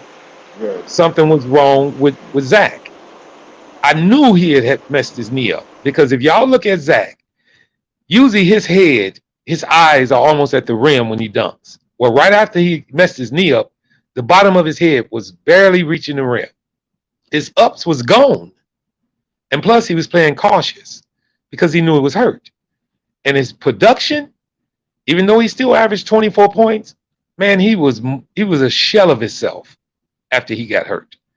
He would have spurts where he would be himself, but then we all would probably realize that we would see him kind of lackadaisically doing stuff, and it's like he was favoring his knee. He was worried about that knee. What drove him through that last season was this contract he just signed. He had to do it. And the time he did it, it was right. He did it right before the Portland game. When I noticed it, I came on the panel and told Hayes, I said, I don't want to be the bearer of bad news, guys, but I know something is wrong with, because I blew my knee out, and I know how you can be cautious of your knee. You just won't do the same things. You favor your other side. And right after that, they start saying he had back problems. Well, I don't know if you guys know this, but usually when you hurt one thing on your body, you compensate by straining other parts of your body. And what he did was stop pushing off on that right leg as much, and it strained his back. And it caused other problems. But he fought through that whole rest of that season because of his contract. And he did the right thing. He did the right thing, and he got his money. Nah, he's good. But I want you guys to do this for me. Go back and look at the Bulls highlights from game 1 to 25 and look at Zach. Man, that dude was a beast. His speed, his jump shot, everything. Even, a lot of people talk about his defense. Zach tried to play defense. He really did. He tried to play. He tried to play defense. Now, DeMar, I ain't going to say that about him. He was about the same. He would do it in spurts. Hey, Marvin, you feel like the season DeMar had, maybe Zach can have it next season, now he's healthy? You know what? And that was a question I was waiting on somebody to ask. I really believe so. You know why? Because I think DeMar is going to defer to him this year. That's how much of a teammates they are together. I believe they are. I believe DeMar is going to hand him the rings. It's on you, Zach. Come on, I'm following you. Now, don't get me wrong. I know DeMar is going to take his damn shots. I ain't saying that. But I think Zach will get more of the last second shots. Now, I want to say this. I would rather for DeMar to take the last second shot. He shoots at a higher percentage than Zach. He gets better looks. Zach likes to shoot the three, or either just turn around jump shot. Zach, if he's not healthy, he's not going to go to the hoop. But when he is healthy, that can go to the hoop with the best stuff. Y'all know that. He was a high flyer in dunking. Y'all know that. Yeah. But I think DeMar is going to defer to him next year. And I think Vooch. Deal with Vooch. Vooch was this. I mean, think about this. He was a number 1 on Orlando. He came to the Bulls, and he was a number 3. Man, that ain't easy to do. That ain't even easy to accept. And he still put up good numbers. But see, all of this is predicated on Billy's offense. How many plays are we going to run for him? And we need to cut down on his 3-point attempts. We need to cut down on that, guys.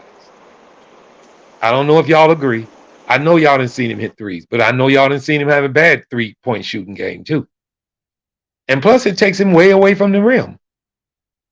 So, I mean, I think just the acquisition of Drummond is going to do wonders for Vooch because it's going to limit his minutes.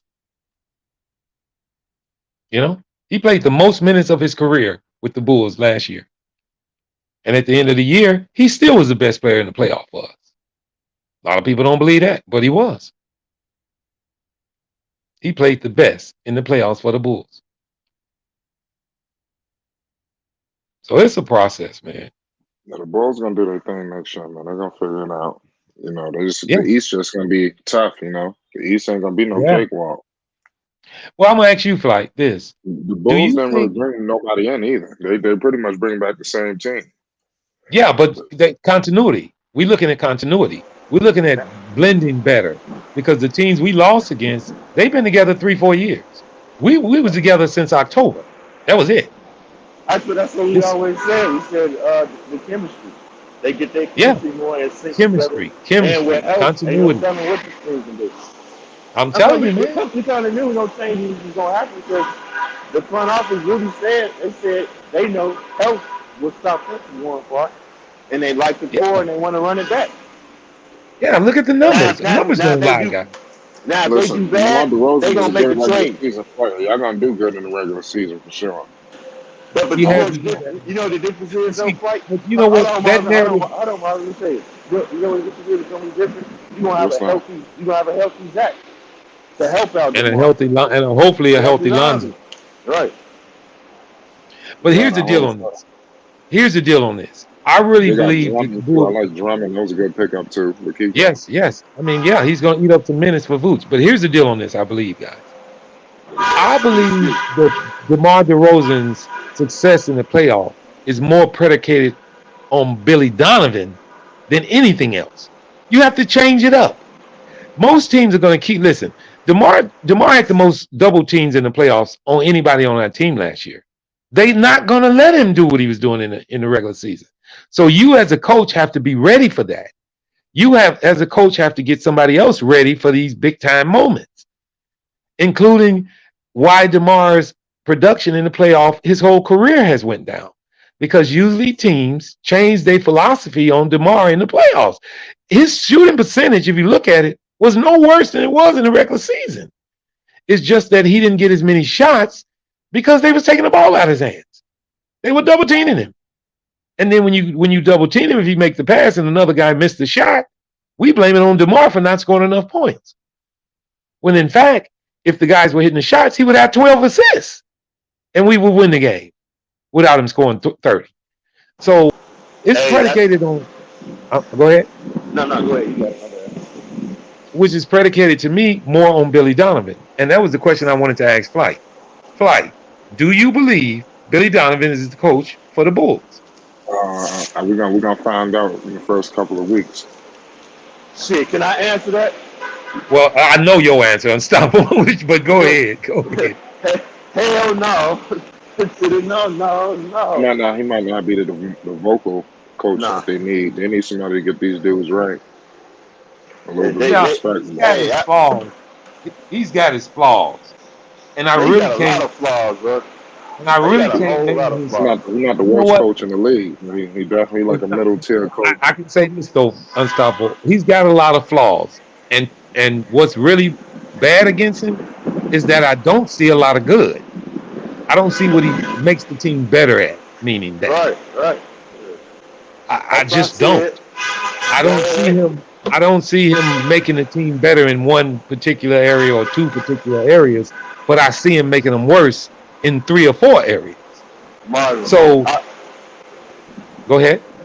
I understand that you said that we need to finish out that contract, but I think if they got a coach in mind that they feel like that can grow and develop this young team, remember, I said some names, and I'm gonna throw one more in there. Juwan Howard, that he might even be good for this squad. You need to get him in here now so you can start building. But all right, I want to say this to that. Is that a risk you taking and hoping that he's going to be the coach? You said what? Don't you think that's a risk that the organization would be taking and hoping he would be the coach? Because from what you've seen in college from Juwan Howard, I don't see. I mean, I can't see that translating over to the NBA and him making an NBA squad that much better. What does he do much different than Billy Donovan except slap the shit out of another coach, which Billy Well, Donovan need to do? no, I ain't gonna lie. They need to fire Billy Donovan and hire Mike D'Antoni or Mark Jackson. Wow. Now D'Antoni. Now I think tomorrow he'd be dead before that season is over. He would run DeMar in the ground, no Flight. Now Zach would flourish. Him and Lonzo would flourish like hell. Yep. And Vooch. My two is Adrian Griffin, Ryan Adams. It was somebody else. All right, you know what though? Here's a question I got for you guys. Do you guys see another team like the Bulls? Meaning this, a team that can be running and can slow it down? Because the Bulls have both of those. They could be a slow down team, and they could run the ball. What other team in the NBA compares to them in that?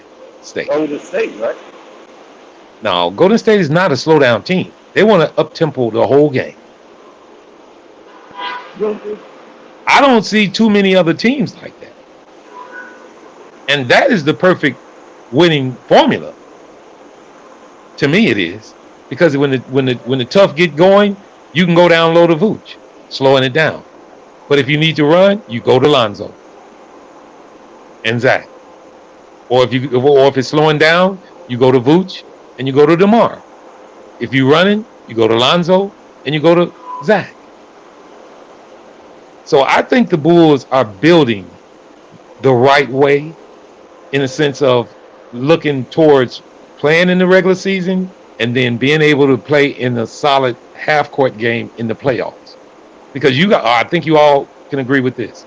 Playoff basketball has, since Showtime Lakers, that's gone. It's slow down, grind, get ready, get fouled, hard fouls, and hit your free throws. Now, Golden State is an exception to the rule because they play up tempo. But a good coach could take them out of that. And you have to do that by, first of all, playing good defense and making them instead of taking the ball out the net, but getting rebounds. Because if you're getting rebounds instead of taking it out the net, then what you can do is dictate the pace of the game. I like to pick up on Andre Drummond too. Don't sleep because he can defend, he can rebound, he can clean it. He's different than Vooch, and that sometimes when Vooch start acting up, you got to go to Drummond. Just as good as Drummond in there. And Vooch might have to sit down. Here's the deal with that. Here's the deal with that. Drummond is more athletic. You don't have to run the offense through him either, because what you can do is you make sure somebody is on that second unit that still can score. Yeah, you got to run plays for Vooch. Yeah.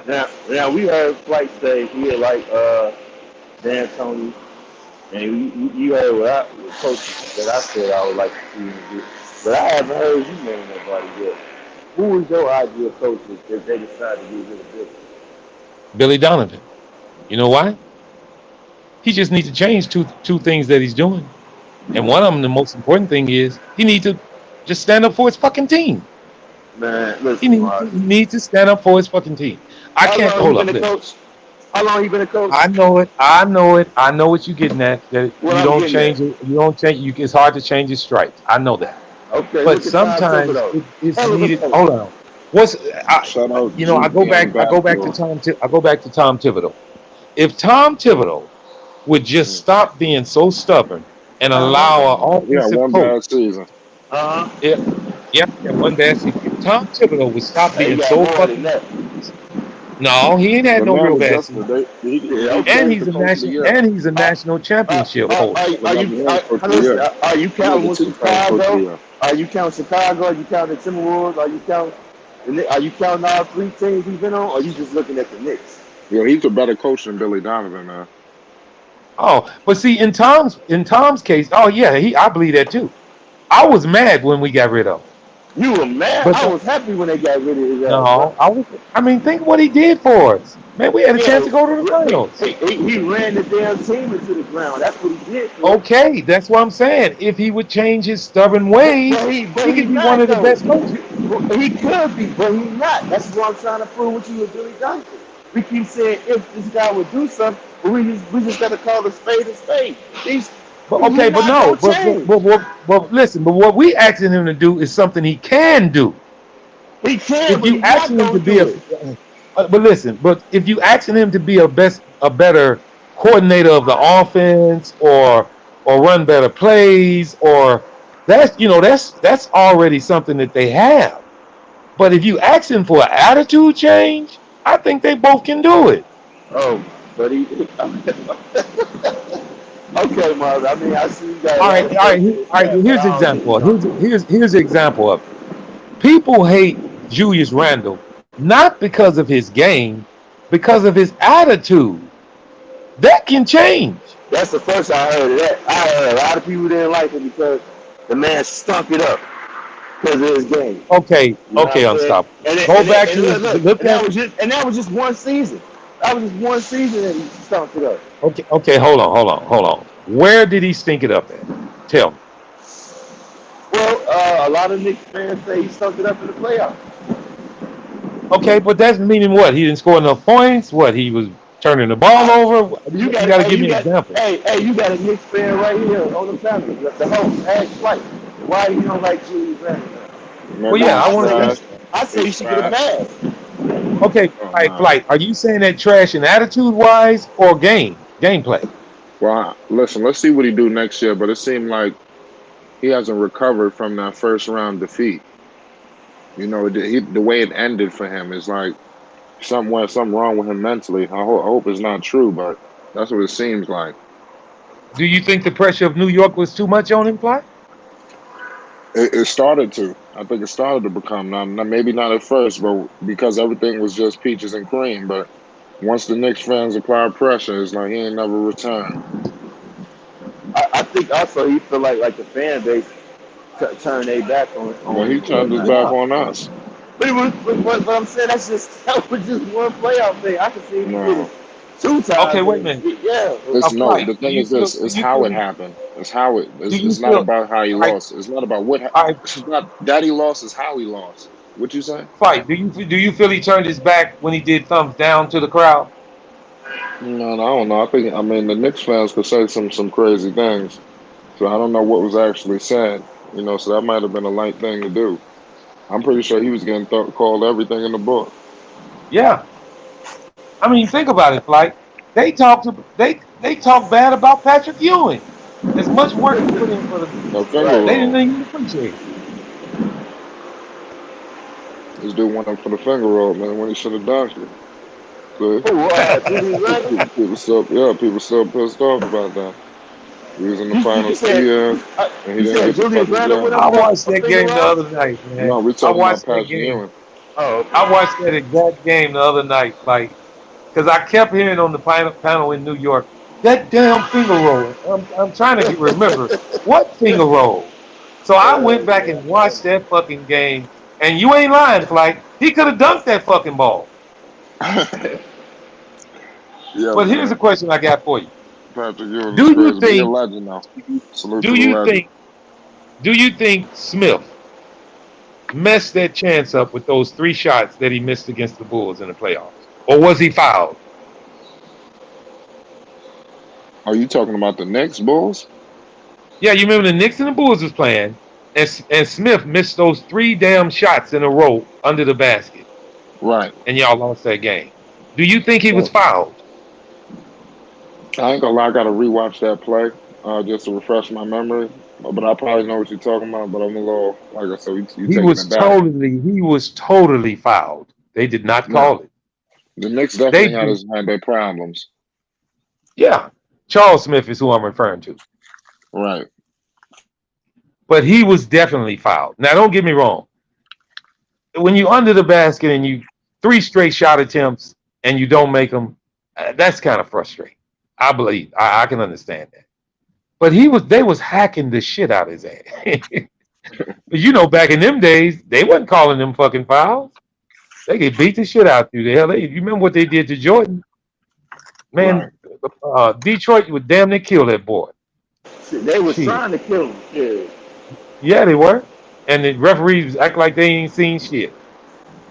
Man, that's just so man, I keep talking about how good he was, man. Because the defense they was, if you want to call that defense, they was doing on that man was just crazy. Man, listen, And his them boys size, he back just then. didn't quit. He didn't You quit. know that old saying of no layup rule. That really was true back in the day, brother. Uh, You come in that paint, you gonna get knocked on your ass. Real simple. that is true. That was true. Cause man, them was the way they, yo, it was more like they was playing street ball. Shit, You you damn know, right. And the things they was a doing. fight go, and you know what else unstoppable? A fight go with it. Shit. Exactly. It was, you know what too? It was somewhat like a little mixture of the NHL. You know You how damn they used to right. let them fight. You know, it was like that. I was And a like, damn. fight go with it, brother. You come Shit. down in here, I'm gonna knock your fucking head off. And Hey, after that, hey, I might even hit you in the mouth after I do it. hey, look, well deserved. Cause I know damn well if I'm coming towards the lane, about to lay it up, you close mine. That ain't no damn basketball play. You just try to intimidate me. So we gonna have to box. You know? That's why there was so many fights back in the day. I know, man. I'm just saying, like, man, let's say I go ahead and put it back on drill, but like I said, I looked at some of that stuff with the bad boy pictures, and I'm like, God damn, I'm surprised this man didn't get no serious ass injury, the fouls they was doing on his man. Shit, man, they I was see, knocking that boy down. They was killing Jordan, boy. I I mean, seen that's really some, what made him who he was. The right. Pistons made Jordan who he was through hard grit. I And seen I'm some telling y'all shit the there truth. that I'm surprised that the man damn near fell on his damn neck so damn hard. Oh, man, I'm like, and he got up, I'm like, that's just crazy. Like, Yeah. man, them And a fouls was foul probably ridiculous. wasn't even called. They probably didn't even call a foul. Oh no, they did foul, and them foul, and when they did, them fouls were common fouls. You know what I'm saying? Go to rack shoot too. You know what I'm saying? Yeah, that It was was no just, fake. it was just, yeah. You had to knock somebody's teeth out to get a flagrant foul back in the day. It was crazy. But one thing I do want to say, I want to share some other this is off from Jordan. Man, I went back and did a little bit more research on Bird. That man, Bird was a motherfucker, man. Man, please. If you didn't know Bird was a beast, I don't know what man. Like, Listen, back in the day, that was one of my I like the Bulls and the Celtics just being honest, I couldn't stand the Lakers. I couldn't stand the damn Lakers. They was too Showtime. They was just okay, too glamorized. Everybody loved them. I just didn't like them. They was let winning me. all them championships, and Boston was too. But shit, I didn't care, man. Boston was not. Larry Bird was a motherfucker, and he was a hard grit player too. Hey, let me ask you this: who you think is better, uh, Bird or Kevin Durant? Who's the better player? Yeah, Well, that's hard to say, Unstoppable, and, because they and, played in different eras. I don't know how much Kevin Durant would have last playing back in the day. They'd have just broke him in half. I don't believe he had the body to play back when Rick Mahorn was playing and Daryl Dawkins and George McGinnis. He couldn't have played against those guys. okay, I'm just being honest. say this era. I mean, the reason why I say that too, I wanted to say this. I understand the long pause you did because after I sat back and I even came across it, like I said, this little video. I'm like, God damn. I'm like, damn. Bird was a motherfucker back then. I was like, Man, Bird was I ain't, badass. I ain't think he was like that. That's why I'm like, damn. You know, And now I can't really, like, I kind of lean towards Bird because I'm like, man, I know some I tell folks you gonna think this I'm crazy, but I'm like, man, you gotta go back and see the shit that and I watch seen him. No, here's what you that need to Bird watch. was doing, bro. Here's what you need to watch about Larry Bird. To me, he was one of the best clutch players of all time. If it came to a shot that you needed down the stretch, that white boy got it Yeah, and man. he hit it. If it Yeah. was a tie ball game, I was sick because I figured Bird was gonna get the last shot. And his efficiency, even at Indiana State, that boy was bad as hell in college. In free throws, he shot like 92%, 90, more than 92. He never hardly missed free throws. Never. That's what made him even more clutch than anything. You couldn't foul him. And if you left him alone, he gonna hit that fucking shot. Threes included. And he'd go around your ass and do a reverse layup with the left.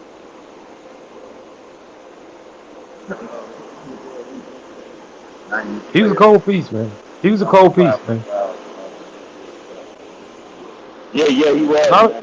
That's why I said, bro. When I don't know where I was, and it was like the conversation, like I said, was who you think is a better player, Bird or Kevin Durant. KD. Like I said, don't get me wrong, man. I seen majority Kevin Durant games, but after I've seen what I've seen about Bird, and actually that's what I seen.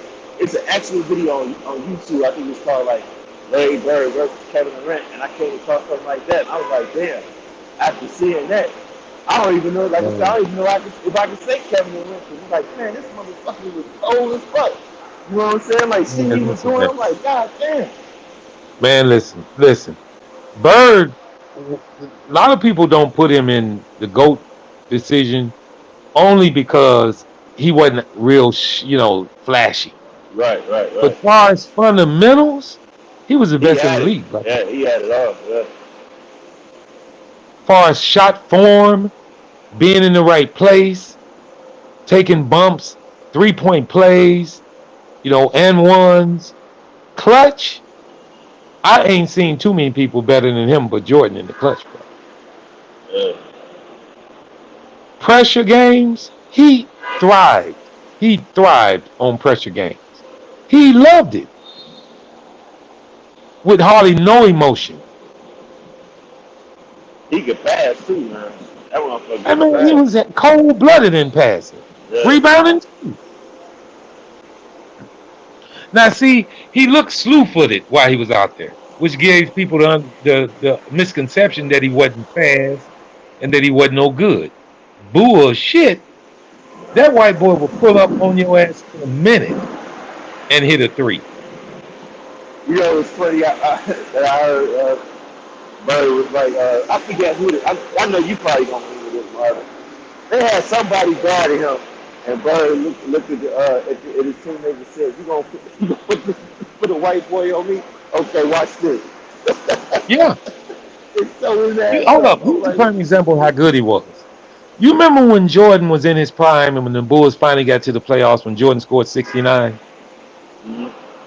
against Boston? Yeah, yeah. You know how many points Bird had in that game? I don't recall how many. 49. You know how many points he averaged in that series? I know you probably gonna 32. say like 30 something. Yep, 32. 32. Jordan averaged 36 in that series. Bird averaged 32. And they won the series. Boston. Every time Jordan played against Bird damn near matched him shot for shot. Yeah, Damn near every time. yeah. Now Jordan just would go off because he was the only motherfucker we had on the Bulls. He would have 60 and nobody else would have double figures. But in Bird's case, Kevin McHale would have 18. Danny Ainge would have 6. Danny Ainge always had 18 to 16, damn near every game. You remember C Sting? They had their guard named C Sting. I don't know if you remember him. Hell no. He came off the bench. Boston had a squad. Parrish. Man, them boys was cold. Yeah. Boston was you know what, too? Because I like to say, we're supposed to be like, yo, with the whole thing of LeBron and whatnot, like Jordan never faced no teams like that. I'm like, man, y'all do so, man. Shit. He went through some shit too, man. Who was that? When they say Jordan never faced no hard teams like LeBron did, I'm like, man, Oh shit. man, please. I bet that Boston team was a motherfucker, man. No, here's the deal on that. Most people that say that are not old enough and didn't see the other teams that Jordan played. They didn't see the Portland when they was good. Man, Portland was a beast back in them days when the Bulls played them in the fucking finals. The Supersonics, when they had Sean Kemp, man, that was a hell of a squad. Yeah, Sean Kemp, yeah. He was a The beast too, man. Phoenix team we played against in the finals, they was cold. Man, them boys was good. Said Phoenix, right? Charles Barkley? Yeah. Yeah. They were good, man. The teams we had to go through.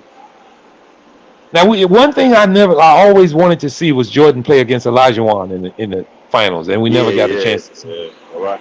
Yeah. And I don't think people give. I don't think people give Olajuwon enough credit. Man, that motherfucker, that was cold blooded. I'm keen to dream. Yep. You know what? I mentioned this on the panel the other day, and a lot of people don't even know that players could do this. Dream was the only one that I didn't ever seen that would block a shot and grab it out the air and start a fast break off of it. He didn't knock him in the stands. He blocked him and controlled him. And the ball was still in play. You know, he would just barely tip it. And then he'd grab it himself. You know, nowadays, the flashy thing is to bang it off the backboard, knock it in the stands. Well, they get the fucking ball back when you do that. Right. I never did get that too much. I'm like, why they just don't tip it up or try to grab that That's ball right. out the air? You Yeah, knock it in like the stands, they get the ball back. right. Now they hit a three. What the fuck did you do? You just got a block shot. right. Kareem would block it and control it.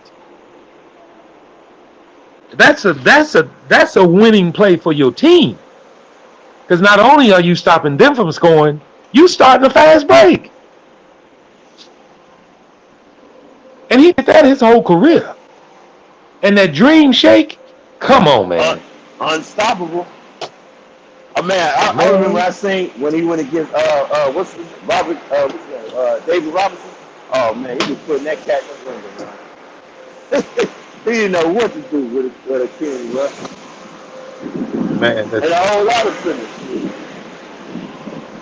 You remember Vernon Maxwell on that team? Yeah, Vernon Maxwell. That was a shooting fool himself.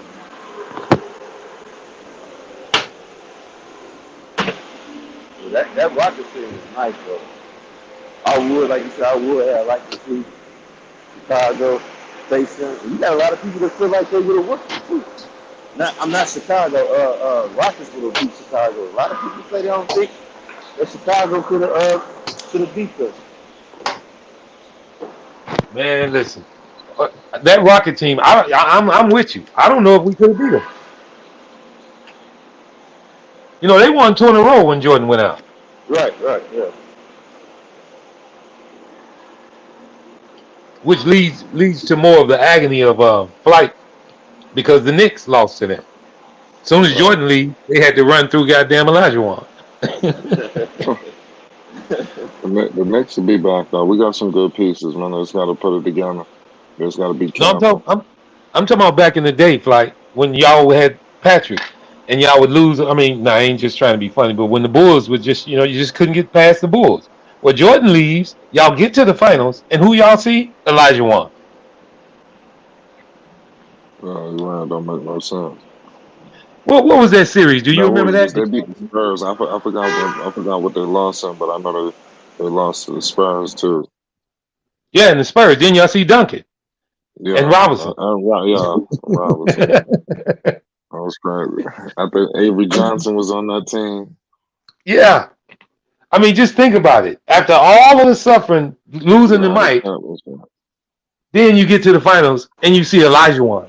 Man, please. Hey, how many chips the Knicks had? What was the Knicks fan? I want to ask you a question. Answer that one first. How many championships? Yeah, the Knicks got. Championships do the Knicks have? I think they got 3. They long time ago started ending in 71. I know one of them they won with what's his name? Damn, what's that? No, Bill Jackson won with the Knicks, right? Damn, we limped back on the floor. It was Phil Jackson, right? He did win one with the Knicks. Yeah. That was the last one, I think, right? Yeah, I think Clyde was on that team. Yeah, that was a squad. What was you gonna ask me, Flight? Do you remember? What was Knicks fans thinking about when they was going against Olajuwon? It was confident, wasn't it? Yeah, at the beginning of that series, y'all lost that series 4-1. Did the Knicks win the first game? Yep. Yep. After that, Olajuwon just went fucking crazy, and that was one of the classic matchups: Patrick Ewing versus Olajuwon in the finals. Patrick Ewing couldn't do nothing, could he? Oh, he couldn't fuck with that dream shake, man. That dream shake, boy. That nigga had a move that was so smooth. He was silky smooth at 7'1", 270 pounds. You know what's crazy though? The only person I seen replicate that dream shake is Joel Embiid. He don't even do it like that no more. He did it the most in college. And the big fundamental, Duncan. You talking about a quiet assassin, Tim Duncan. Yeah. That nigga, I seen him high five maybe 2 people his whole fucking career. But still, I just keep going back to Olajuwon. I mean, listen, man. He's bad, bro. Olajuwon was the epitome of a center that can completely control a basketball game. He could dribble. He was one of the best defenders. And when it come to offense, nobody could stop him. Nobody. You couldn't even knock him down. He's too fucking big. He was strong, big. He was muscle bound long time ago. And he was what? Nigerian or African? So he could run like a deer. He never got tired.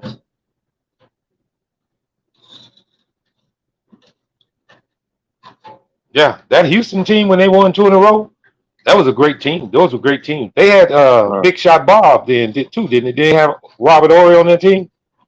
Yeah, that's facts. What you think about that Donovan Mitchell situation in New York? You know what, Flight? I mentioned it earlier, and you said you want to get into it later. I've been reading a lot of reports, and I just be honest because my take on it is right now. I'm listening to him right now. This came out like 3 hours ago from SNY. That's the New York Knicks. Now they talking about like the RJ Barrett is not the deal breaker. It's how many picks the Knicks gotta give up. Well, see, I'm telling you, like how they talking. They talking about RJ, Brunson, and Mitchell as a core. Like I'm not feeling that, but it is what it is. But see, the whole key with that narrative is this: like you leaving out Mitchell Robinson. He's going to be a big, vital piece with those 3 players. His alley-oop game with Brunson is going to be out of this world. I can tell you that right now. It's going to be out of this world. I'm telling you it is. And then when you have a Donovan Mitchell, in case that alley-oop is not there, now you got offensive rebounds for Mitchell Robinson. The Knicks are not far away. The direction they went on trying to get here, yeah, we can all knock that because they've been suffering too long. But as I said before, when everybody was upset about the signing of Brunson, one thing an organization has to do is you have to start somewhere. And even if you have to overpay it, but it ain't never been a case of money in New York. It ain't about the money. They got the money. Pay your people, bring them in, and let's get this rolling. That's what they need to do. Now, I'm not real high on Donovan Mitchell. I never have been. Why is that? I think production on offense, while you giving up a whole bunch of points on the other end, it counteracts itself. If I score 40 but I give up 38, I ain't did a damn thing. What makes the great? Can work on? I mean, how many years you been in the league? Be honest. Oh, okay. What you say, Marvin? How many years have you been in the league? Think about it. Have you ever been a better defender from one year to the next? Okay. No. See, he can get better in time, man. Well, I believe he can get better under Tibbs. He gonna have to, because Tibbs will bench his ass. Man, hey, I'm gonna tell you like this, Mark. I see his ass is gone more than likely.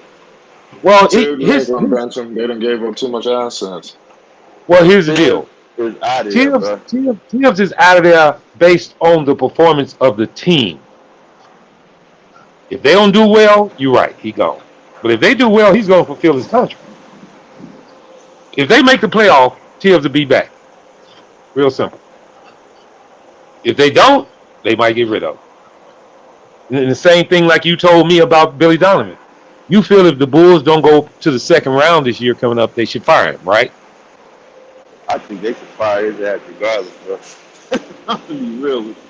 Or you want to fire him before the season starts? Man, get rid of his ass. I told you, I think they need to fire him before the season starts. That way you can get this new coach in here and start developing, you know what I'm saying, building with this young core, with this core.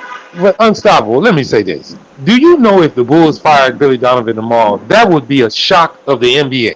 Nobody sees this coming. Shit, I wouldn't. I beg you different. Except you.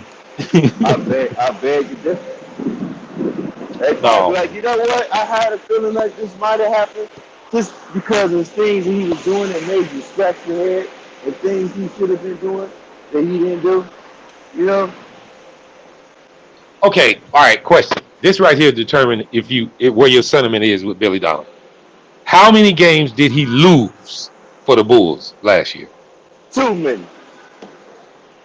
Give me a number. I don't know, man. I ain't keeping track See of that that. those are okay. The reason I asked that question is that's how you judge if he should be fired or not. I mean, You like I judge how said, many did man. he win for the team and how many did he lose for the team. His fault only. I'm gonna put it like this: one of them games that we could have beat the damn mud for the Milwaukee Bucks if he challenged the damn thing, challenged the Yeah, damn play, I believe that too. I believe he and, lost that game for us. You're right. You're right. and Giannis would have fouled out, and they would have. I believe they would have been going to the line shooting too. So yeah, he Yeah. jacked that game up for us. And remember, I didn't ask the question of how many bad decisions he made. I'm talking about how many games did he lose, meaning I his. would have to go back, man, and look at all that stuff again, man. But I just say to be fair, I say 5. I feel like it's probably more than that. Okay, so if you give him 5 losses, that means we'd have won 51 games last year. We won 46. Some of them games, the teams that we lost, so we shouldn't even lost. It was just bad coaching. Like the one with I believe it was Sacramento. No, you know what? One I can remember pretty good is Trailblazers. This motherfucker let Damian Leonard bring them back. It's like, come on, You right bro. about that. He lost that game. That was the game I thought you were gonna come up with first. It's like, come on, man. He damn sure lost that game for us. I think one with the Knicks too. With the Knicks, when we had the Knicks against the rope, he let them come back and do that. It's like, come on, bro. Like, No. Listen. We lost one time. Well, we lost twice against the Knicks last year. The first game we lost was our first loss of the season. The Knicks was winning that game. The Knicks was winning that game. We came back. Up back to back, I think. No, we came back and DeMar missed the last shot in the game. We was down by 10 with 2 minutes to go in that game. The one I'm talking about must be game 2 though. I think we did. No, game 2. All right, listen. Game 2 we won. Game 3 we won.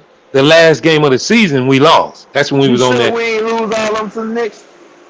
No, we beat them twice and they beat us twice.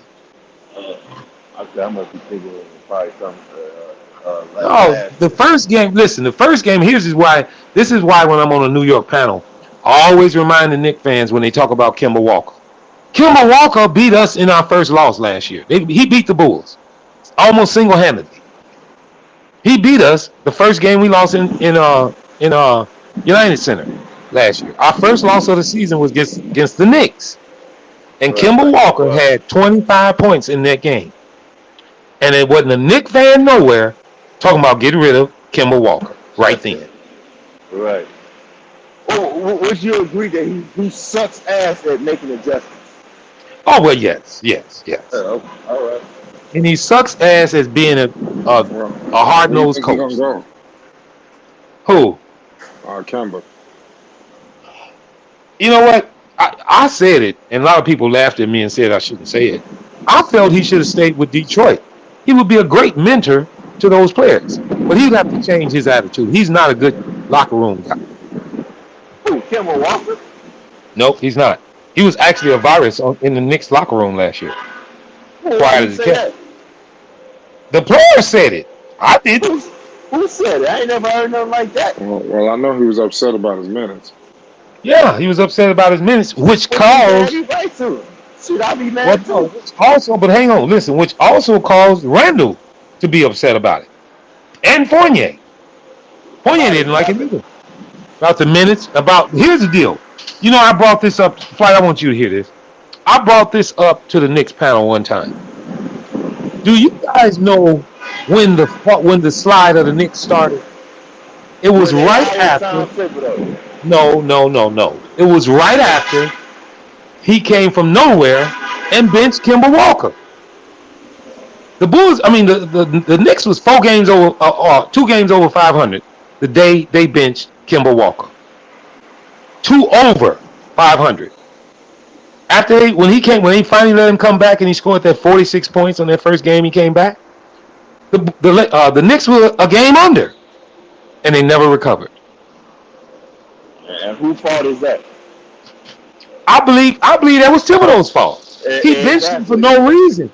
He benched him. Come on. He Come blamed on. a lot Come of on. shit on Thibodeau. No, listen, Marvin, you know why Tom Thibodeau benched him, man.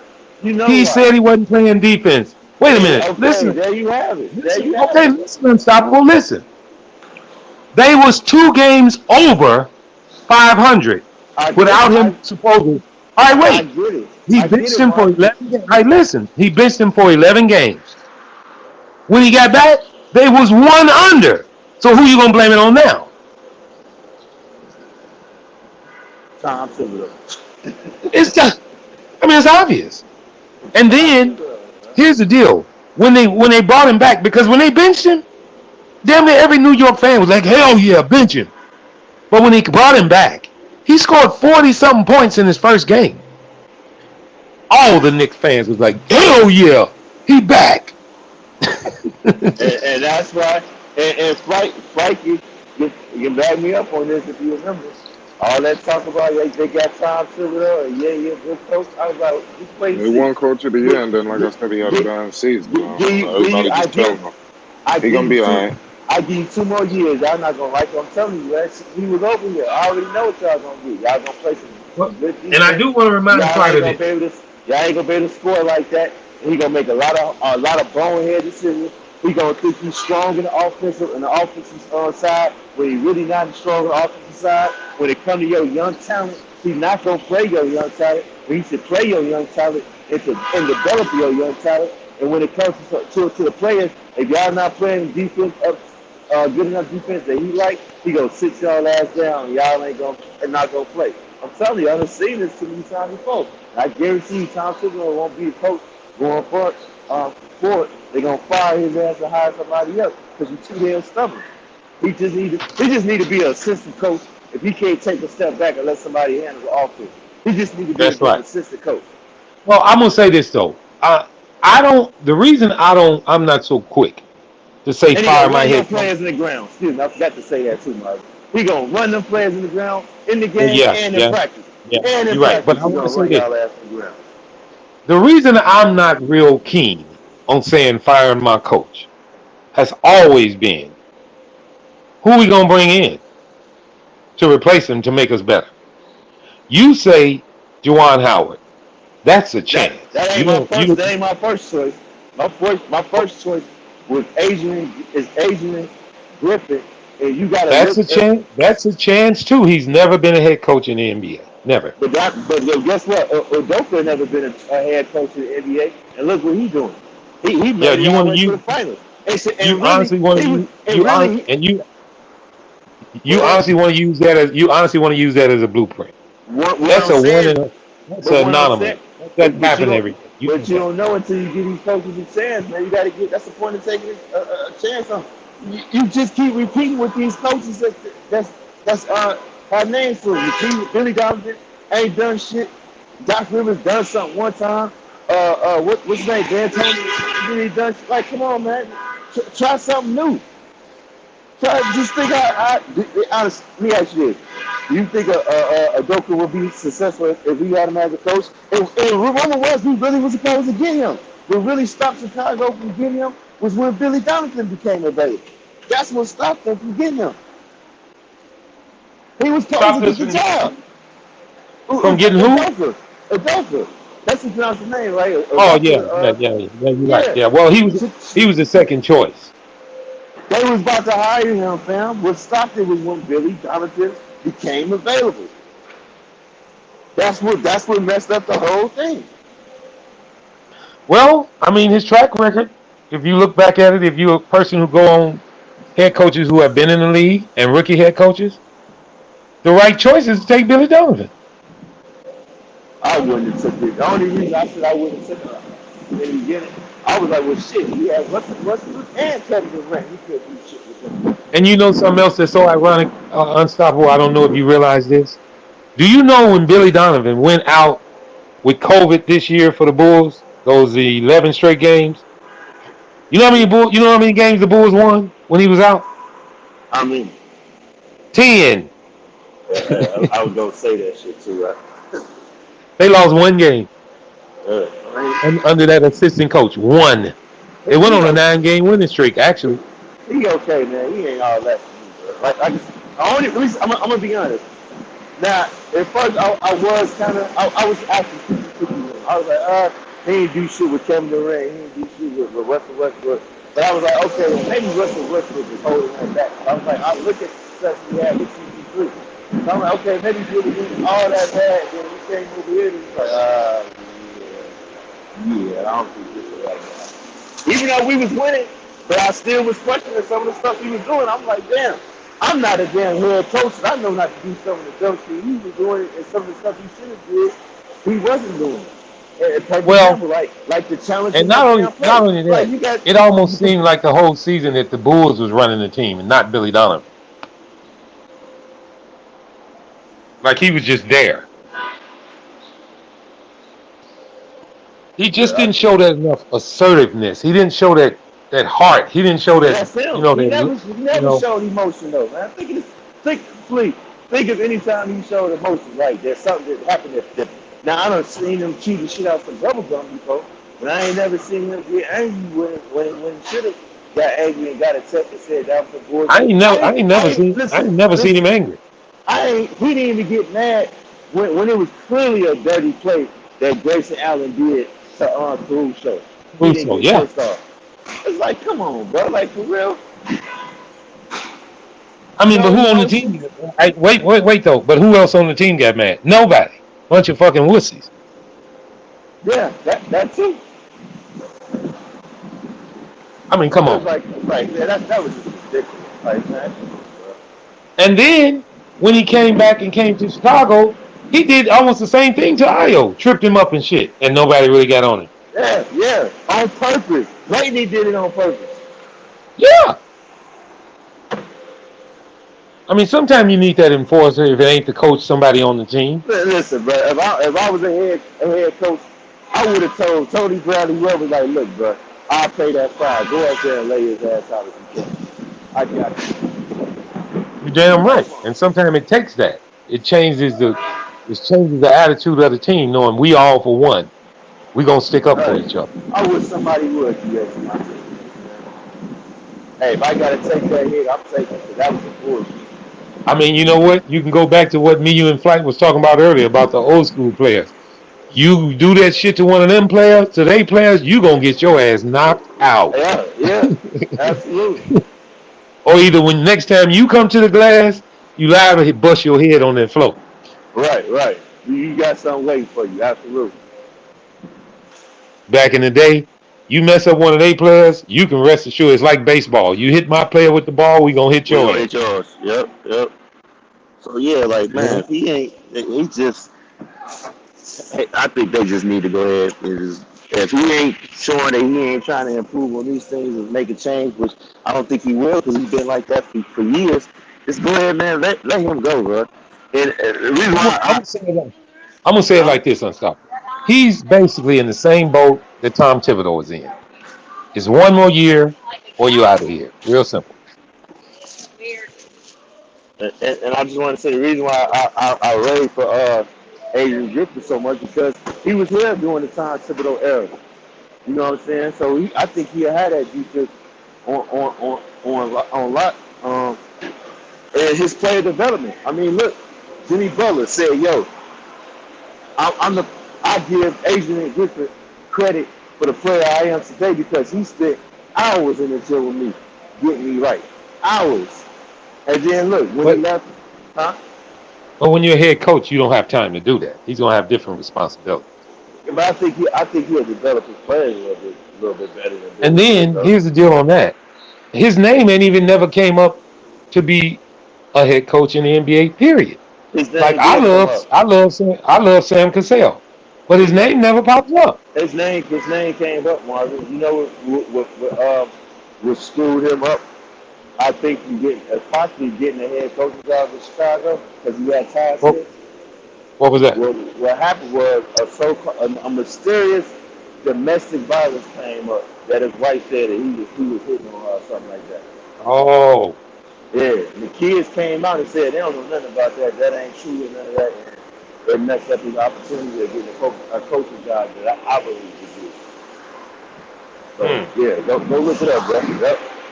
Soon they was talking about the head candidates for the job. They said Udoka, and they said Adrian Griffin.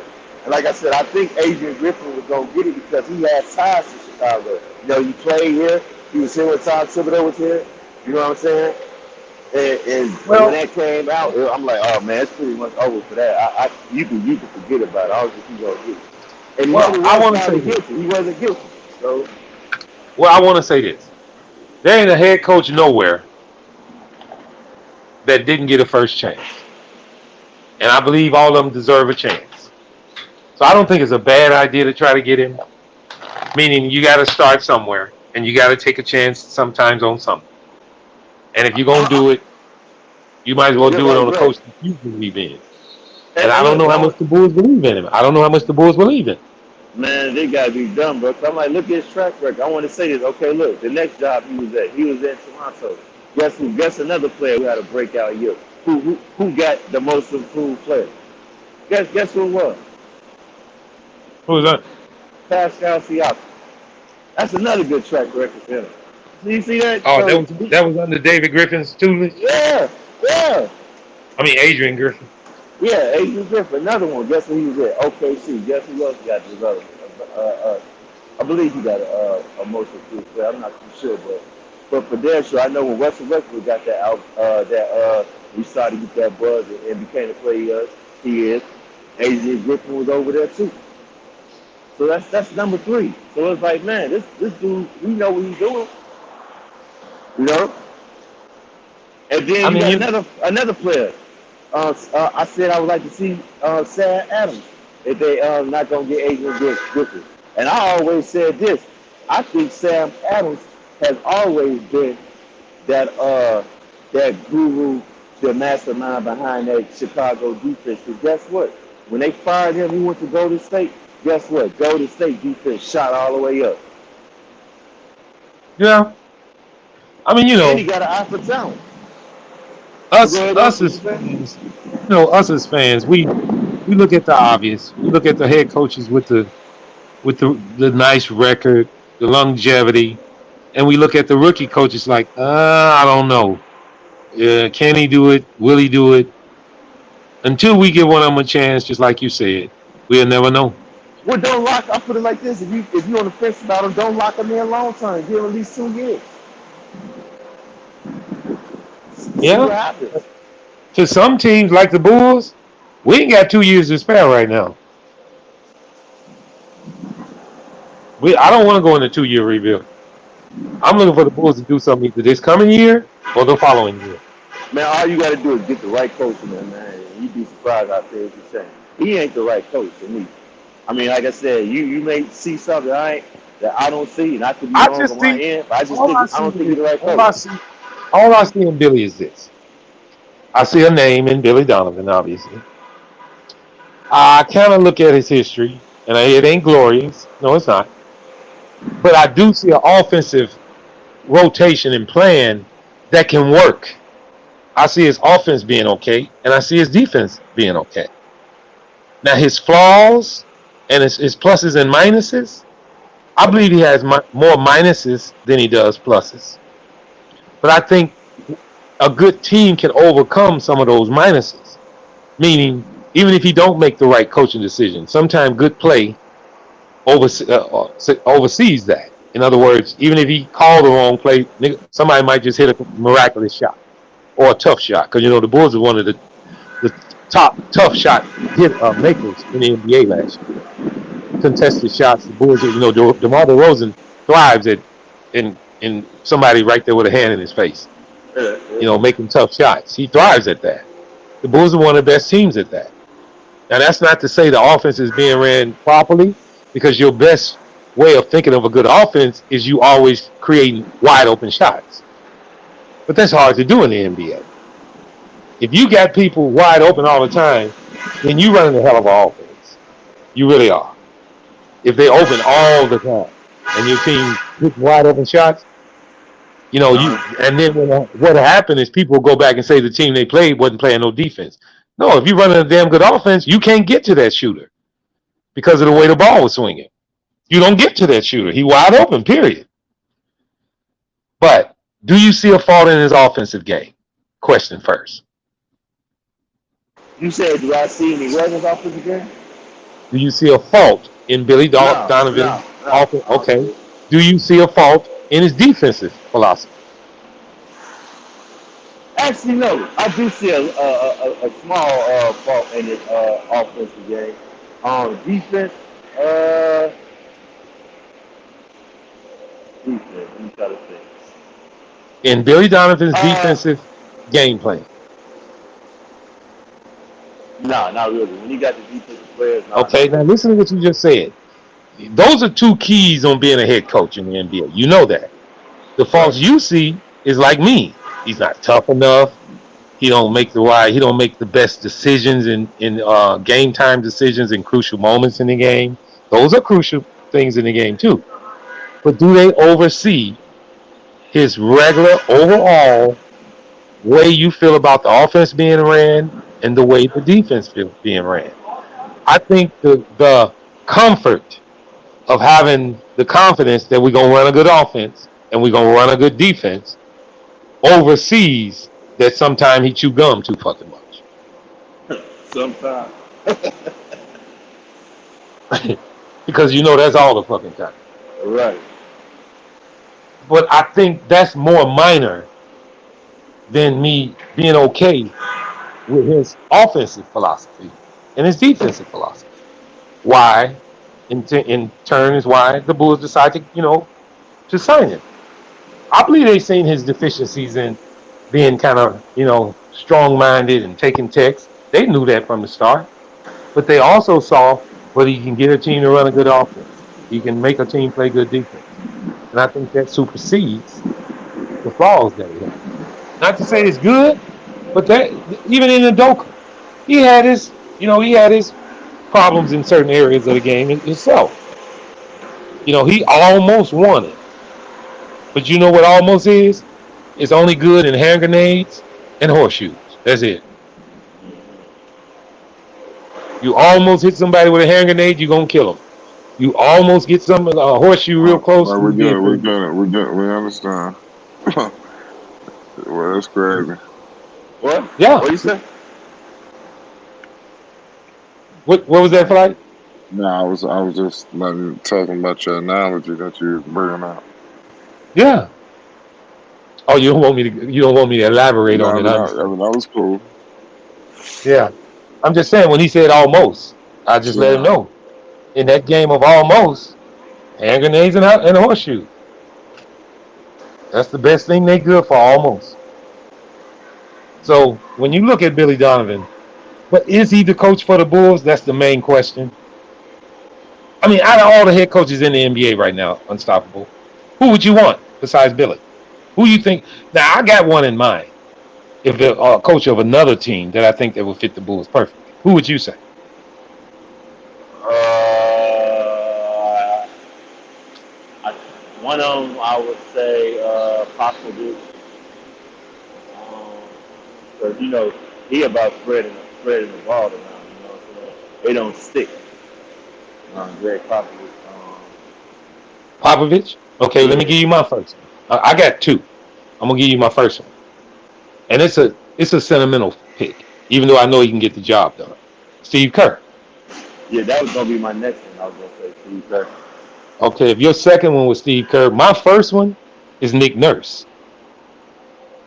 What team he Perfect coach coaching for the again?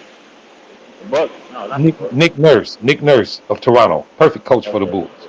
Uh, I don't know. And You Billy know, and Steve Kerr would be the perfect choice because he played for the Bulls and won those right. championships. I was gonna say the Bulls. He played for the Spurs, so he got a pretty good playbook in that area. I don't know. I don't know if Popovich would work because we got veterans on the team, and sometimes veterans are stubborn. And Popovich is real good in grooming them young players. Popovich is kind of like Thibodeau in a way. He's real hard to his guns. You're not doing it his way, you sit. Um, kind of like what he did with what's his name, that power forward the Bulls wanted back, and Toronto got him. You talking about Uh, Marcus Aldridge? no. The Bulls had him, and You talking about then Thaddeus Young? yeah, Thaddeus. He didn't even play him. Well, look, here goes my other coach. I was like Dwayne Casey. Yeah, yeah, yeah. I mean, a hot coach out there is the Pelicans coach. You know that, Yeah. but is he good for veterans? We don't know that. We know he can coach the young guys, but is Brandon Ingram really considered a veteran? I guess you can say yes, but Brandon Ingram's real quiet.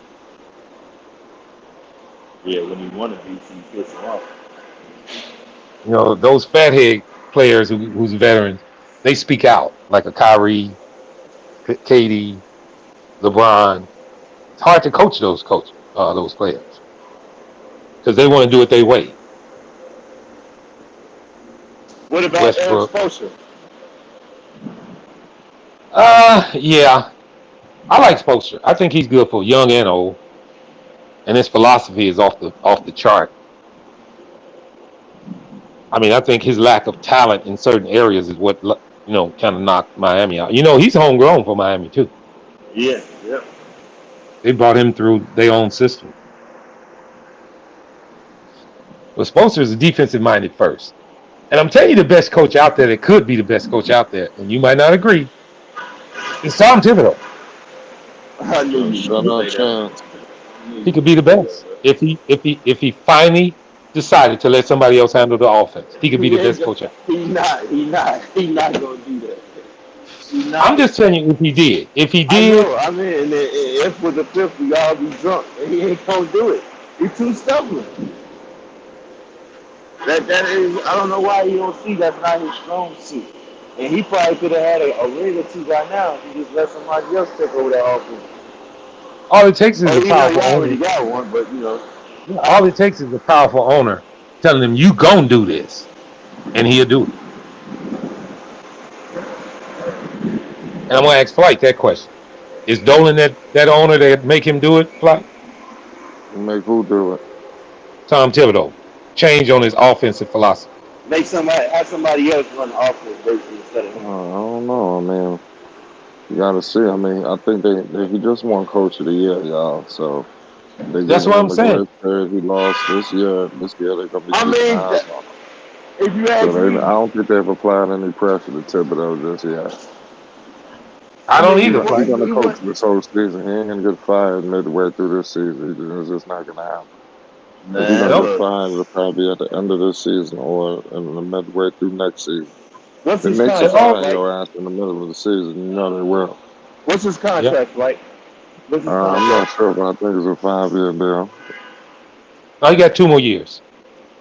Okay, I Yeah, don't I know. say one more year. If they don't make the playoffs the season coming up, then I think they'll fire him. But And like I that's what I had said, said earlier. I said the I don't. same thing. I said him and Billy Donovan are about exactly the same. If they don't get it done this year, they both out. Like I said, I already know Tom Thibodeau gonna be gone, bro. He old school. He's stubborn as fuck. He ain't gonna change nothing. What might save his ass if they get Donovan Mitchell. That might save his job. That might. It might.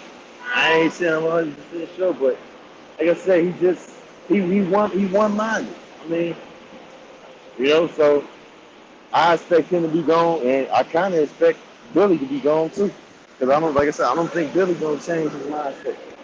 All right, well, let me say this though, Unstoppable. The only way Billy is gone is if the Bulls are not winning. So please don't wish that on us. I don't want to wish it on him, but then again, he might be here though. He might be here. I think we That's we right. gonna probably be some second, Because the Bulls third. team is good enough to win, even in his close, even with him chewing 2 packs of gum a day at the game. The team is good enough to win without him. But you know what It though? ain't big. Mm-hmm. I can see him still getting fired because look how they did. No, Dwayne Casey didn't make it. Didn't make it far. He only won Coach of the Year, and they still fired him. So, yeah, that's a different thing now. And Dwayne Casey, wait a minute, he coached who? He coached who? Huh? You said Dwayne Casey what?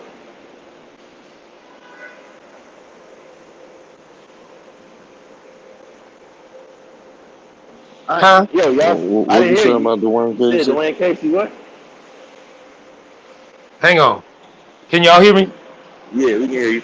Yeah, you My good. phone just died for some reason. No, I said Dwayne Casey. Who did he coach? Did he coach Detroit and the Pelicans? Well, he didn't coach the No, Pelicans. Dwayne Casey was the coach for the Toronto. Toronto Raptors. I think he won Coach of the Year. Then they fired him. He got fired the year he won Coach of the Year. That shit was crazy. Yeah, why in the hell would they fire him if he won Coach of the Year? They wanted to go in a different direction. Shoot. That shit was Okay, and what crazy. direction? What This direction dude did was they go fired in? winning the Coach of the Year trophy. Losing. Well, actually, no, because they won. I think they won it. They won a championship. The following year with Nick Nurse? I think so. And that's when they traded DeMar DeRozan. Okay, now who is Dwayne Casey coaching now? Nobody? Detroit Pistons. Oh, he the Pistons head coach. Yeah. Yeah. No, looking like they're getting got a little team. They got now. There's a question You know what's funny about that, Bronny? Ever since they traded him to the Pistons, he been whooping the Toronto ass every time they play him. Every time they play him. Well, I got a question. Is Avery Johnson gonna ever get another coaching job? I don't know. I know he was coaching college. Avery Johnson. I don't remember what team he was coaching. He coached something when he assistant coach of Brooklyn or San Antonio or somebody. He was coaching in college. He had an analysis. Avery Johnson? Avery Johnson, yeah. I don't remember. Little itty bitty Avery Johnson, left-hander, guard. I think he worked for Fox. Got that old funny voice, that squeaky voice. Yeah. You know who Avery Johnson is, Unstoppable. You just can't think of. Little old peanut head. He coached Dirk Nowitzki. Yeah, he coached Dallas. That's right. He was coach of the Dallas Mavericks. He real small. He was a point guard for who? Flight? Didn't he play for the Spurs? Yeah, he played for the Spurs.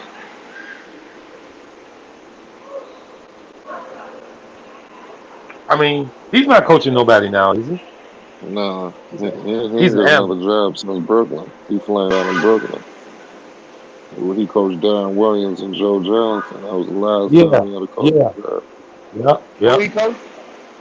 Darren Williams and Joe Johnson. And Brooke Lopez. And Brooklyn? Yeah. I mean, had nobody even looked at him being another head coach? They fired him and hired Lionel Hollins. And that's when they got Kevin Garnett and Paul Pierce. Yep, and I always thought he was a great motivator. Avery Johnson? Look him up. Unstoppable. You know who Avery Johnson is. Little old itty bitty dude with a peanut head. Black guy. I think he played for the Pistons too, didn't he? Didn't he play for the Pistons? I think so. Oh, yeah. What is it? Avery Johnson, Yeah, with that little squeaky voice. Yeah.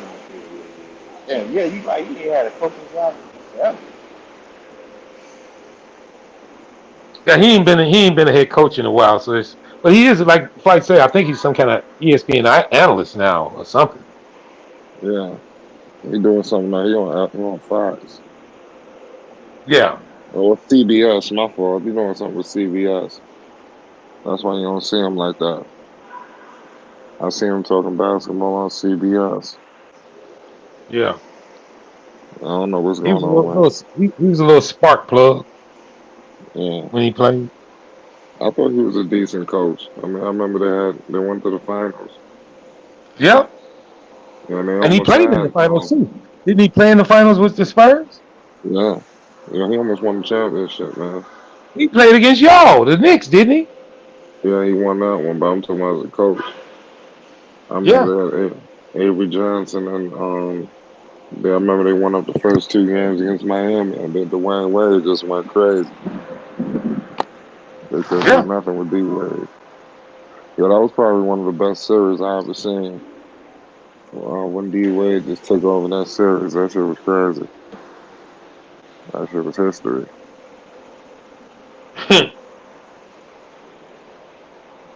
Crazy, man. Yeah, that's basketball history. Salute to everybody in the chat. What's up? What's up, everybody? Got a great conversation going on with the fellas. So, Unstoppable, question to you. What's up? Give me a number on the Bulls, man. How many games we're Give you going a to win what? and lose? Give me a A number on the number? Bulls.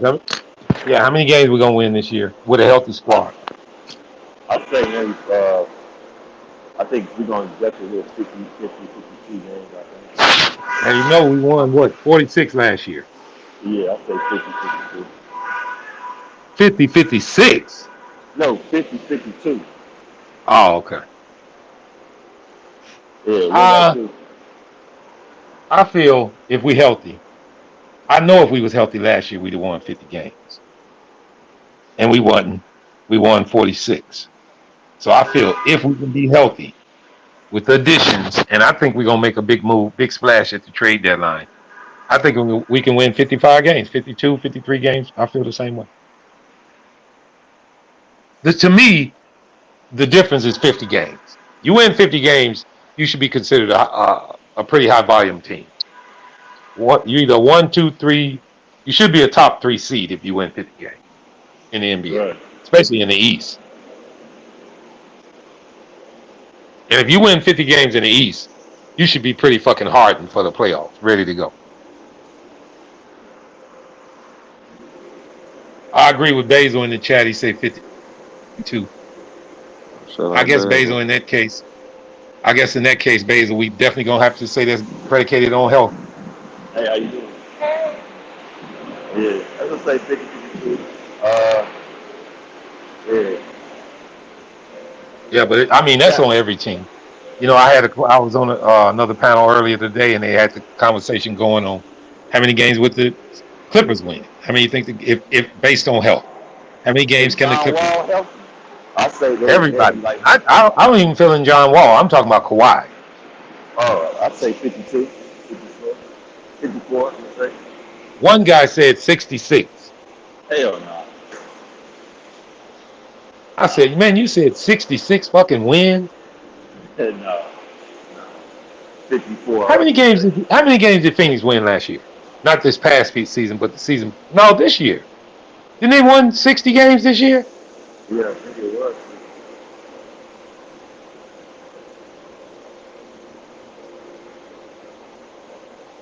Who won Yeah, 60 Larry games? Bird. Huh? Who you said won 60 games? Phoenix. Yeah. In Phoenix, they're trying to go get what's name? KD. They get KD, that'll change everything. Is that a good fit? Actually, they won 64 games. They're gonna lose DeAndre Ayton. I know they ain't paying that money. Well, they already said they're gonna match the offer sheet. They are. Yeah, they already matched it. they already matched it. Yeah, they already Are you matched it. serious? Yeah, Yeah, 133 million. that wasn't a signing. That was an offer sheet signing. They always got a chance to match that offer. They did the right thing, right? Huh? You heard me? Suns won 64 games. Yeah, I heard you. Yeah. Yeah, that shit's Yeah. crazy. 64? Yeah, they won 64 games and they lost what in the 18. second round? They lost 18 games and they lost in the second round. They lost to Dallas, right? Yep. Should have never happened. And did you guys know this? Do y'all? All right, I'm gonna ask y'all this question: who was the last team to win the championship that was not in the luxury tax? Shit, I don't know. No, you ain't gonna say Golden State. Hell no. Golden State got the highest payroll in basketball. And one Miami Heat, because Miami Heat got something on lucky tax. I'm asking y'all that because I don't. I'm asking y'all that because I don't even know. The reason I'm bringing it up is it seemed like that's how you win championships. You pay for them. Being the lucky tax. You pay for them. It's kind of like the Yankees back in the day. They just bought their baseball teams and won a fucking champ. A whole bunch of them. They just bought them. Hey, Which is why Flight. I always hated. Which is why I always hated the damn Yankees. I felt like they just had more money than everybody, and that wasn't fair. Whatever. So what's up, man? You want this Diamonds and Mission deal to fall through, or you good because of the pieces you like to give up for him? Yeah, Flight. I want to hear your take on I that, mean, Flight. I think Donovan Mitchell just. I don't think you should give up the future. You don't think you should give up what? Okay, Flight. What is your issue with these picks? Why you don't want to get those picks up? I mean, I just think you need to hold on to them, man. Maybe for future things, like maybe for future moves. You know, we got Okay, to be some players. this is your future right here, Donovan Mitchell. There's your future. No. They shouldn't just give it all away to him.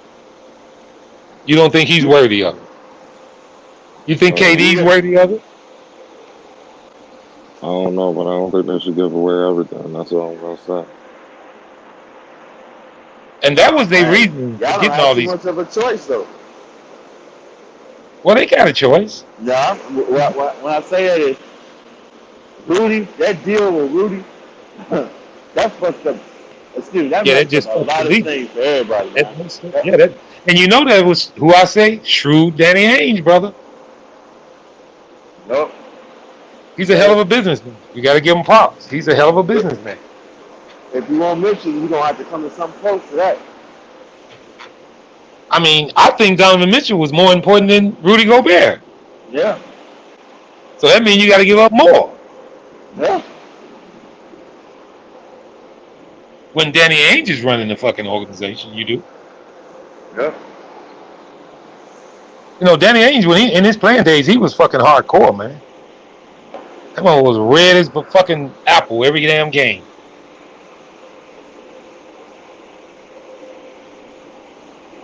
Yeah, that's crazy. And Billy Donovan was a trip. Salute the Thunder said Phoenix won 64 games. The East has gotten much stronger, though. Will Bulls finish higher or lower? Yeah, the East is very strong. Well, okay, is it true that the East got a lot stronger, guys? Did they really get a lot stronger? I don't think they did. Okay, I got a question for you. Can the Bulls finally get over the hump of beating top teams like Philly, Boston, Miami, Milwaukee? Will we beat them this year in the regular season? I think if they healthy, they can, because again, the team wasn't healthy. Zach was playing on a bum knee, and Zoe wasn't healthy. So if we banking out both, yeah. And you remember I told you, I put that list together of every game of the Bulls, and I'm in the process of watching it, the highlights of every game.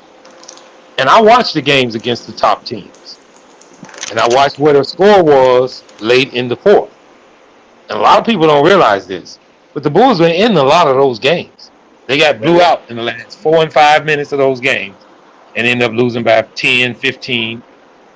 The games against Philly, remember DeMar DeRozan got blocked at the end of that one of those games that we lost against Philly by Joel Embiid. We was down by 2 points at that time.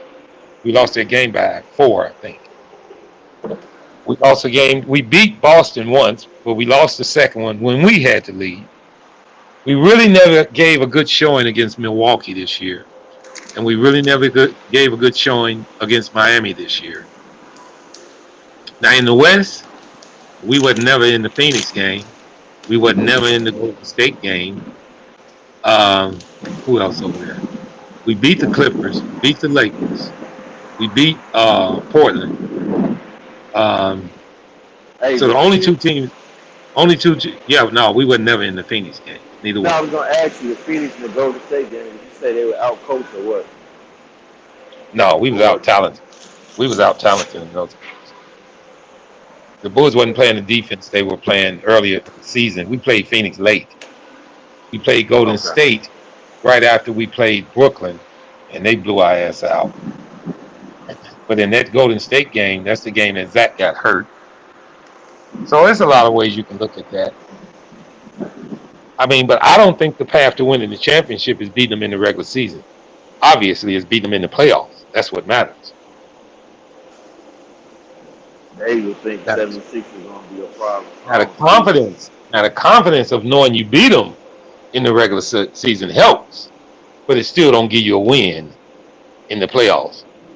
Prime example, the Bulls beat Miami 4 straight one year, and then we lost in the playoffs against them.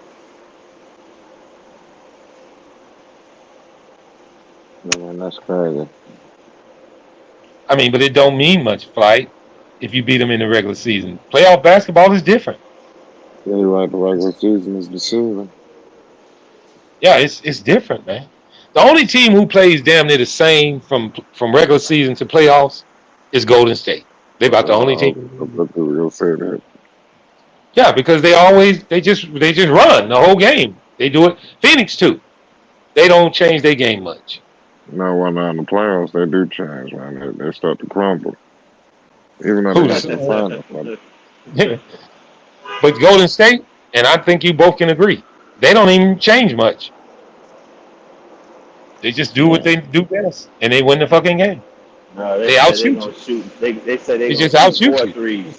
Yep, they just outshoot you. You know, they just put up more points. They more consistent in hitting their shots, and that's due to Steve Kerr. He run a hell of an offense. He run a hell of a high octane offense. He does, and he did that because of the players he had, which is a great coach. You got Steph Curry, run. You think Steve Kerr would be considered as a good coach if you took that Knicks job? The Knicks they would have to buy in. Are the Knicks built to run? Back then, I don't even remember what the team was. Did they still have Carmelo back then?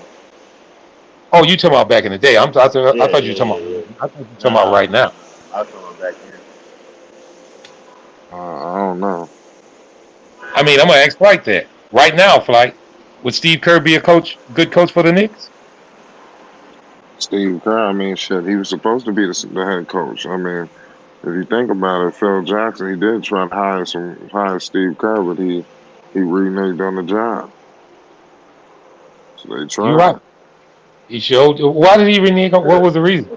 He took the Golden State job? Because the Golden State job, they fired Mark Jackson. He ain't signed nothing. I mean, it wasn't even a similar. It's crazy because Kenny Atkinson actually committed to the job. He never committed. It was some. It wasn't. He didn't publicly commit, but it was some type of commitment that was made. He was supposed to be with Phil Jackson to help draft, that year, but he wasn't there. When y'all got Phil Jackson, he was totally different, man. You're right. I don't think. You know what? I think they give Phil Jackson a bad rep. You talking about he was in that front office, right? Marvin, are you talking about when he was the GM? Yeah, he made some bad decisions for the team. No, he didn't. Why you say that? Wasn't he the GM, Flight? Why you say that, Marvin? I don't think he made some bad decisions. I'm asking Flight. Wasn't Phil Jackson the GM of the Knicks, or was he the head coach? He was the president. Yeah, he was the president of basketball operations. He made some bad decisions. Like, that was his first time on the ground. I'm asking you, why do you say that? Because I don't think he made some bad decisions. Name me one bad decision he made. I can't recall all of them, but it was just due to players that he was talking about bringing in systems and shit like that. He made bad money moves. Phil Jackson, he did some dumb shit. Number one, Phil Jackson did some stupid shit. He hired Derek Fisher, and when he had no coaching experience, it's just wild. What was going on. Then he hires the other guy. What's his fool's name? What was that? I know what you're talking about. I can't remember those guys' names. Hornets. Tisdale. They had this fool Hornets. They just set the franchise back. He came in with the triangle offense that didn't have the pieces. You know, it was just Yep. a fucking. It was a mess. He But did a they whole ain't lot buy of into shit. it though, like Huh? with Derek. I said y'all ain't buying into it. Like with Derek Fisher, Derek Fisher could have been a good coach, but shit, they didn't even give Derek Fisher a chance. And then people all what I think it's funny. Didn't Derek I Fisher? put Didn't he coach the Lakers? Who? I don't think so. Fisher. Fisher. I don't No, he think he coached the did. Sparks. And then Okay. peep this out, Marvin. They gave Phil Jackson flack about his draft. He drafted Chris Porzingis when they thought Porzingis wasn't gonna be nothing. It turns out that kid could play. And then guess what happened? And then when he drafted what's his name? Frank Camilla, I think that's how you pronounce his name. Nina Kino. Yeah, Frank Camilla. They didn't even give him a chance. They did the same thing with Porzingis. They booed him and didn't even give the kid a chance to But be wait a minute excellent. now. Hold on. You about to piss Flight off. Frank Nina Kino, he still ain't Yeah. shit. You know what I'm saying? You know why he ain't shit? Because he got a bad rep from the Knicks, and then they traded him from the Knicks to where? Where they traded him to? I think he with Dallas now. Exactly, they traded him to Dallas. So they messed him up, bro. He went from a No, shit I'm organization. gonna tell you what it was. I'm gonna tell you what happened to the Knicks. They did not believe in Bullock and Effort Payton, and that was their defense on the team. They believed that they had enough defense, so they let them two go and brought in Fournier and Kimball Walker for offense, figuring that they had enough defense because of Thibodeau, and that Kimball Walker and Eric and Fournier would boost that offense. Yo, FYF, And pull up, bro. I'm listening to at you, the Mike. and at the time, like I mentioned to the guys in the New York panel the other day, there wasn't 8 people in New York who was mad with that Kimball Walker signing. He was a hometown kid. Yes, he had been coming through some injuries, with Boston, but it looked like the right thing to do. Hey, It just listen, didn't man. work- it just didn't work out. If I'm not, well, shit, he's still making money, but like I said, in order to get the Knicks right, it's three things I do. Like I said, publicly apologize to Spike Lee and Charles Oakley. I go to Adam Silver and be like, look, man, I'm gonna have to go against the grain because look, man, we got to get back in this playoff hunt and get this team back good again. I know what he But said pissed you off, but I'm gonna hire Mark Jackson as a head coach, and I think you do you know that. We're what? going in the right direction. I want to go to Flight sentiment on that Mark Jackson thing. It ain't happening. I know it ain't happening because we know they blocked him out the league because of his religious beliefs. Yeah. You If know, you want but your team blackballed, then hire Mark Jackson. I don't think so because the thing is, shit, Knicks making money, and I think Knicks is number one when it comes to revenues in that team. I don't think they're gonna block the Knicks, man, because they're not gonna walk away from all that money. But Well, that's the well point of here's me. a That's here's the a point of prime me saying example. I'm gonna go to Silver and let them know, like, look, bro, you know what I'm saying? You think the money you getting in now, you bring in the hometown kid and the hell of a coach and get us back up here, man. We can get Wait a minute. Wait, let me say this. And I'm not biased. I'm saying this on the take that I honestly believe is true. Look at what they're doing to Liangelo Ball. And this ain't just the Charlotte organization. This is the NBA doing this because of his dad. They I don't intentionally doing this. You think so? I don't think they're doing Yes. that Oh, because of his yes. dad. No, I don't think Yes, they're. they Well, are. You Yes, they said, are. Yes, hold on, hold they on, hold on, hold are. on, hold that's on, hold on, not. hold on, hold on. I want to get clarity. So you think they're, I guess, blocking Liangelo out the league because of his dad? They intentionally letting Charlotte know. Oh, Don't give him enough time to play. Don't let him shine. In other words, that's by giving him less time on the floor and just let him in and out. Let him just show a little bit Uh, and in okay, and out.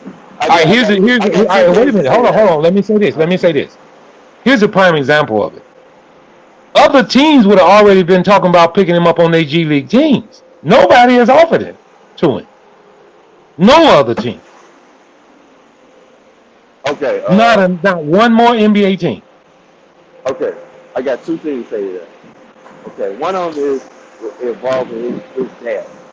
Now his dad hasn't said anything in a long time. But So they ain't forgot. I know that, but still, I mean, come on now, like you really took this man serious when he said he could beat Michael Jordan 1-on-1. I thought this shit was Okay. funny. All right. Here's another way of looking at this. Do you know why the presidents of basketball had these meetings here recently? Is due to what's going. Is due to what the players. The players Is got too due much to. control. That's right, and Right. they don't like it, so they gonna make Okay. a difference. Okay. Look. Now this is my second thing. That's why FYF pull up.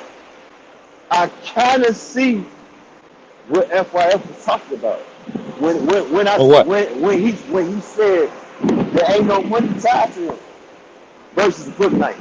You gotta pay Book Knight 1 point whatever million that, his contract is guaranteed.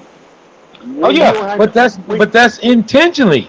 That's intentionally. They could have been signed him to something. Then they'd be tied to him. They're not going to do it, so they don't have to be tied to him. I mean, all right. Here's another way of looking at it. And I want the truth from you on this one, Unstoppable. You know who Michael Jordan is. You think this is what he wants for the Charlotte Hornets? What you mean? What he wants? Do you think he want? You think he want his team to stay in mediocrity? Hello? Can you hear me? Yeah, I heard what he said. He said that he want the team to stay in mediocrity. He's back. I would say, I would honestly say, okay, we know how Michael Jordan is. He's very competitive. I would say no, because he's very competitive. Yeah. But how he's running the team, it don't seem like he don't give a shit. That's why I know the NBA has got a hand in that. They got his hands tied. I don't think so, because a part of me don't think so, and I'm gonna tell you why. Because the NBA is about making money, right? Yeah. Am I right? Okay. So we know the Ball brothers is a money maker. It's clear as day, especially with the Hornets, like you said, the Hornets situation about Jello or whatnot. Everybody coming out there to see him. So it's like if everybody coming out there to see Jello just in the summer league, shit, think how many tickets you can sell. And I agree with you totally. On the squad. So, okay, but let me say this. You know that old saying of what? All money ain't good money. Right. I mean, but if that's the case, then shit. Why you got him on the damn summer league team? You feel like all money ain't good money. I mean, for appeasement. For okay, we tried. We gave him a shot. To not make it look so obvious.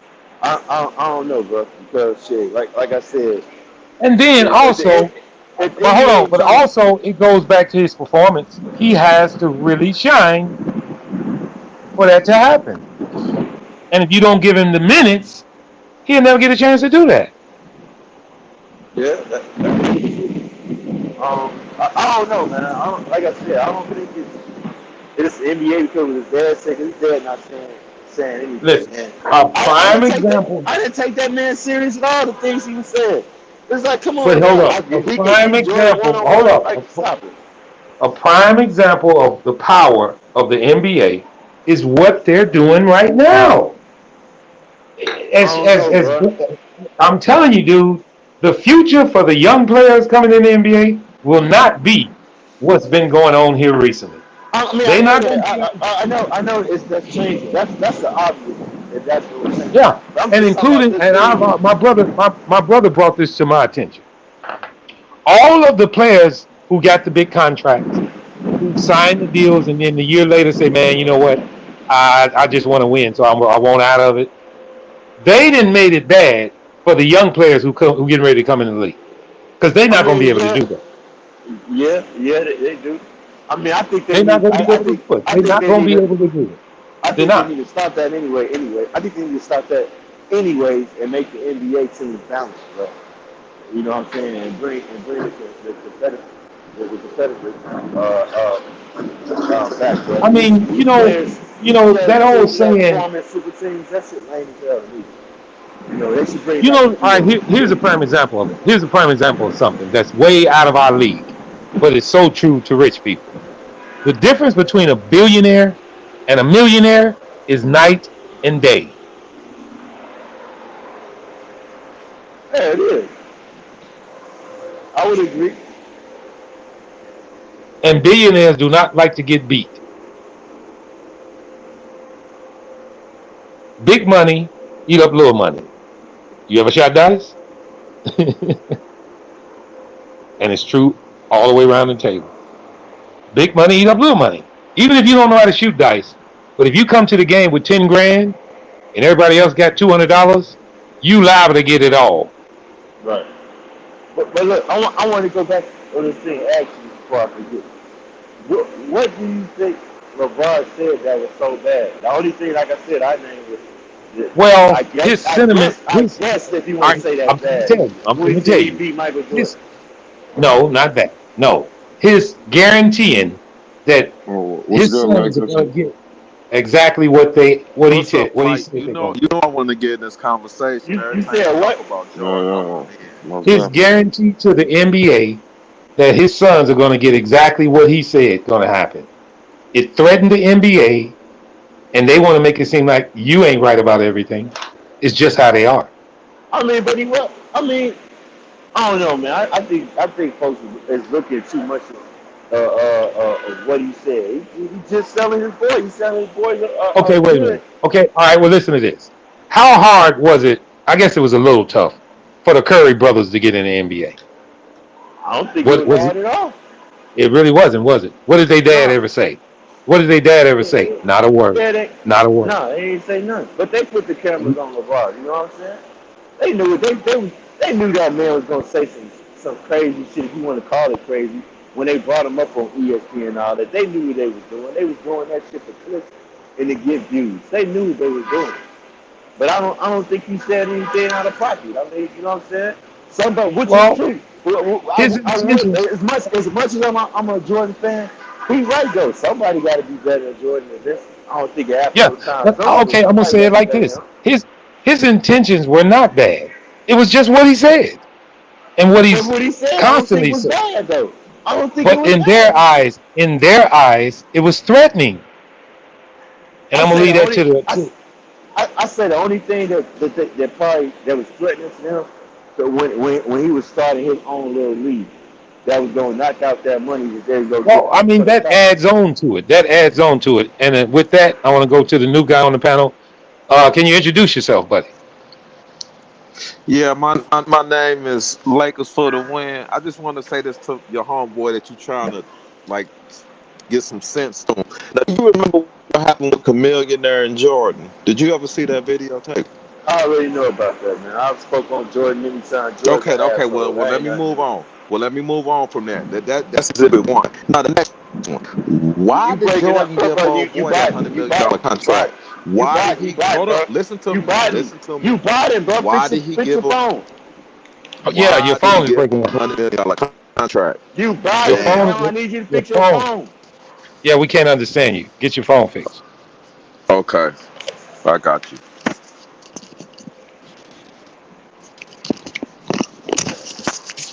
Is that better?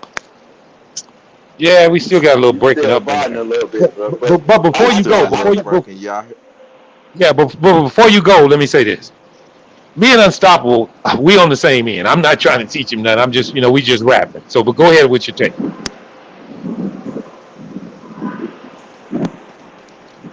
All right. Now, Now, okay, go ahead. my thing is this, man. You breaking up, dog. You in and out now. Are you in the vehicle? Okay. Now, my thing is this. Can you hear me? Is this better? Now you sound Yeah. like you in a cave, bro. Yeah, now you real low. I took my headphones off. But just see if you can Okay, hear me. just turn your volume up. Maybe your volume is down a little bit. There you go. Okay.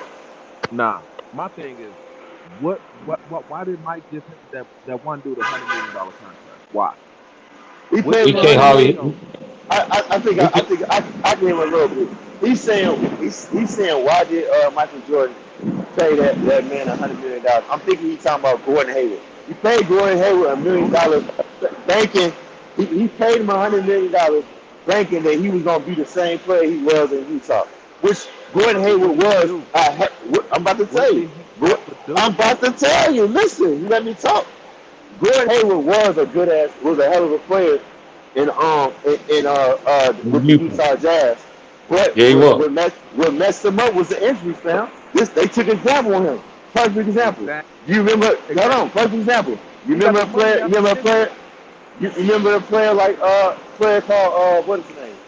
Chandler Perkins, I think his name was Patterson. Chandler Patterson, I believe. He was a hell But of a see, player this is too. my point. What happened? He got the money after the injury. You You might saying he want to got put them the? headphones back on because now we can't hear you. All right, hold on. Yeah, I don't know if your head reason they choppy. You might be in a vehicle or something moving around. I think I kind of understand it. I think you said he got the money after the injury, but you already seen what Gordon Hayward can do in the NBA. You haven't seen what Jello can do in the NBA because he ain't been called up for whatever reason. They ain't called him up. I don't know why. But like I said, as far as Well, wait a whatever. minute, Unstoppable. You don't think Liangelo had enough sample size of us to see how good he would really could be? You don't think he didn't play enough yet? I've been saying I think they should have called him up, but I also said I kind of see what FYF was talking about when he said they don't have no money tied to him. So if Well, they yeah. playing if they playing games with him, he got to go someplace else that's going to invest in him And not because only that, he need to be fighting for a specific spot on the roster, and they all or full. They all or filled. or like I said too, got to say here, like I said, I try to look at it from both sides or whatnot. Even though he don't want to do it, he very well may just have to go overseas and just kill them niggas overseas and Yeah. put everybody on Oh, notice like, yeah, you know what I'm saying? Now y'all don't got no choice but to come get me. hey, I'm, Yeah, y'all. I'm because okay, yeah, you we know can what I'm hear you saying? now. But before you go, yeah, you're right because he would get the minutes overseas. You're right. Now, if he gets it Right. overseas, get the minutes, he gonna get the exposure, and I think NBA teams are seeing that. Go ahead, Look, guy. look, y'all. Jello was in the OKC program. Oh, that's He FYF. Salute, FY. he, Salute. he was with the Pistons. He's now with Charlotte. It's time to go overseas because there's something about his game that's missing that multiple teams have said we're gonna pass up on. And Yep. so then now you have to humble yourself and say, okay, there's a level to my game that I need to, there's an element that's missing that's giving me NBA credibility. Where can I go to develop that? And what coaching staff is going to put me on the floor and invest in me to make sure I get to that level? That's not going to happen with Charlotte. Charlotte has not made him better since he's been there. Since he's been with Charlotte over the last year and a half or so, there's nothing he's said to his game where anybody can say he's significantly better in anything. They have not developed him in any way significantly. They focus on JT Thor. We see Thor shooting threes now. They focused on Kai Jones, right? They're focused on the guys that got money and they don't care about his development. Why be Yeah, there? that's what I And was the gonna thing is, ask. we keep blaming Charlotte. What I'm saying is, you keep blaming Charlotte when he's choosing to be there. He can walk away at any time. He is trying to date a Yeah. girl that don't want him. He's trying to go date a Okay. girl that's saying, keep telling him, I don't like you. He keep coming back. I don't like you. I don't like you. And Okay. he's now Do you looking like a think? simp for the Charlotte Hornets. Okay, FYF. Do let me you ask think you this this. is intentionally? Do you think this is intentionally done No, by there's not Charlotte, or intentional. just? There's a level of accountability as a player you have to start taking.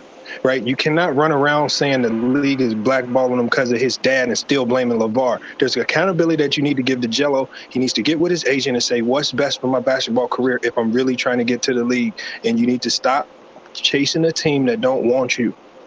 There's a level of your own accountability. You got to take hold of your own career. You have to take a grasp of your own career and be real with yourself. If you be real with yourself, one, you came into Summer League out of shape. He looks like he's about 10 pounds too heavy. That's a fact. One. Okay, so that's one problem right there. Two, he spent this summer, he did not add anything significant to his game that is recognizable. That's a fact. That's not shade. That's just a fact. And then three, you're going to a team that don't want you. So when you sit on that bench and you don't get any significant playing time to showcase whatever skills you have, then you looking crazy. That's on him. So everything is on him. He's choosing to be there. He chose not to put in the work. He came in the summer league, as he admitted and as Charlotte admitted, out of shape and his cardio wasn't up to par. Take accountability. Go where you need to go, where you can get developed, where people are going to push you. Get out from under the wing of the people that's coddling you. Go somewhere where they're going to push you and make you better with other pros, real pros, former NBA guys who can tell you about other organizations. Link with other agents who might be able to get you in with other teams. What you talking about? Come on, man. It's just to me, it's starting to look like he's begging Charlotte for a spot that ain't there. It's not, man. I ain't gonna stop. It's just facts. Man, let's try to say some positive stuff, man. That is positive. Being real is positive. Being fake is what's negative. Telling him it's okay. Telling him it's his dad's fault. Telling him he don't need to get better than nothing else. No, I don't agree with that. You want to be a part of him not getting better? You continue it. I'm just going to be real with him if I had a chance to talk to him. Yeah, no, I think you put it in a different way. They're not putting it in a different way because time is ticking. No. What I'm saying is this. What you do is you sit him down and you ask him, do you think you have a chance to get on this roster? If he don't feel he do, then you let him make the decision. Man, what are you talking about, bro? The money tells you he don't have a chance. All he has to do is talk to a real agent. There's no spots on this team. I guess that's true. I mean, if he's still having McGowan's 19 shots today, that's who they want. Yeah, I guess. I mean, it's harsh reality. It's harsh reality, but it could be the truth. And if he go overseas, he's gonna get plenty exposure. He's gonna get plenty exposure. Overseas already said we want you.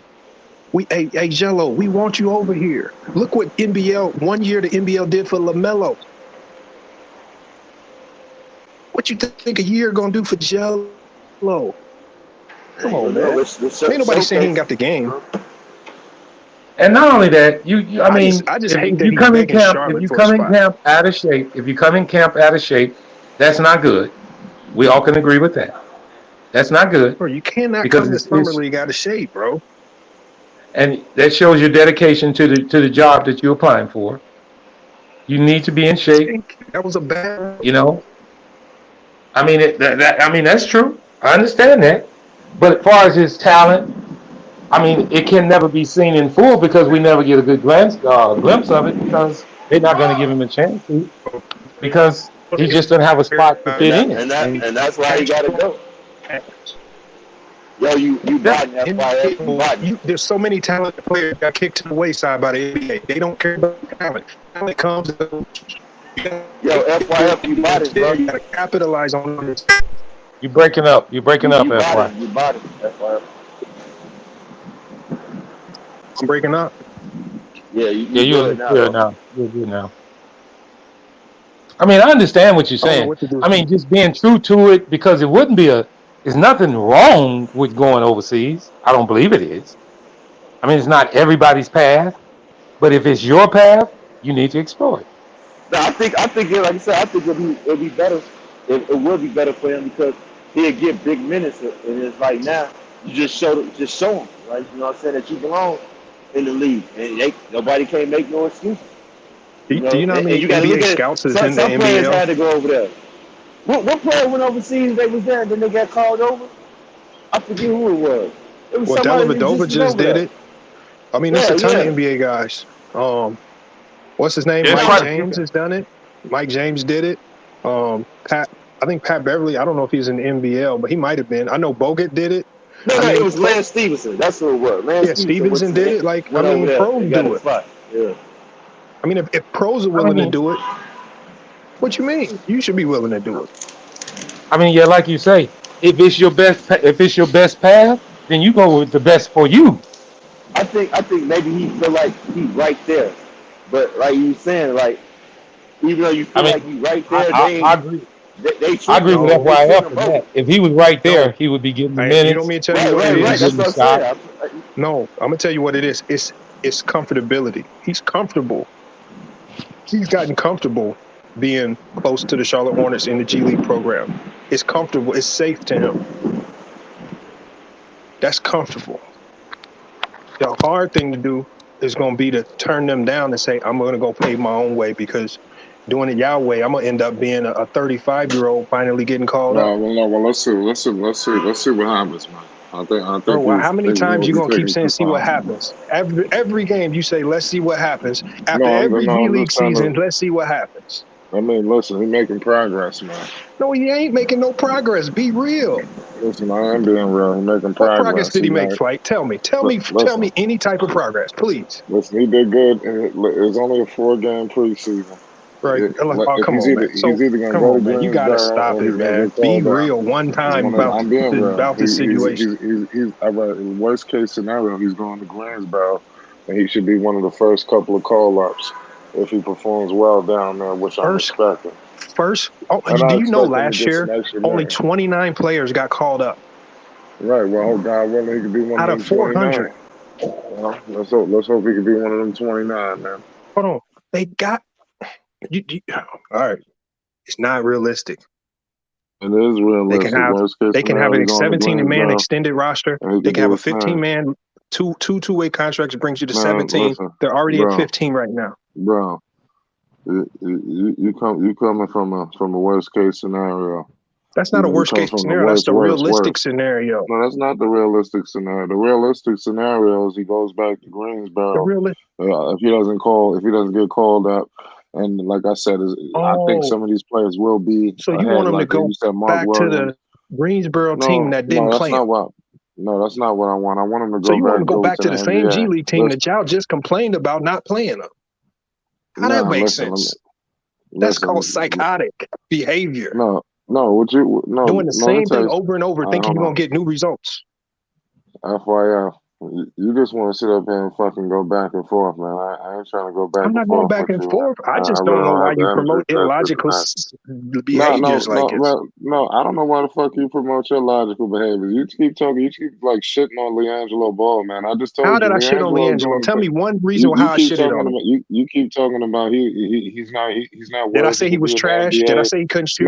Did I say he was sad? But No. you talking about his talent level. No, He's I'm not being good enough. real. Y'all, you see, No you don't teams are like it interested. because No, I'm I not gonna don't like baby it. him. I'm You gonna tell giving it up? like No, it is. listen. FYF, you giving false accusations. You don't know that False. there's no fucking teams I'm telling interested false in accusations, but the Liangelo man Ball. still ain't on the NBA Yes, that's team like not y'all want. true. That's not true. Yeah, I mean, yeah, that's a right Everything that now. I said But he's in the unfolds to be process true. of doing. That's not true. Right now, Okay. that he's not in the NBA. Liangelo, Right? if you listen Okay, to this, you go to the feel like Swarm and it's true. waste another year. Well, all right. If Well, you let's see listen to what happens. Liangelo, I go don't do know it. what Liangelo Ball's gonna do. We're gonna I find hope he out. We're listens gonna to find this. I out. hope he listens to you and goes back to the Swarm and We're waste gonna another year of basketball. we're gonna find out what he's gonna do. We don't know. We don't know if he's going back to Greensboro. I'm just saying that. I don't know what the hell is gonna happen. We'll find out shortly. There's nothing So in the just stay NBA for him tuned. right now. All right. Well, that's your opinion. That's not a It's just fact. not. Why you think that's a fact? Because you said it. That's He not true. wasted years. The Charlotte did not make this man any better. They wasted his time. Well, like I said, I mean, I can't say it was a waste of time, but I think it definitely was some mishandlement. It's never a waste of time. It's messed up that the preseason, I mean, the summer league is this short, but Jello did the best he could with the time that he was given. I can agree with that. No, he wasted time. That's what he did. He did the best with he did, and then it didn't help with the And the COVID more he situation. And played then in that another thing, broken system, FYI, I'm in the system. I'm not gonna sit up here and like sit up. The system was good. I don't even give a damn about the other players. I was more concerned about Liangelo Ball. But what you are doing is okay. You may be coming off from a realistic perspective, but you sounding very dismissive. And I want to tell Dismissive? you How? something. No, hold on, wait a second, FYI, because I see your channel is like debating and stuff. Here, we big up the Ball brothers. We don't sit up here and play. I don't dismiss them I and come big off up them trying to more be than funny. anybody. I don't think anything is funny when I'm talking about Liangelo Ball. Like sometimes I mean, I don't know why we coming off so dismissive. I don't know where the hell is all this coming from. Jello done went through a whole lot of shit to even get to the point that he's at right now. Bro, man, the You know, sob so story I don't know, work no more. no, hold on, wait a second. You said you forget about all the good stories and shit. I'm just telling you that went through a lot of shit to get to the point that he's at Bro, right he's now. grown, bro. He's past that. That No, I shit's over understand. with. No, I understand that. But just wait and see. Liangelo Ball is a plan for Liangelo Ball. That's all I'm going to let you know. There is a plan. So you just need to chill out, man. You coming from like a dismissive point of view, you know. So I'm just letting No, you I'm know. not. Maybe maybe you feel like you're not, but I'm telling you, just listening to you, it seems like you being dismissive to Liangelo Ball. Like, okay, you could say he needs to do this, that, and the third, but oh man, he ain't gonna do nothing. Ain't no team interested in If Liangelo. I'm That's not wrong, true. You don't know that. I want anybody on the panel to tell me what did he gain out of being in Charlotte the last year and a half? We're getting some good quality NBA experience. He was going up against NBA talent. That's quality. 13 Yeah. minutes a game in G League. No, that's 13 minutes. That's 13 minutes of that game. I'm talking about practicing with the team, doing a whole lot of shit with NBA talent, like the Book Knights of the world. He knows JT Thors, and he know all of these players. Why the hell you don't think Goff? I think that they're going to be on the active roster. Why wouldn't Liangelo Ball be in Greensboro? Let's say hypothetically speaking, he does go back to Greensboro, even though we don't know what the hell he's gonna do.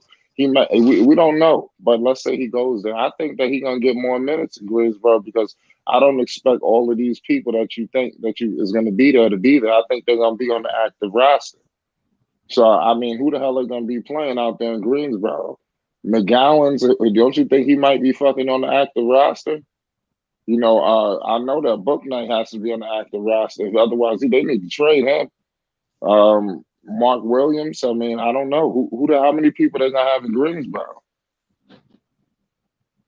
That's what I'm thinking. I'm coming from a good case scenario. You coming from like, oh man, it's all over with. Just go overseas. Like listen, he can exhaust all opportunities before he even think of that shit. In my humble opinion. I don't But know, and that's not a fact on me. That's just my opinion. the problem That's is just if how I he feel. waits too much longer, then he's gonna get passed up by the NBL, and that door is gonna close as well. Well, like I said, I don't know if the NBL should be an option always because what LaMelo Ball did out there. So I don't think no options are closing on Liangelo. Jello gonna end up in the NBA now. So just you'll be here. You just pull up. It'll be sooner than later too. Like the NBA basketball moves on. You get a Yeah, new so crop of players every year. I don't know whether it's a 10-day contract, whether it's whatever. I'm pretty sure when he does get on the NBA roster, somebody have some reason to say it don't mean nothing, and they'll have some criticism. There's always going to be criticism with the Ball brothers. This is not criticism towards him. Yes, it is. I mean, because you're talking about he's not in the NBA. I'm telling you that he's going to get to the NBA, and you telling me he's not. But he is. So just wait and see, man. I didn't say he's not going to get to the NBA. I said his path to the NBA is not through this Charlotte team. Okay. And why beg a team to take you when they clearly don't want you? Stop right there. See this is an indictment on wait a second. Charlotte. Hold on. That's what I'm talking about when you coming up dismissive. You see, you was on Basketball Logic, and then you talking about he begging and shit like that. That's the dismissive part. That's the shit I'm talking about. You got to maybe come up with some rephrases of words because I don't know how to soften it up to make it easier on the ears. No, well, it seems what you want like me to say? Because I never saw LeVar Ball sweeten his words to people's ears. No, I understand. He sure enough don't say it ease talk with people. This is not LeVar Ball show. This is my show, and I don't dismiss. I don't come off dismissive to none of the Ball brothers. So I'm just I'm not telling you. dismissive. I know, but it sounds like it. Oh my God. But All I mean, right. but go I don't know ahead. what to say then. I don't know what to say other than, all right, good job, Jello. Begging You again. You averaged said 6 he's points in begging. summer league in 3 games. Good job. All right. Well, Hell of a performance. listen, he did the best he could with the time that he was given. But you said that Like I he's begging said, the you only get Charlotte time Hornets. if He's they not want you begging. to He's get not time. begging the Charlotte Hornets to do anything. If they want to put Liangelo you on Ball, the floor, if hey, they you hear me, want you, Top Jack? they're going to put you on the floor like they want Bryce Well, McGowan's. like I That's why they said, gave him 19 shots and put the ball in his hands. what I was tonight. When I could expect Bryce McGowan to be on the active roster. Hypothetically Yeah, anytime speaking, they give you 19 Ball, shots in summer league, you better be on the goddamn roster. Good. So that's one less guy that's not going to be in Greensboro. I mean, I expect Liangelo Ball to be one of the first couple of call-ups if he's sent down to Greensboro. That's what I'm telling you. I'm coming from a good case scenario, worst case too, because okay, I'm being realistic. Maybe he didn't do enough to get on the active roster right now. Okay, cool. So I'm already moving ahead. I'm thinking about Greensboro. So Bryce McGowan shouldn't be there. Book Knight shouldn't be there. JT Thor shouldn't be there. Who else shouldn't be there? Like Maybe Mark 1% of G Williams League might be players there. get called up. Well, listen, that's not what I'm telling. I expect Liangelo Ball to be featured in Greensboro. If Liangelo Ball is featured, he's gonna fucking punch his ticket. That's what I'm they gonna guaranteeing. feature him this year. Well, listen, that's what my firm belief. If these guys are called up, if it's no JT Thor, and if it's no Book Knight, and if it's no Bryce McGowan's, okay. So who's gonna be in Greensboro? Mark Williams, Jello, Crutcher. So they gonna feature the guy that don't have no contractual ties to the organization. Who do they have contractual ties to the organization? Crutcher and some of these other people that's going to be down there. How many people are going to be down there with contractual obligations? I don't know, but they've already shown Jello they don't want to play him. No, that's not true. They listen. They hold him in the summer league last year. They didn't give him no playing time in the G League last year. They didn't give him no playing time in summer league this year. And you want him to go back to Greensboro because they might feature him. I'm thinking from a worst case scenario. Like I said, you coming from a dismissive case scenario. I'm just telling you the truth. The fact is, only 1% of G League players get called up. That's a fact. Right. Okay. So you're banking on a 1% chance that he's gonna get called up. You know what I'm banking on? I'm banking on if Liangelo Ball is featured down there with most of these guys on the active roster that you think that you've seen, that's taking up minutes right now. I expect to be on the active roster. I'm betting that if Jello is in that seat, he'll punch his fucking ticket to the NBA if he's featured. Because if they're not fooling around with his minutes and they're giving him minutes and featuring him, I'm expecting Jello to do it himself. And like I said, if he's putting up good points every single night, being a key contributor, why wouldn't he be one of the first call-ups if Charlotte is looking to bring anybody up? We just watched him score 12 points in 12 minutes yesterday, and they didn't give him no extra playing time. But I understand, but that's just one. Like I said, we were talking about a 4-game summer league. FYI. Like I said, you just gotta be realistic, man. I just don't know what the infatuation with Charlotte is. Charlotte don't want him. No, it's listen, clear as day. I'm not a Charlotte Hornets. I'm really not even a Charlotte Hornets fan. I'm a Knicks fan. Like I said, I'm messing with the Ball brothers. So I mean, it is what it is. My infatuation is Liangelo to get in the NBA. Whether it's Charlotte, New York, Orlando, I don't give a shit where the hell is that. Detroit, but right now he's on the Charlotte Hornets with the summer league roster or whatever. So let's see what happens, man. Like I said, you're gonna be one of the first people coming down here walking your statement. If you were wrong the other night, you tried to come in here and add your little twist to it, except for just saying this dude played good, man, with the limited minutes he was given, man, and just moved on. You got to come in here talking about plus minuses and trying to shit on him and being dismissive of the good there y'all effort go. that he Y'all put don't out. remember. It's called. I'm gonna call it both ways. I'm gonna look at. I look at the game different from most people. I'm gonna look at every aspect of the game. I'm not just gonna look at a couple shots and start giving praise. I look at the entirety of the game. Unfortunately, that's just how I analyze it. Okay. There's still holes that needs to be fixed. I never said. Listen, there's holes. Trying to really make a pro push. There's holes in every single player and that plays basketball. Of course, there's holes in Jello's game that he needs to improve. That's why he's improving every single day. He's doing a whole lot of things. But just wait and see, man. You'll be here. You'll be here. It won't be too long. When he get back in the league. So just chill. What you When he mean get gets in the back in the league, league? He ain't never yeah, been I there. know. I would correct it myself. When he gets in the NBA, just you'll be here. I'm telling you, what y'all be in here. Oh man, it was a 10-day. It was oh man, y'all gonna have some idiotic excuse on So you why want him y'all to can get a get minutes. 10-day. That's No, I what you want want him to his get. No, NBA I want experience him. to be. No, no, I want him to get in the NBA where the hell or high water. I don't give a shit how he gets in there. I know. I Okay, just so want him on there. you want him to get Of a course. 10-day. What? No, wait a second, FYI. I'm just what I was saying was just trying to tell you that you're gonna have an excuse for anything. Let's say he gets signed at any point, you'll say, "Oh man, if Charlotte didn't have all of these problems, he would have never got." It's always going to be something, But bottom line is, Jello is going to be in the NBA. I don't give a shit about what you say, You keep what saying they I'm gonna have say. excuses, but he still ain't Yes, getting signed by you have nobody, and he's excuses. not on anybody's radar. Well, not right now. He is on somebody's radar. He's on the Charlotte Who? Hornets radar. That's why he's on the team. And like I said, at the summer league, you got a Do lot you of know what NBA filler is scouts called? out Do there, you know and what they're filler watching is? it. Like I said, you're going with that dismissive shit again. They're using him as filler right now. Right. Okay. Well, like I said, you'll be here. You'll be here when you get in the NBA, man. I'm not. I You'll want him to get to the league. I'm just saying his okay. He path to will. the NBA is not through Charlotte. Well, maybe not. I think we made a live one that the other day where we discussed that maybe it's time to start looking at some other options. But I believe surveying the floor, I think there is some sort of it's got to be interest in around the league somewhere. But I think Charlotte, I think there is some type of marriage with Charlotte. A lot of people have said, not inside any connections, just like personal people that be on the panel that it seems to be some type of infatuation with Charlotte. They gave him a chance. And believe it or not, he's been with the organization for what? It was like 2 years now. So it's some type of continuity going on there. So I don't know. What's the comfortability level? You might could trust Charlotte. Okay, you might not be getting everything you need right now, but they are grooming you. What if you go to the Spurs organization or the Clippers, hypothetically speaking?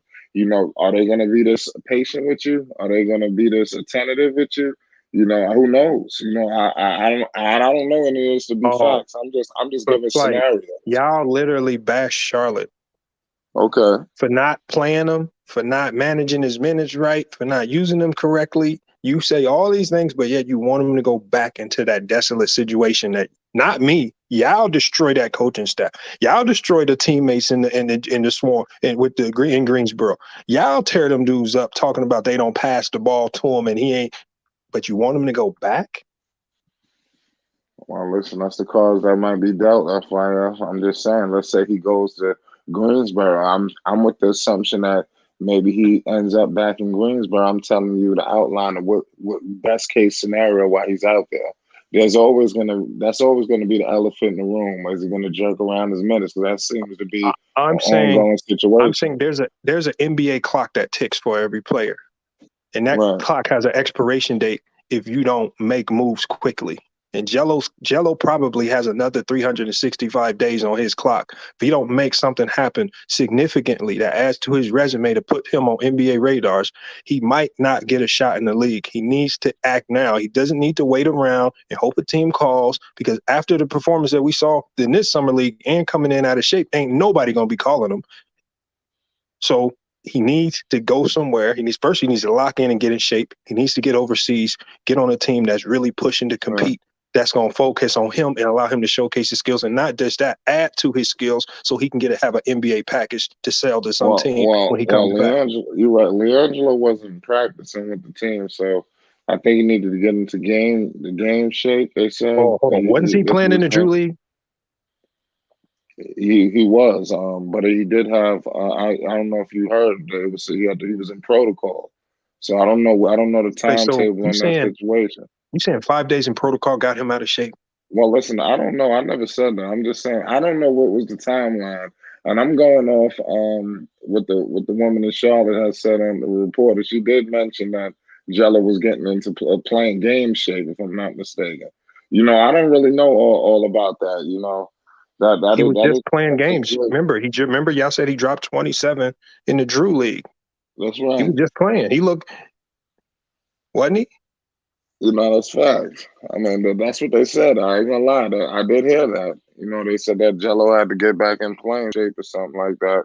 That's what the Jello said that actually.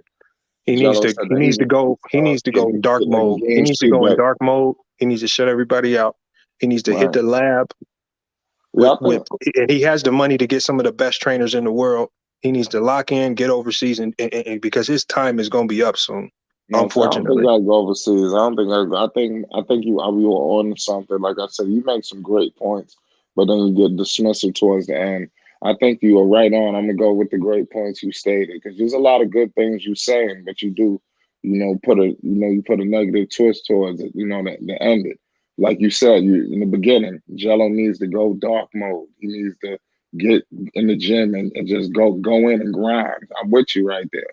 I think that you're absolutely right. That's rule number one of business. Liangelo needs to definitely do that. I think that'd be something to go in the greens. Let's say he was to go and just get in fantastic shape. Like he done slimmed and Memphis down. 10 has a He good done point. got strong. What Memphis 10 said. He said Jello had 4 months to get in shape. I mean, it's not a good look to come in the summer league out of shape, looking heavy. Well, listen, hold on, wait a second. I don't think he That's looked not a heavy. good look. Hold on, wait a second. He didn't look heavy. I don't know where you're coming with this. He looked heavy. Flight. He looked heavy, bro. Listen, no, he didn't look heavy to me, And man. he was To me, moving slower than any other player on the court, no, even the bigs. I can't say that. Listen, Liangelo Flight, Ball man. Be real. never Be was honest, round man. our test. I'm being honest. Liangelo calling call was never being a wizard defensively, but I'm I just didn't say saying nothing Jello about did. defensively. I'm talking about his fitness, his I look. know He Jello looked looked good heavy. out there. He was coming off screens. He did a lot of things. He took the ball off the dribble. Liangelo Ball, it was some good stuff. Was there some bad stuff? Obviously, I think you could pull up the tape on. You talk about Bryce McGowan's. How many mistakes he made? We could pull up a fucking blooper. Yeah, but you know the If good you thing want about to take Bryce it there. McGowan's? Bryce McGowan's What is about him? 19 years old, and he got a Okay, future. And he and got that's the thing. And listen, he Ball got in a shape. future. He's 6'7". He got a whole That's bunch right. in his I mean, bag. There's a I lot mean, of I'm with you. positives there. Listen, I'm And not gonna shit on the kid. I'm not gonna. I think the kid. I like the kid. He's a talented player. He actually was signed to the two-way contract, so I think he's one of the guys that you seeing right. That looks like he got a future. Who I believe will be on the roster. That Jello, possibly will not have to be dealing with if he were to go be end up in Greensboro. So it's just gonna be a wait and see approach, man. Like I said, I just want to leave with what you said, man. Jello just got to lock in. I'm with that. he's not a Jello highly goes. touted free agent. He can't wait. He got to attack Well, this. listen, good. So okay, so Liangelo Ball has to turn up, and I think he needs the next opportunity he gets. He needs to show like I'm in fantastic shape, like similar to what he did. And it's crazy you said that because Jello actually did that last year. I think when he came in with the Hornets, he was in fabulous shape. A lot of people have seen him. I don't know if he just looked crazy last year. Looked like damn, he done slimmed out, even got right. When he was healthy. He needs to do that, like do that again possibly come into training camp stronger, faster, and definitely in game speed. I think that's something that wherever it is, for Greensboro, wherever. So that way, if he has to spend time in the G League, he can make every second count at a maximum level because he went in dark mode. He turned up all summer. And then, like I say, he put it all out there. So, I mean, like, it's just going to be a wait and see approach. The G League ain't gonna matter if they ain't putting them in meaningful minutes in games. If they ain't have them in Well, situations where Liangelo Ball you got to understand Was time and injured. score. Liangelo was in some minutes last year. He was injured, but if Liangelo goes in the dark mode, like you just said, there's no reason why he wouldn't be in significant minutes if he's in one of the better shape, in the best shape possible. In better shape than his goddamn teammates. Doing everything he can. You already heard he's good in the locker room. He's good at this. He's good at that. So he will be in good, meaningful situations if he does all these things that you're saying. So let's hope for the best. Otherwise, it could be an extended period of time. But we don't know what the Charlotte Hornets are going to look like. They haven't made any adjustments, in the free agent market. So let's see what happens. Well, good luck to that plan. Yeah. I mean, I hope he does something significant that is Yeah, going. he's gonna do something. No, he's gonna do something, FYI. Just stay tuned, man, and continue to watch, man. Like I said, I firmly believe it's gonna happen, man. But he got to definitely improve some things. Obviously, I think all three of the Ball brothers have improvements that they can do heading in the next season to further their causes. And Liangelo is no different. So let's see what happens, man. It was unfortunate that all this shit took place. But let's see. He got time to Yeah. build his rep. He says Giannis ain't get his brothers in. Yeah. I mean, I don't know. We'll have to see, man. We'll have to see what happens, man. Melo will get him in there. I mean, it's gonna be good. Why would he want that? Well, I know what you mean. You want him to get in there, but I'm just letting you know with Melo. Let me tell you something. With Melo being the number one option for the Charlotte Hornets, right? And you got Liangelo Ball doing everything in his fucking power imaginable to get to the NBA. I think that's a perfect combination, for a magical moment now. So I think both sides, doing their parts, could do it. They're not going to give Jello a charity case because they would have done it already. If they would have brought him in, they could have easily brought this. Well, I know they couldn't because they was competing. But if they would have bottomed out or some shit, and then possibly brought him in towards the tail end or whatever. We've seen people get 10-day contracts, after after the trade deadline and end up staying for the rest of the remainder of the season. Let's say hypothetically speaking, even though this is who knows how this is gonna go. And this is no fact. I'm just throwing out scenarios. Let's say Liangelo Ball possibly, went to Greensboro and then the trade deadline comes for Charlotte is abysmal. Let's say, by the way, we don't know what Charlotte gonna do. Let's say they fighting for the number one overall pick for all we know. We don't know. So let's say they bring Jello on the 10-day after the damn trade deadline, and he does a few good things, and they sign him to a second 10-day, and then before you know it, he done signed for the rest of the season. I'm just saying, this is how shit works. FYF. There's a lot of people who got the Isaiah Thomas did that. There's a lot of people who took 10 days and end up staying for the remainder of the season. So I'm just letting you know, no, it don't matter how Jello gets to the league, man, as long as he gets there. And that's all I'm gonna tell you, man. So we just got to be positive, man. I understand that we could be critical. I know we want to be critical. We want to be different because we don't want to go along with the party. But I'm just letting you know that Liangelo Ball is talented enough to be in the NBA. But does he need to work on some stuff? Yes. Do he need to go in the gym and go dark 30 like you just said? Absolutely. So I'm with you. But just when we get dismissive, that's when I get kind of lost. But you make some great points, man. So I just wish we can meet there in the middle with this, man. So I'm here with I you. just know that people close to him, right. And at this stage, it can't even come from nobody else. This is something that he's gonna have to find within himself eventually. He's gonna have to figure it out on his own. It's whether does he want it bad enough to go chase it on his own, or does he want it to do? Or does he want to try to do it the easy way and hope that Melo can get him a spot? And where nobody really respects his game, they only got him tagging along because his brother there. See what I'm talking about? What you confusing is you confusing when I say that. You had the dismissive part at the end. No, what I'm saying is. But listen to what I'm saying. The statement that I'm making is coming from the Charlotte Hornets organizational mindset.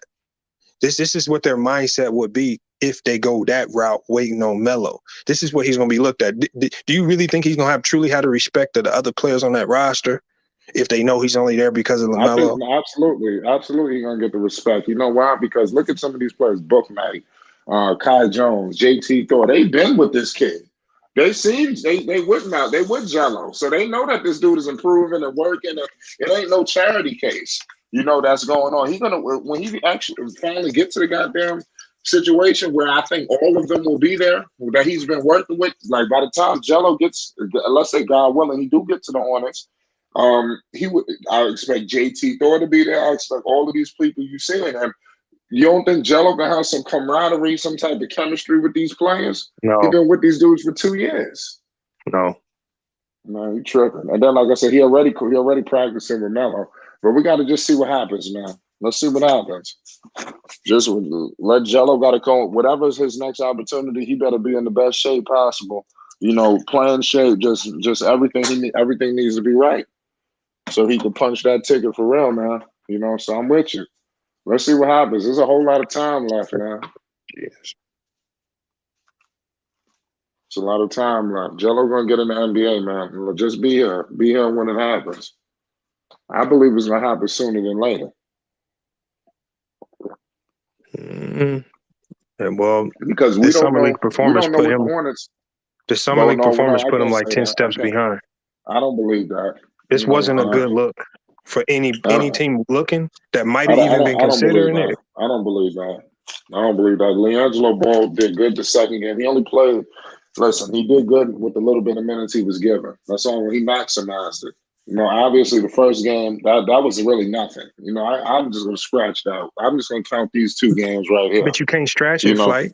I It have happened because he didn't do nothing. He didn't. every time he don't play well. You It can't just be like, I'm gonna scratch it. No, that's not true. It's not about not playing well. He didn't even get any And then fucking you only minutes. take into consideration the Dude, one that don't game make that you any might sense. want to say is good. No, that didn't make any sense. FYI, if I only play, I'm trying to create. Let me create a because you're a scenario guy. Let me try to give you a scenario. Oh man, let's say you don't start recording or uploading any videos, and then you just didn't do shit. You didn't go to your computer today. You didn't produce nothing, and then people you find out people are mad at you that you didn't put out no content. You didn't put out anything. You didn't have no time at your computer. How the fuck is you gonna get any content out? That's what I'm just saying. Or it's hard to explain.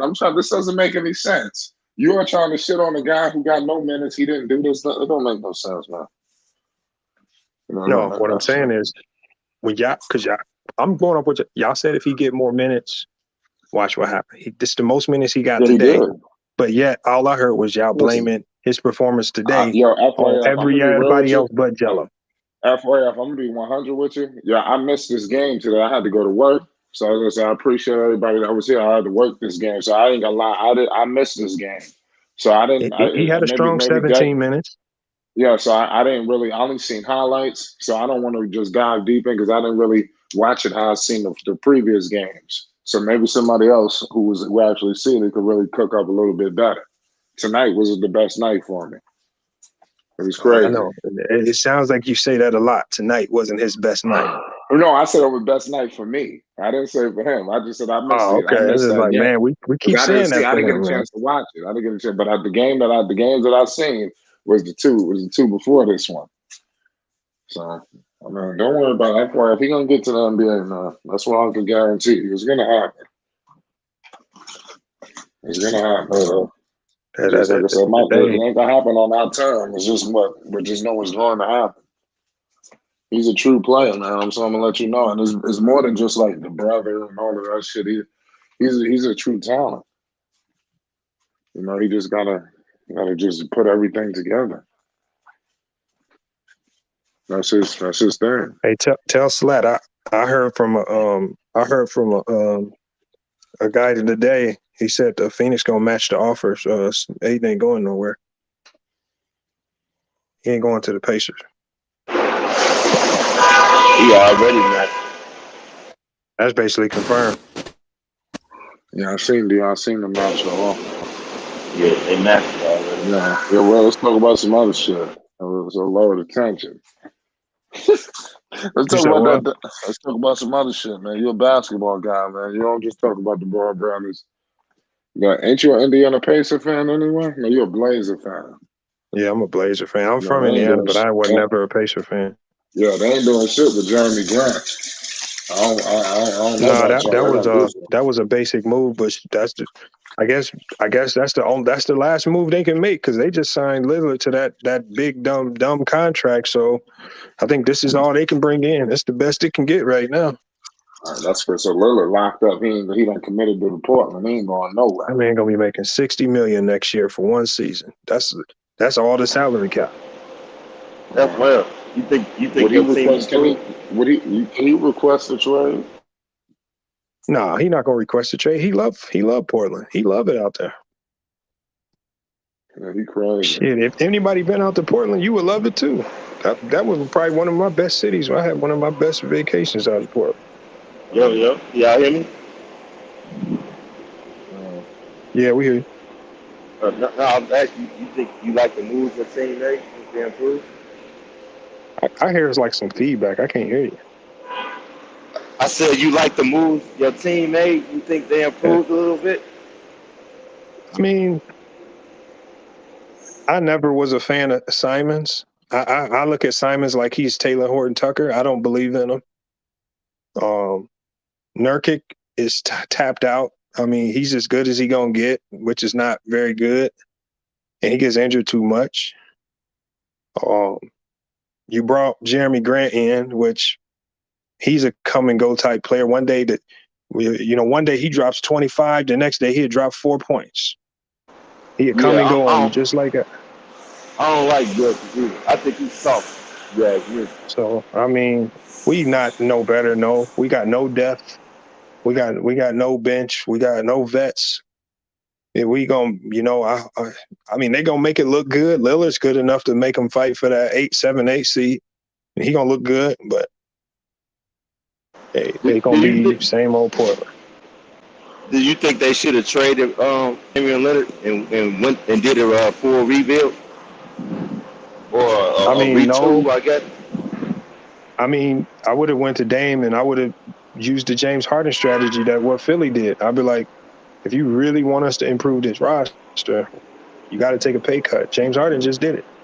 James Harden, that's how you know he's committed to winning to some degree, because he took a pay cut, like a big pay cut. So, and he brought players in that he's familiar with, that they know complement his game, and so, and they still looking to build and add more to that. So that's how you. I mean, but I don't never ask these players to not take their money.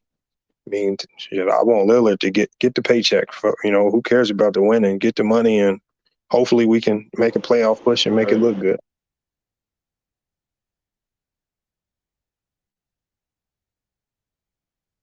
Right, we got no panic in the building. What's good, no panic?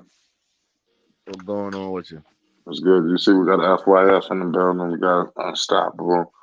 We got a flooded chat. Were you listening? Yeah, I just get on the snow. I've been listening throughout the whole 6 hours I've been on here, but what you was listening? What FYF was talking about? You seen I was in here cooking FYF? No, I'm fucking with you. I surprised FYF come back to the panel. Yeah, you know what's so crazy? I wanted to say this FYF because I was thinking about this, because a lot of people might be like, "Damn, FYF he's so critical." I'm gonna keep him 100 FYF. I appreciate you for coming through here, because you coming through here. You've been showing love, no matter what. We don't always agree, but you pull up every single day, and I appreciate that. You support the channel. You just one of the regular guys. You what you like 30 something up, 30 up with the subscribers. Yeah. I mean, yeah, you acting like you one I of think the I guys. just hit 37 today. Yeah, I hit 37 today. You don't even be in here talking like that. You don't be going crazy. That's similar to me. I don't be, I be acting small time. You just acting like one of the guys, and I appreciate that, and I just appreciate you pulling up more than anything. We don't gotta agree. Oh yeah, it's all love. I ain't tripping. It's just basketball talk. Yeah, it don't hurt our feelings. It don't hurt my feelings. I like it like this. Everybody can't handle this. They be like, I know they don't like your ass. You know? I'm never be like, damn, FYF in the building, you dangerous. I'm gonna keep 100. I done got a couple calls fucking around with you. So I'm keep 100. You gonna have meetings. Oh man. We having meetings. So I'm like, oh man, FYF getting us in trouble. No, I'm fucking with No, but your name has been coming up. Hey man, I'm just bringing up. I'm just trying to keep the balance as far as the from what I see. Yeah. From what I've seen, and I've seen a lot of good players just fall to the wayside, and they end up playing in the same little basketball leagues as me because they missed their shot.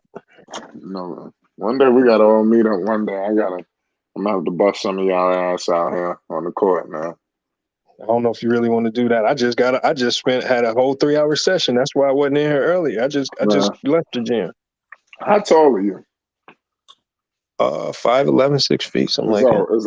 It's over. I'm telling you, it's over. Let me tell you something. I'm 6'5". I'm gonna take you to the post. Listen, all of that shit is over, man. We going to the post, and I'm telling you gotta be able to really hoop, though. You're gonna check every single time. I'm gonna be getting the ball back every single time.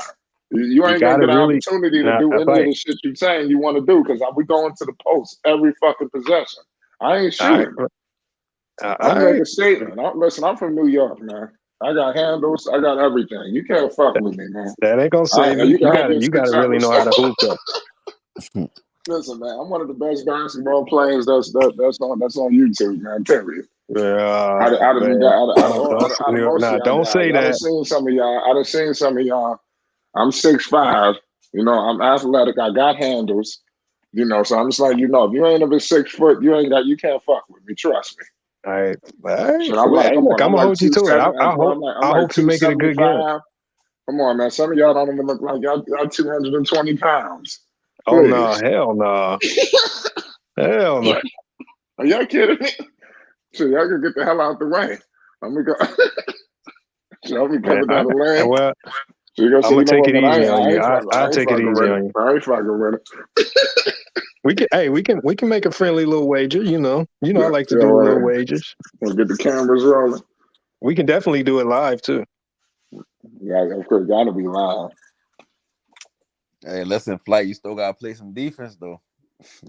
Listen, I ain't gonna have to play no defense. He ain't gonna get the ball back. He's gonna be checking. He's gonna be like, "Yeah, you cheating. You cheating." I know.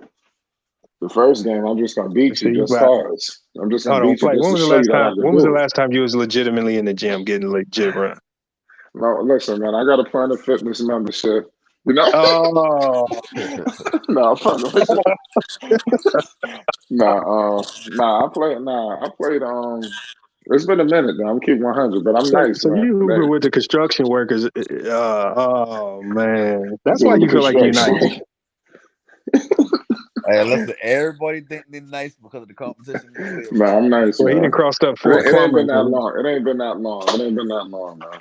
Hold on, what's not that long?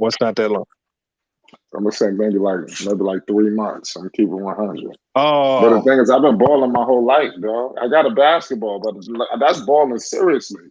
Like I got a son. My son is 4, so we go to the park. But that ain't competitive. I'm just like dribbling. I'm about to start showing that too, like on the low key. I just did a 3-hour session today. Who? Yeah, but you gonna put it on camera? I'm about to start filming. I got my son. I got sons, son. I got my son is 2 and my other son is 4. You know, I'm about to start putting on camera the training sessions. You know, I got the boys. That's another thing y'all don't know. I got boys. You understand? I tried to have 3 boys like LeVar. You know, I had 2 boys and I have a daughter. And my daughter gonna be the best. Watch. I'm telling y'all, this shit gonna go down in history. Y'all don't even know the dynamics that's coming sooner than later. I'm gonna let y'all know right now. Y'all don't know. They might still have hope. I don't know about you. So what that? Nah. Damn, like, so where your play type was like? What's the comparison in the NBA right now? You feel like you play who to me? Yeah. I don't really. It's hard to say a play style, man. I'm just like I said. I mean, personally, he look like he got that Jason Caffey. He got that Jason Caffey in it. Listen, I'm a point guard, man. You know, I got vision, and I'm a passer. He got that Charles Smith in it. I'm just nice, man. I just win. That's what I do, man. I win. I told you I ain't shooting again. The first game, I'm just gonna take you to the post every possession. What's your best skill set on the court? I mean, post. I mean, I ain't got front because I always was like the biggest dude on the team. So the coach would let me play center. So you a 6'5" center? Yeah, I mean, I know how you mean, so I'm good in the post. So that means you can't dribble at 6'5". You really a guard playing center. Everybody from New York got handles. Bro, no, everybody from New York. That's cap. New York. Yeah, I One thing know. y'all do I is New know. York That's be what it gassing up is. their hoopers. Oh man, New Yorkers show you that, they top 10 hoopers and make it seem like everybody in New York got that same type of game. No, Uh-huh. they don't, bro. No, they don't. Yeah. yeah, New York Now is I good. do They got a don't get homie no. from New York. He They nice though. nice. Told you. But like I said, then I got another sample size of some guys from New York that ain't really holding it down too well for the state. Yeah. I don't know. We'll see. I be seeing y'all out there balling. You be having celebrity games and all kind of shit. Hey, well, hopefully we can get you on the court one of these days. We can make it Yeah. happen. Right, yeah, I'm having to hop on one of them planes. I'm That's what you want me to Yeah, do? Just shoot all jumpers and make it easy? man, you can. Yeah, nah, I can play defense, man. I'm a defender. That's another thing I can do well. I play defense. You a defender? Listen, I'm a basketball player, man. Well, like I said, don't let us get a couple of players on the court. Like do a 2-on-2 or 3-on-3. That way, I can show everything. You know. Hey, that'd be your only hope. Because if it's just me, it ain't you. It ain't going down the way you think it's gonna go down. Oh man. Okay. You gonna call for a screen? You'll need that screen to get me up off. Oh no, man. Seen so score off floaters. Yes. so Flight, you dunking?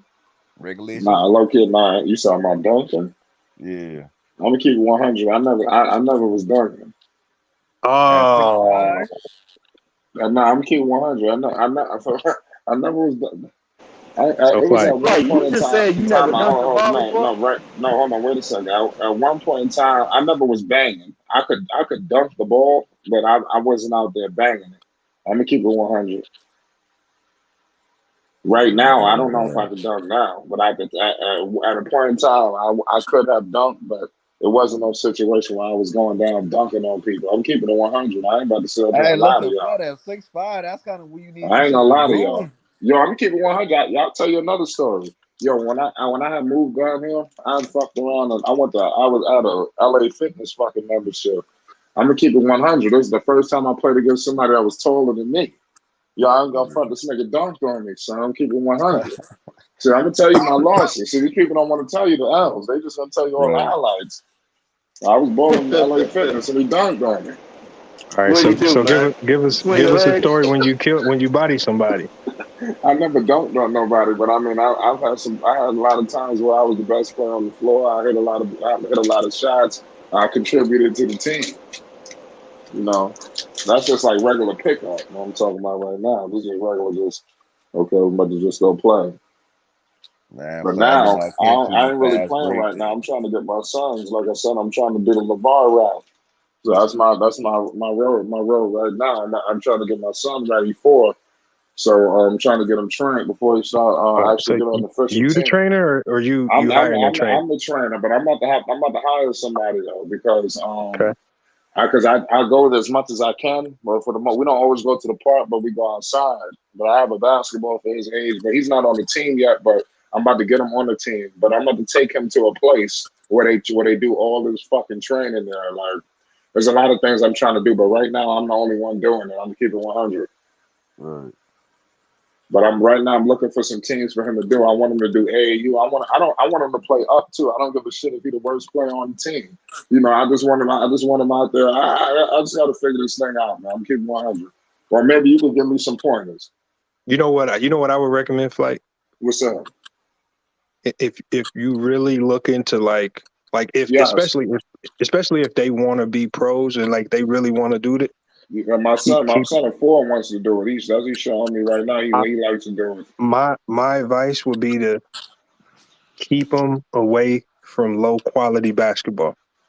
What I mean by low quality is keep them away from the YMCA runs. Keep them away from the little Yeah, that's why bogus. I would like the park ones. Like I ain't gonna lie. Like I Like don't want them to do recreation. I want them to go to yeah, AAU. Like, no, cause like we got a AAU is local park. AAU, and you still got to be careful with AAU. What I'm saying is, you always want him to see high quality basketball. So the only thing he know to replicate is high quality basketball. When he starts to Right. do things, he's not replicating stuff that he's seen the scrubs do that work on the other scrubs. He's replicating what the pros do. So I would just say keep him in front of high quality basketball.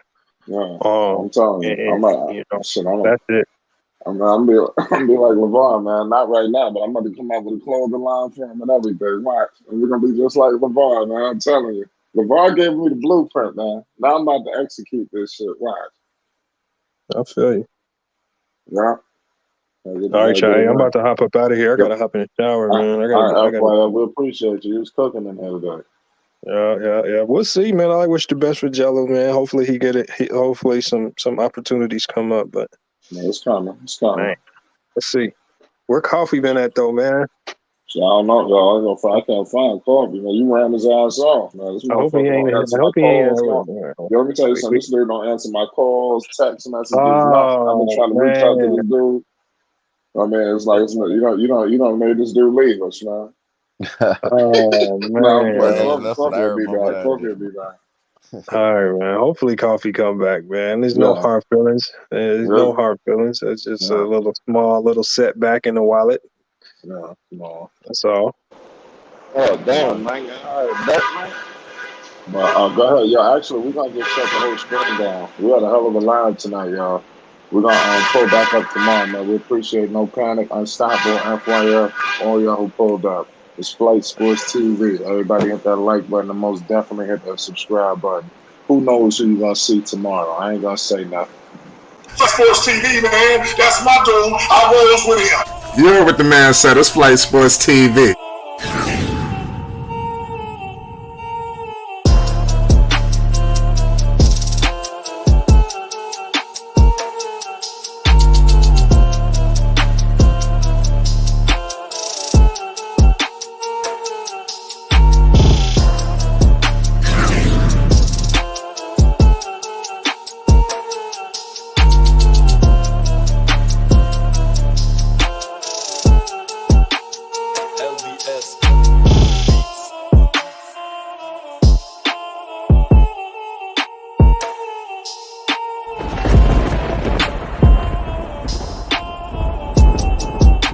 Like I said, Flight Sports TV.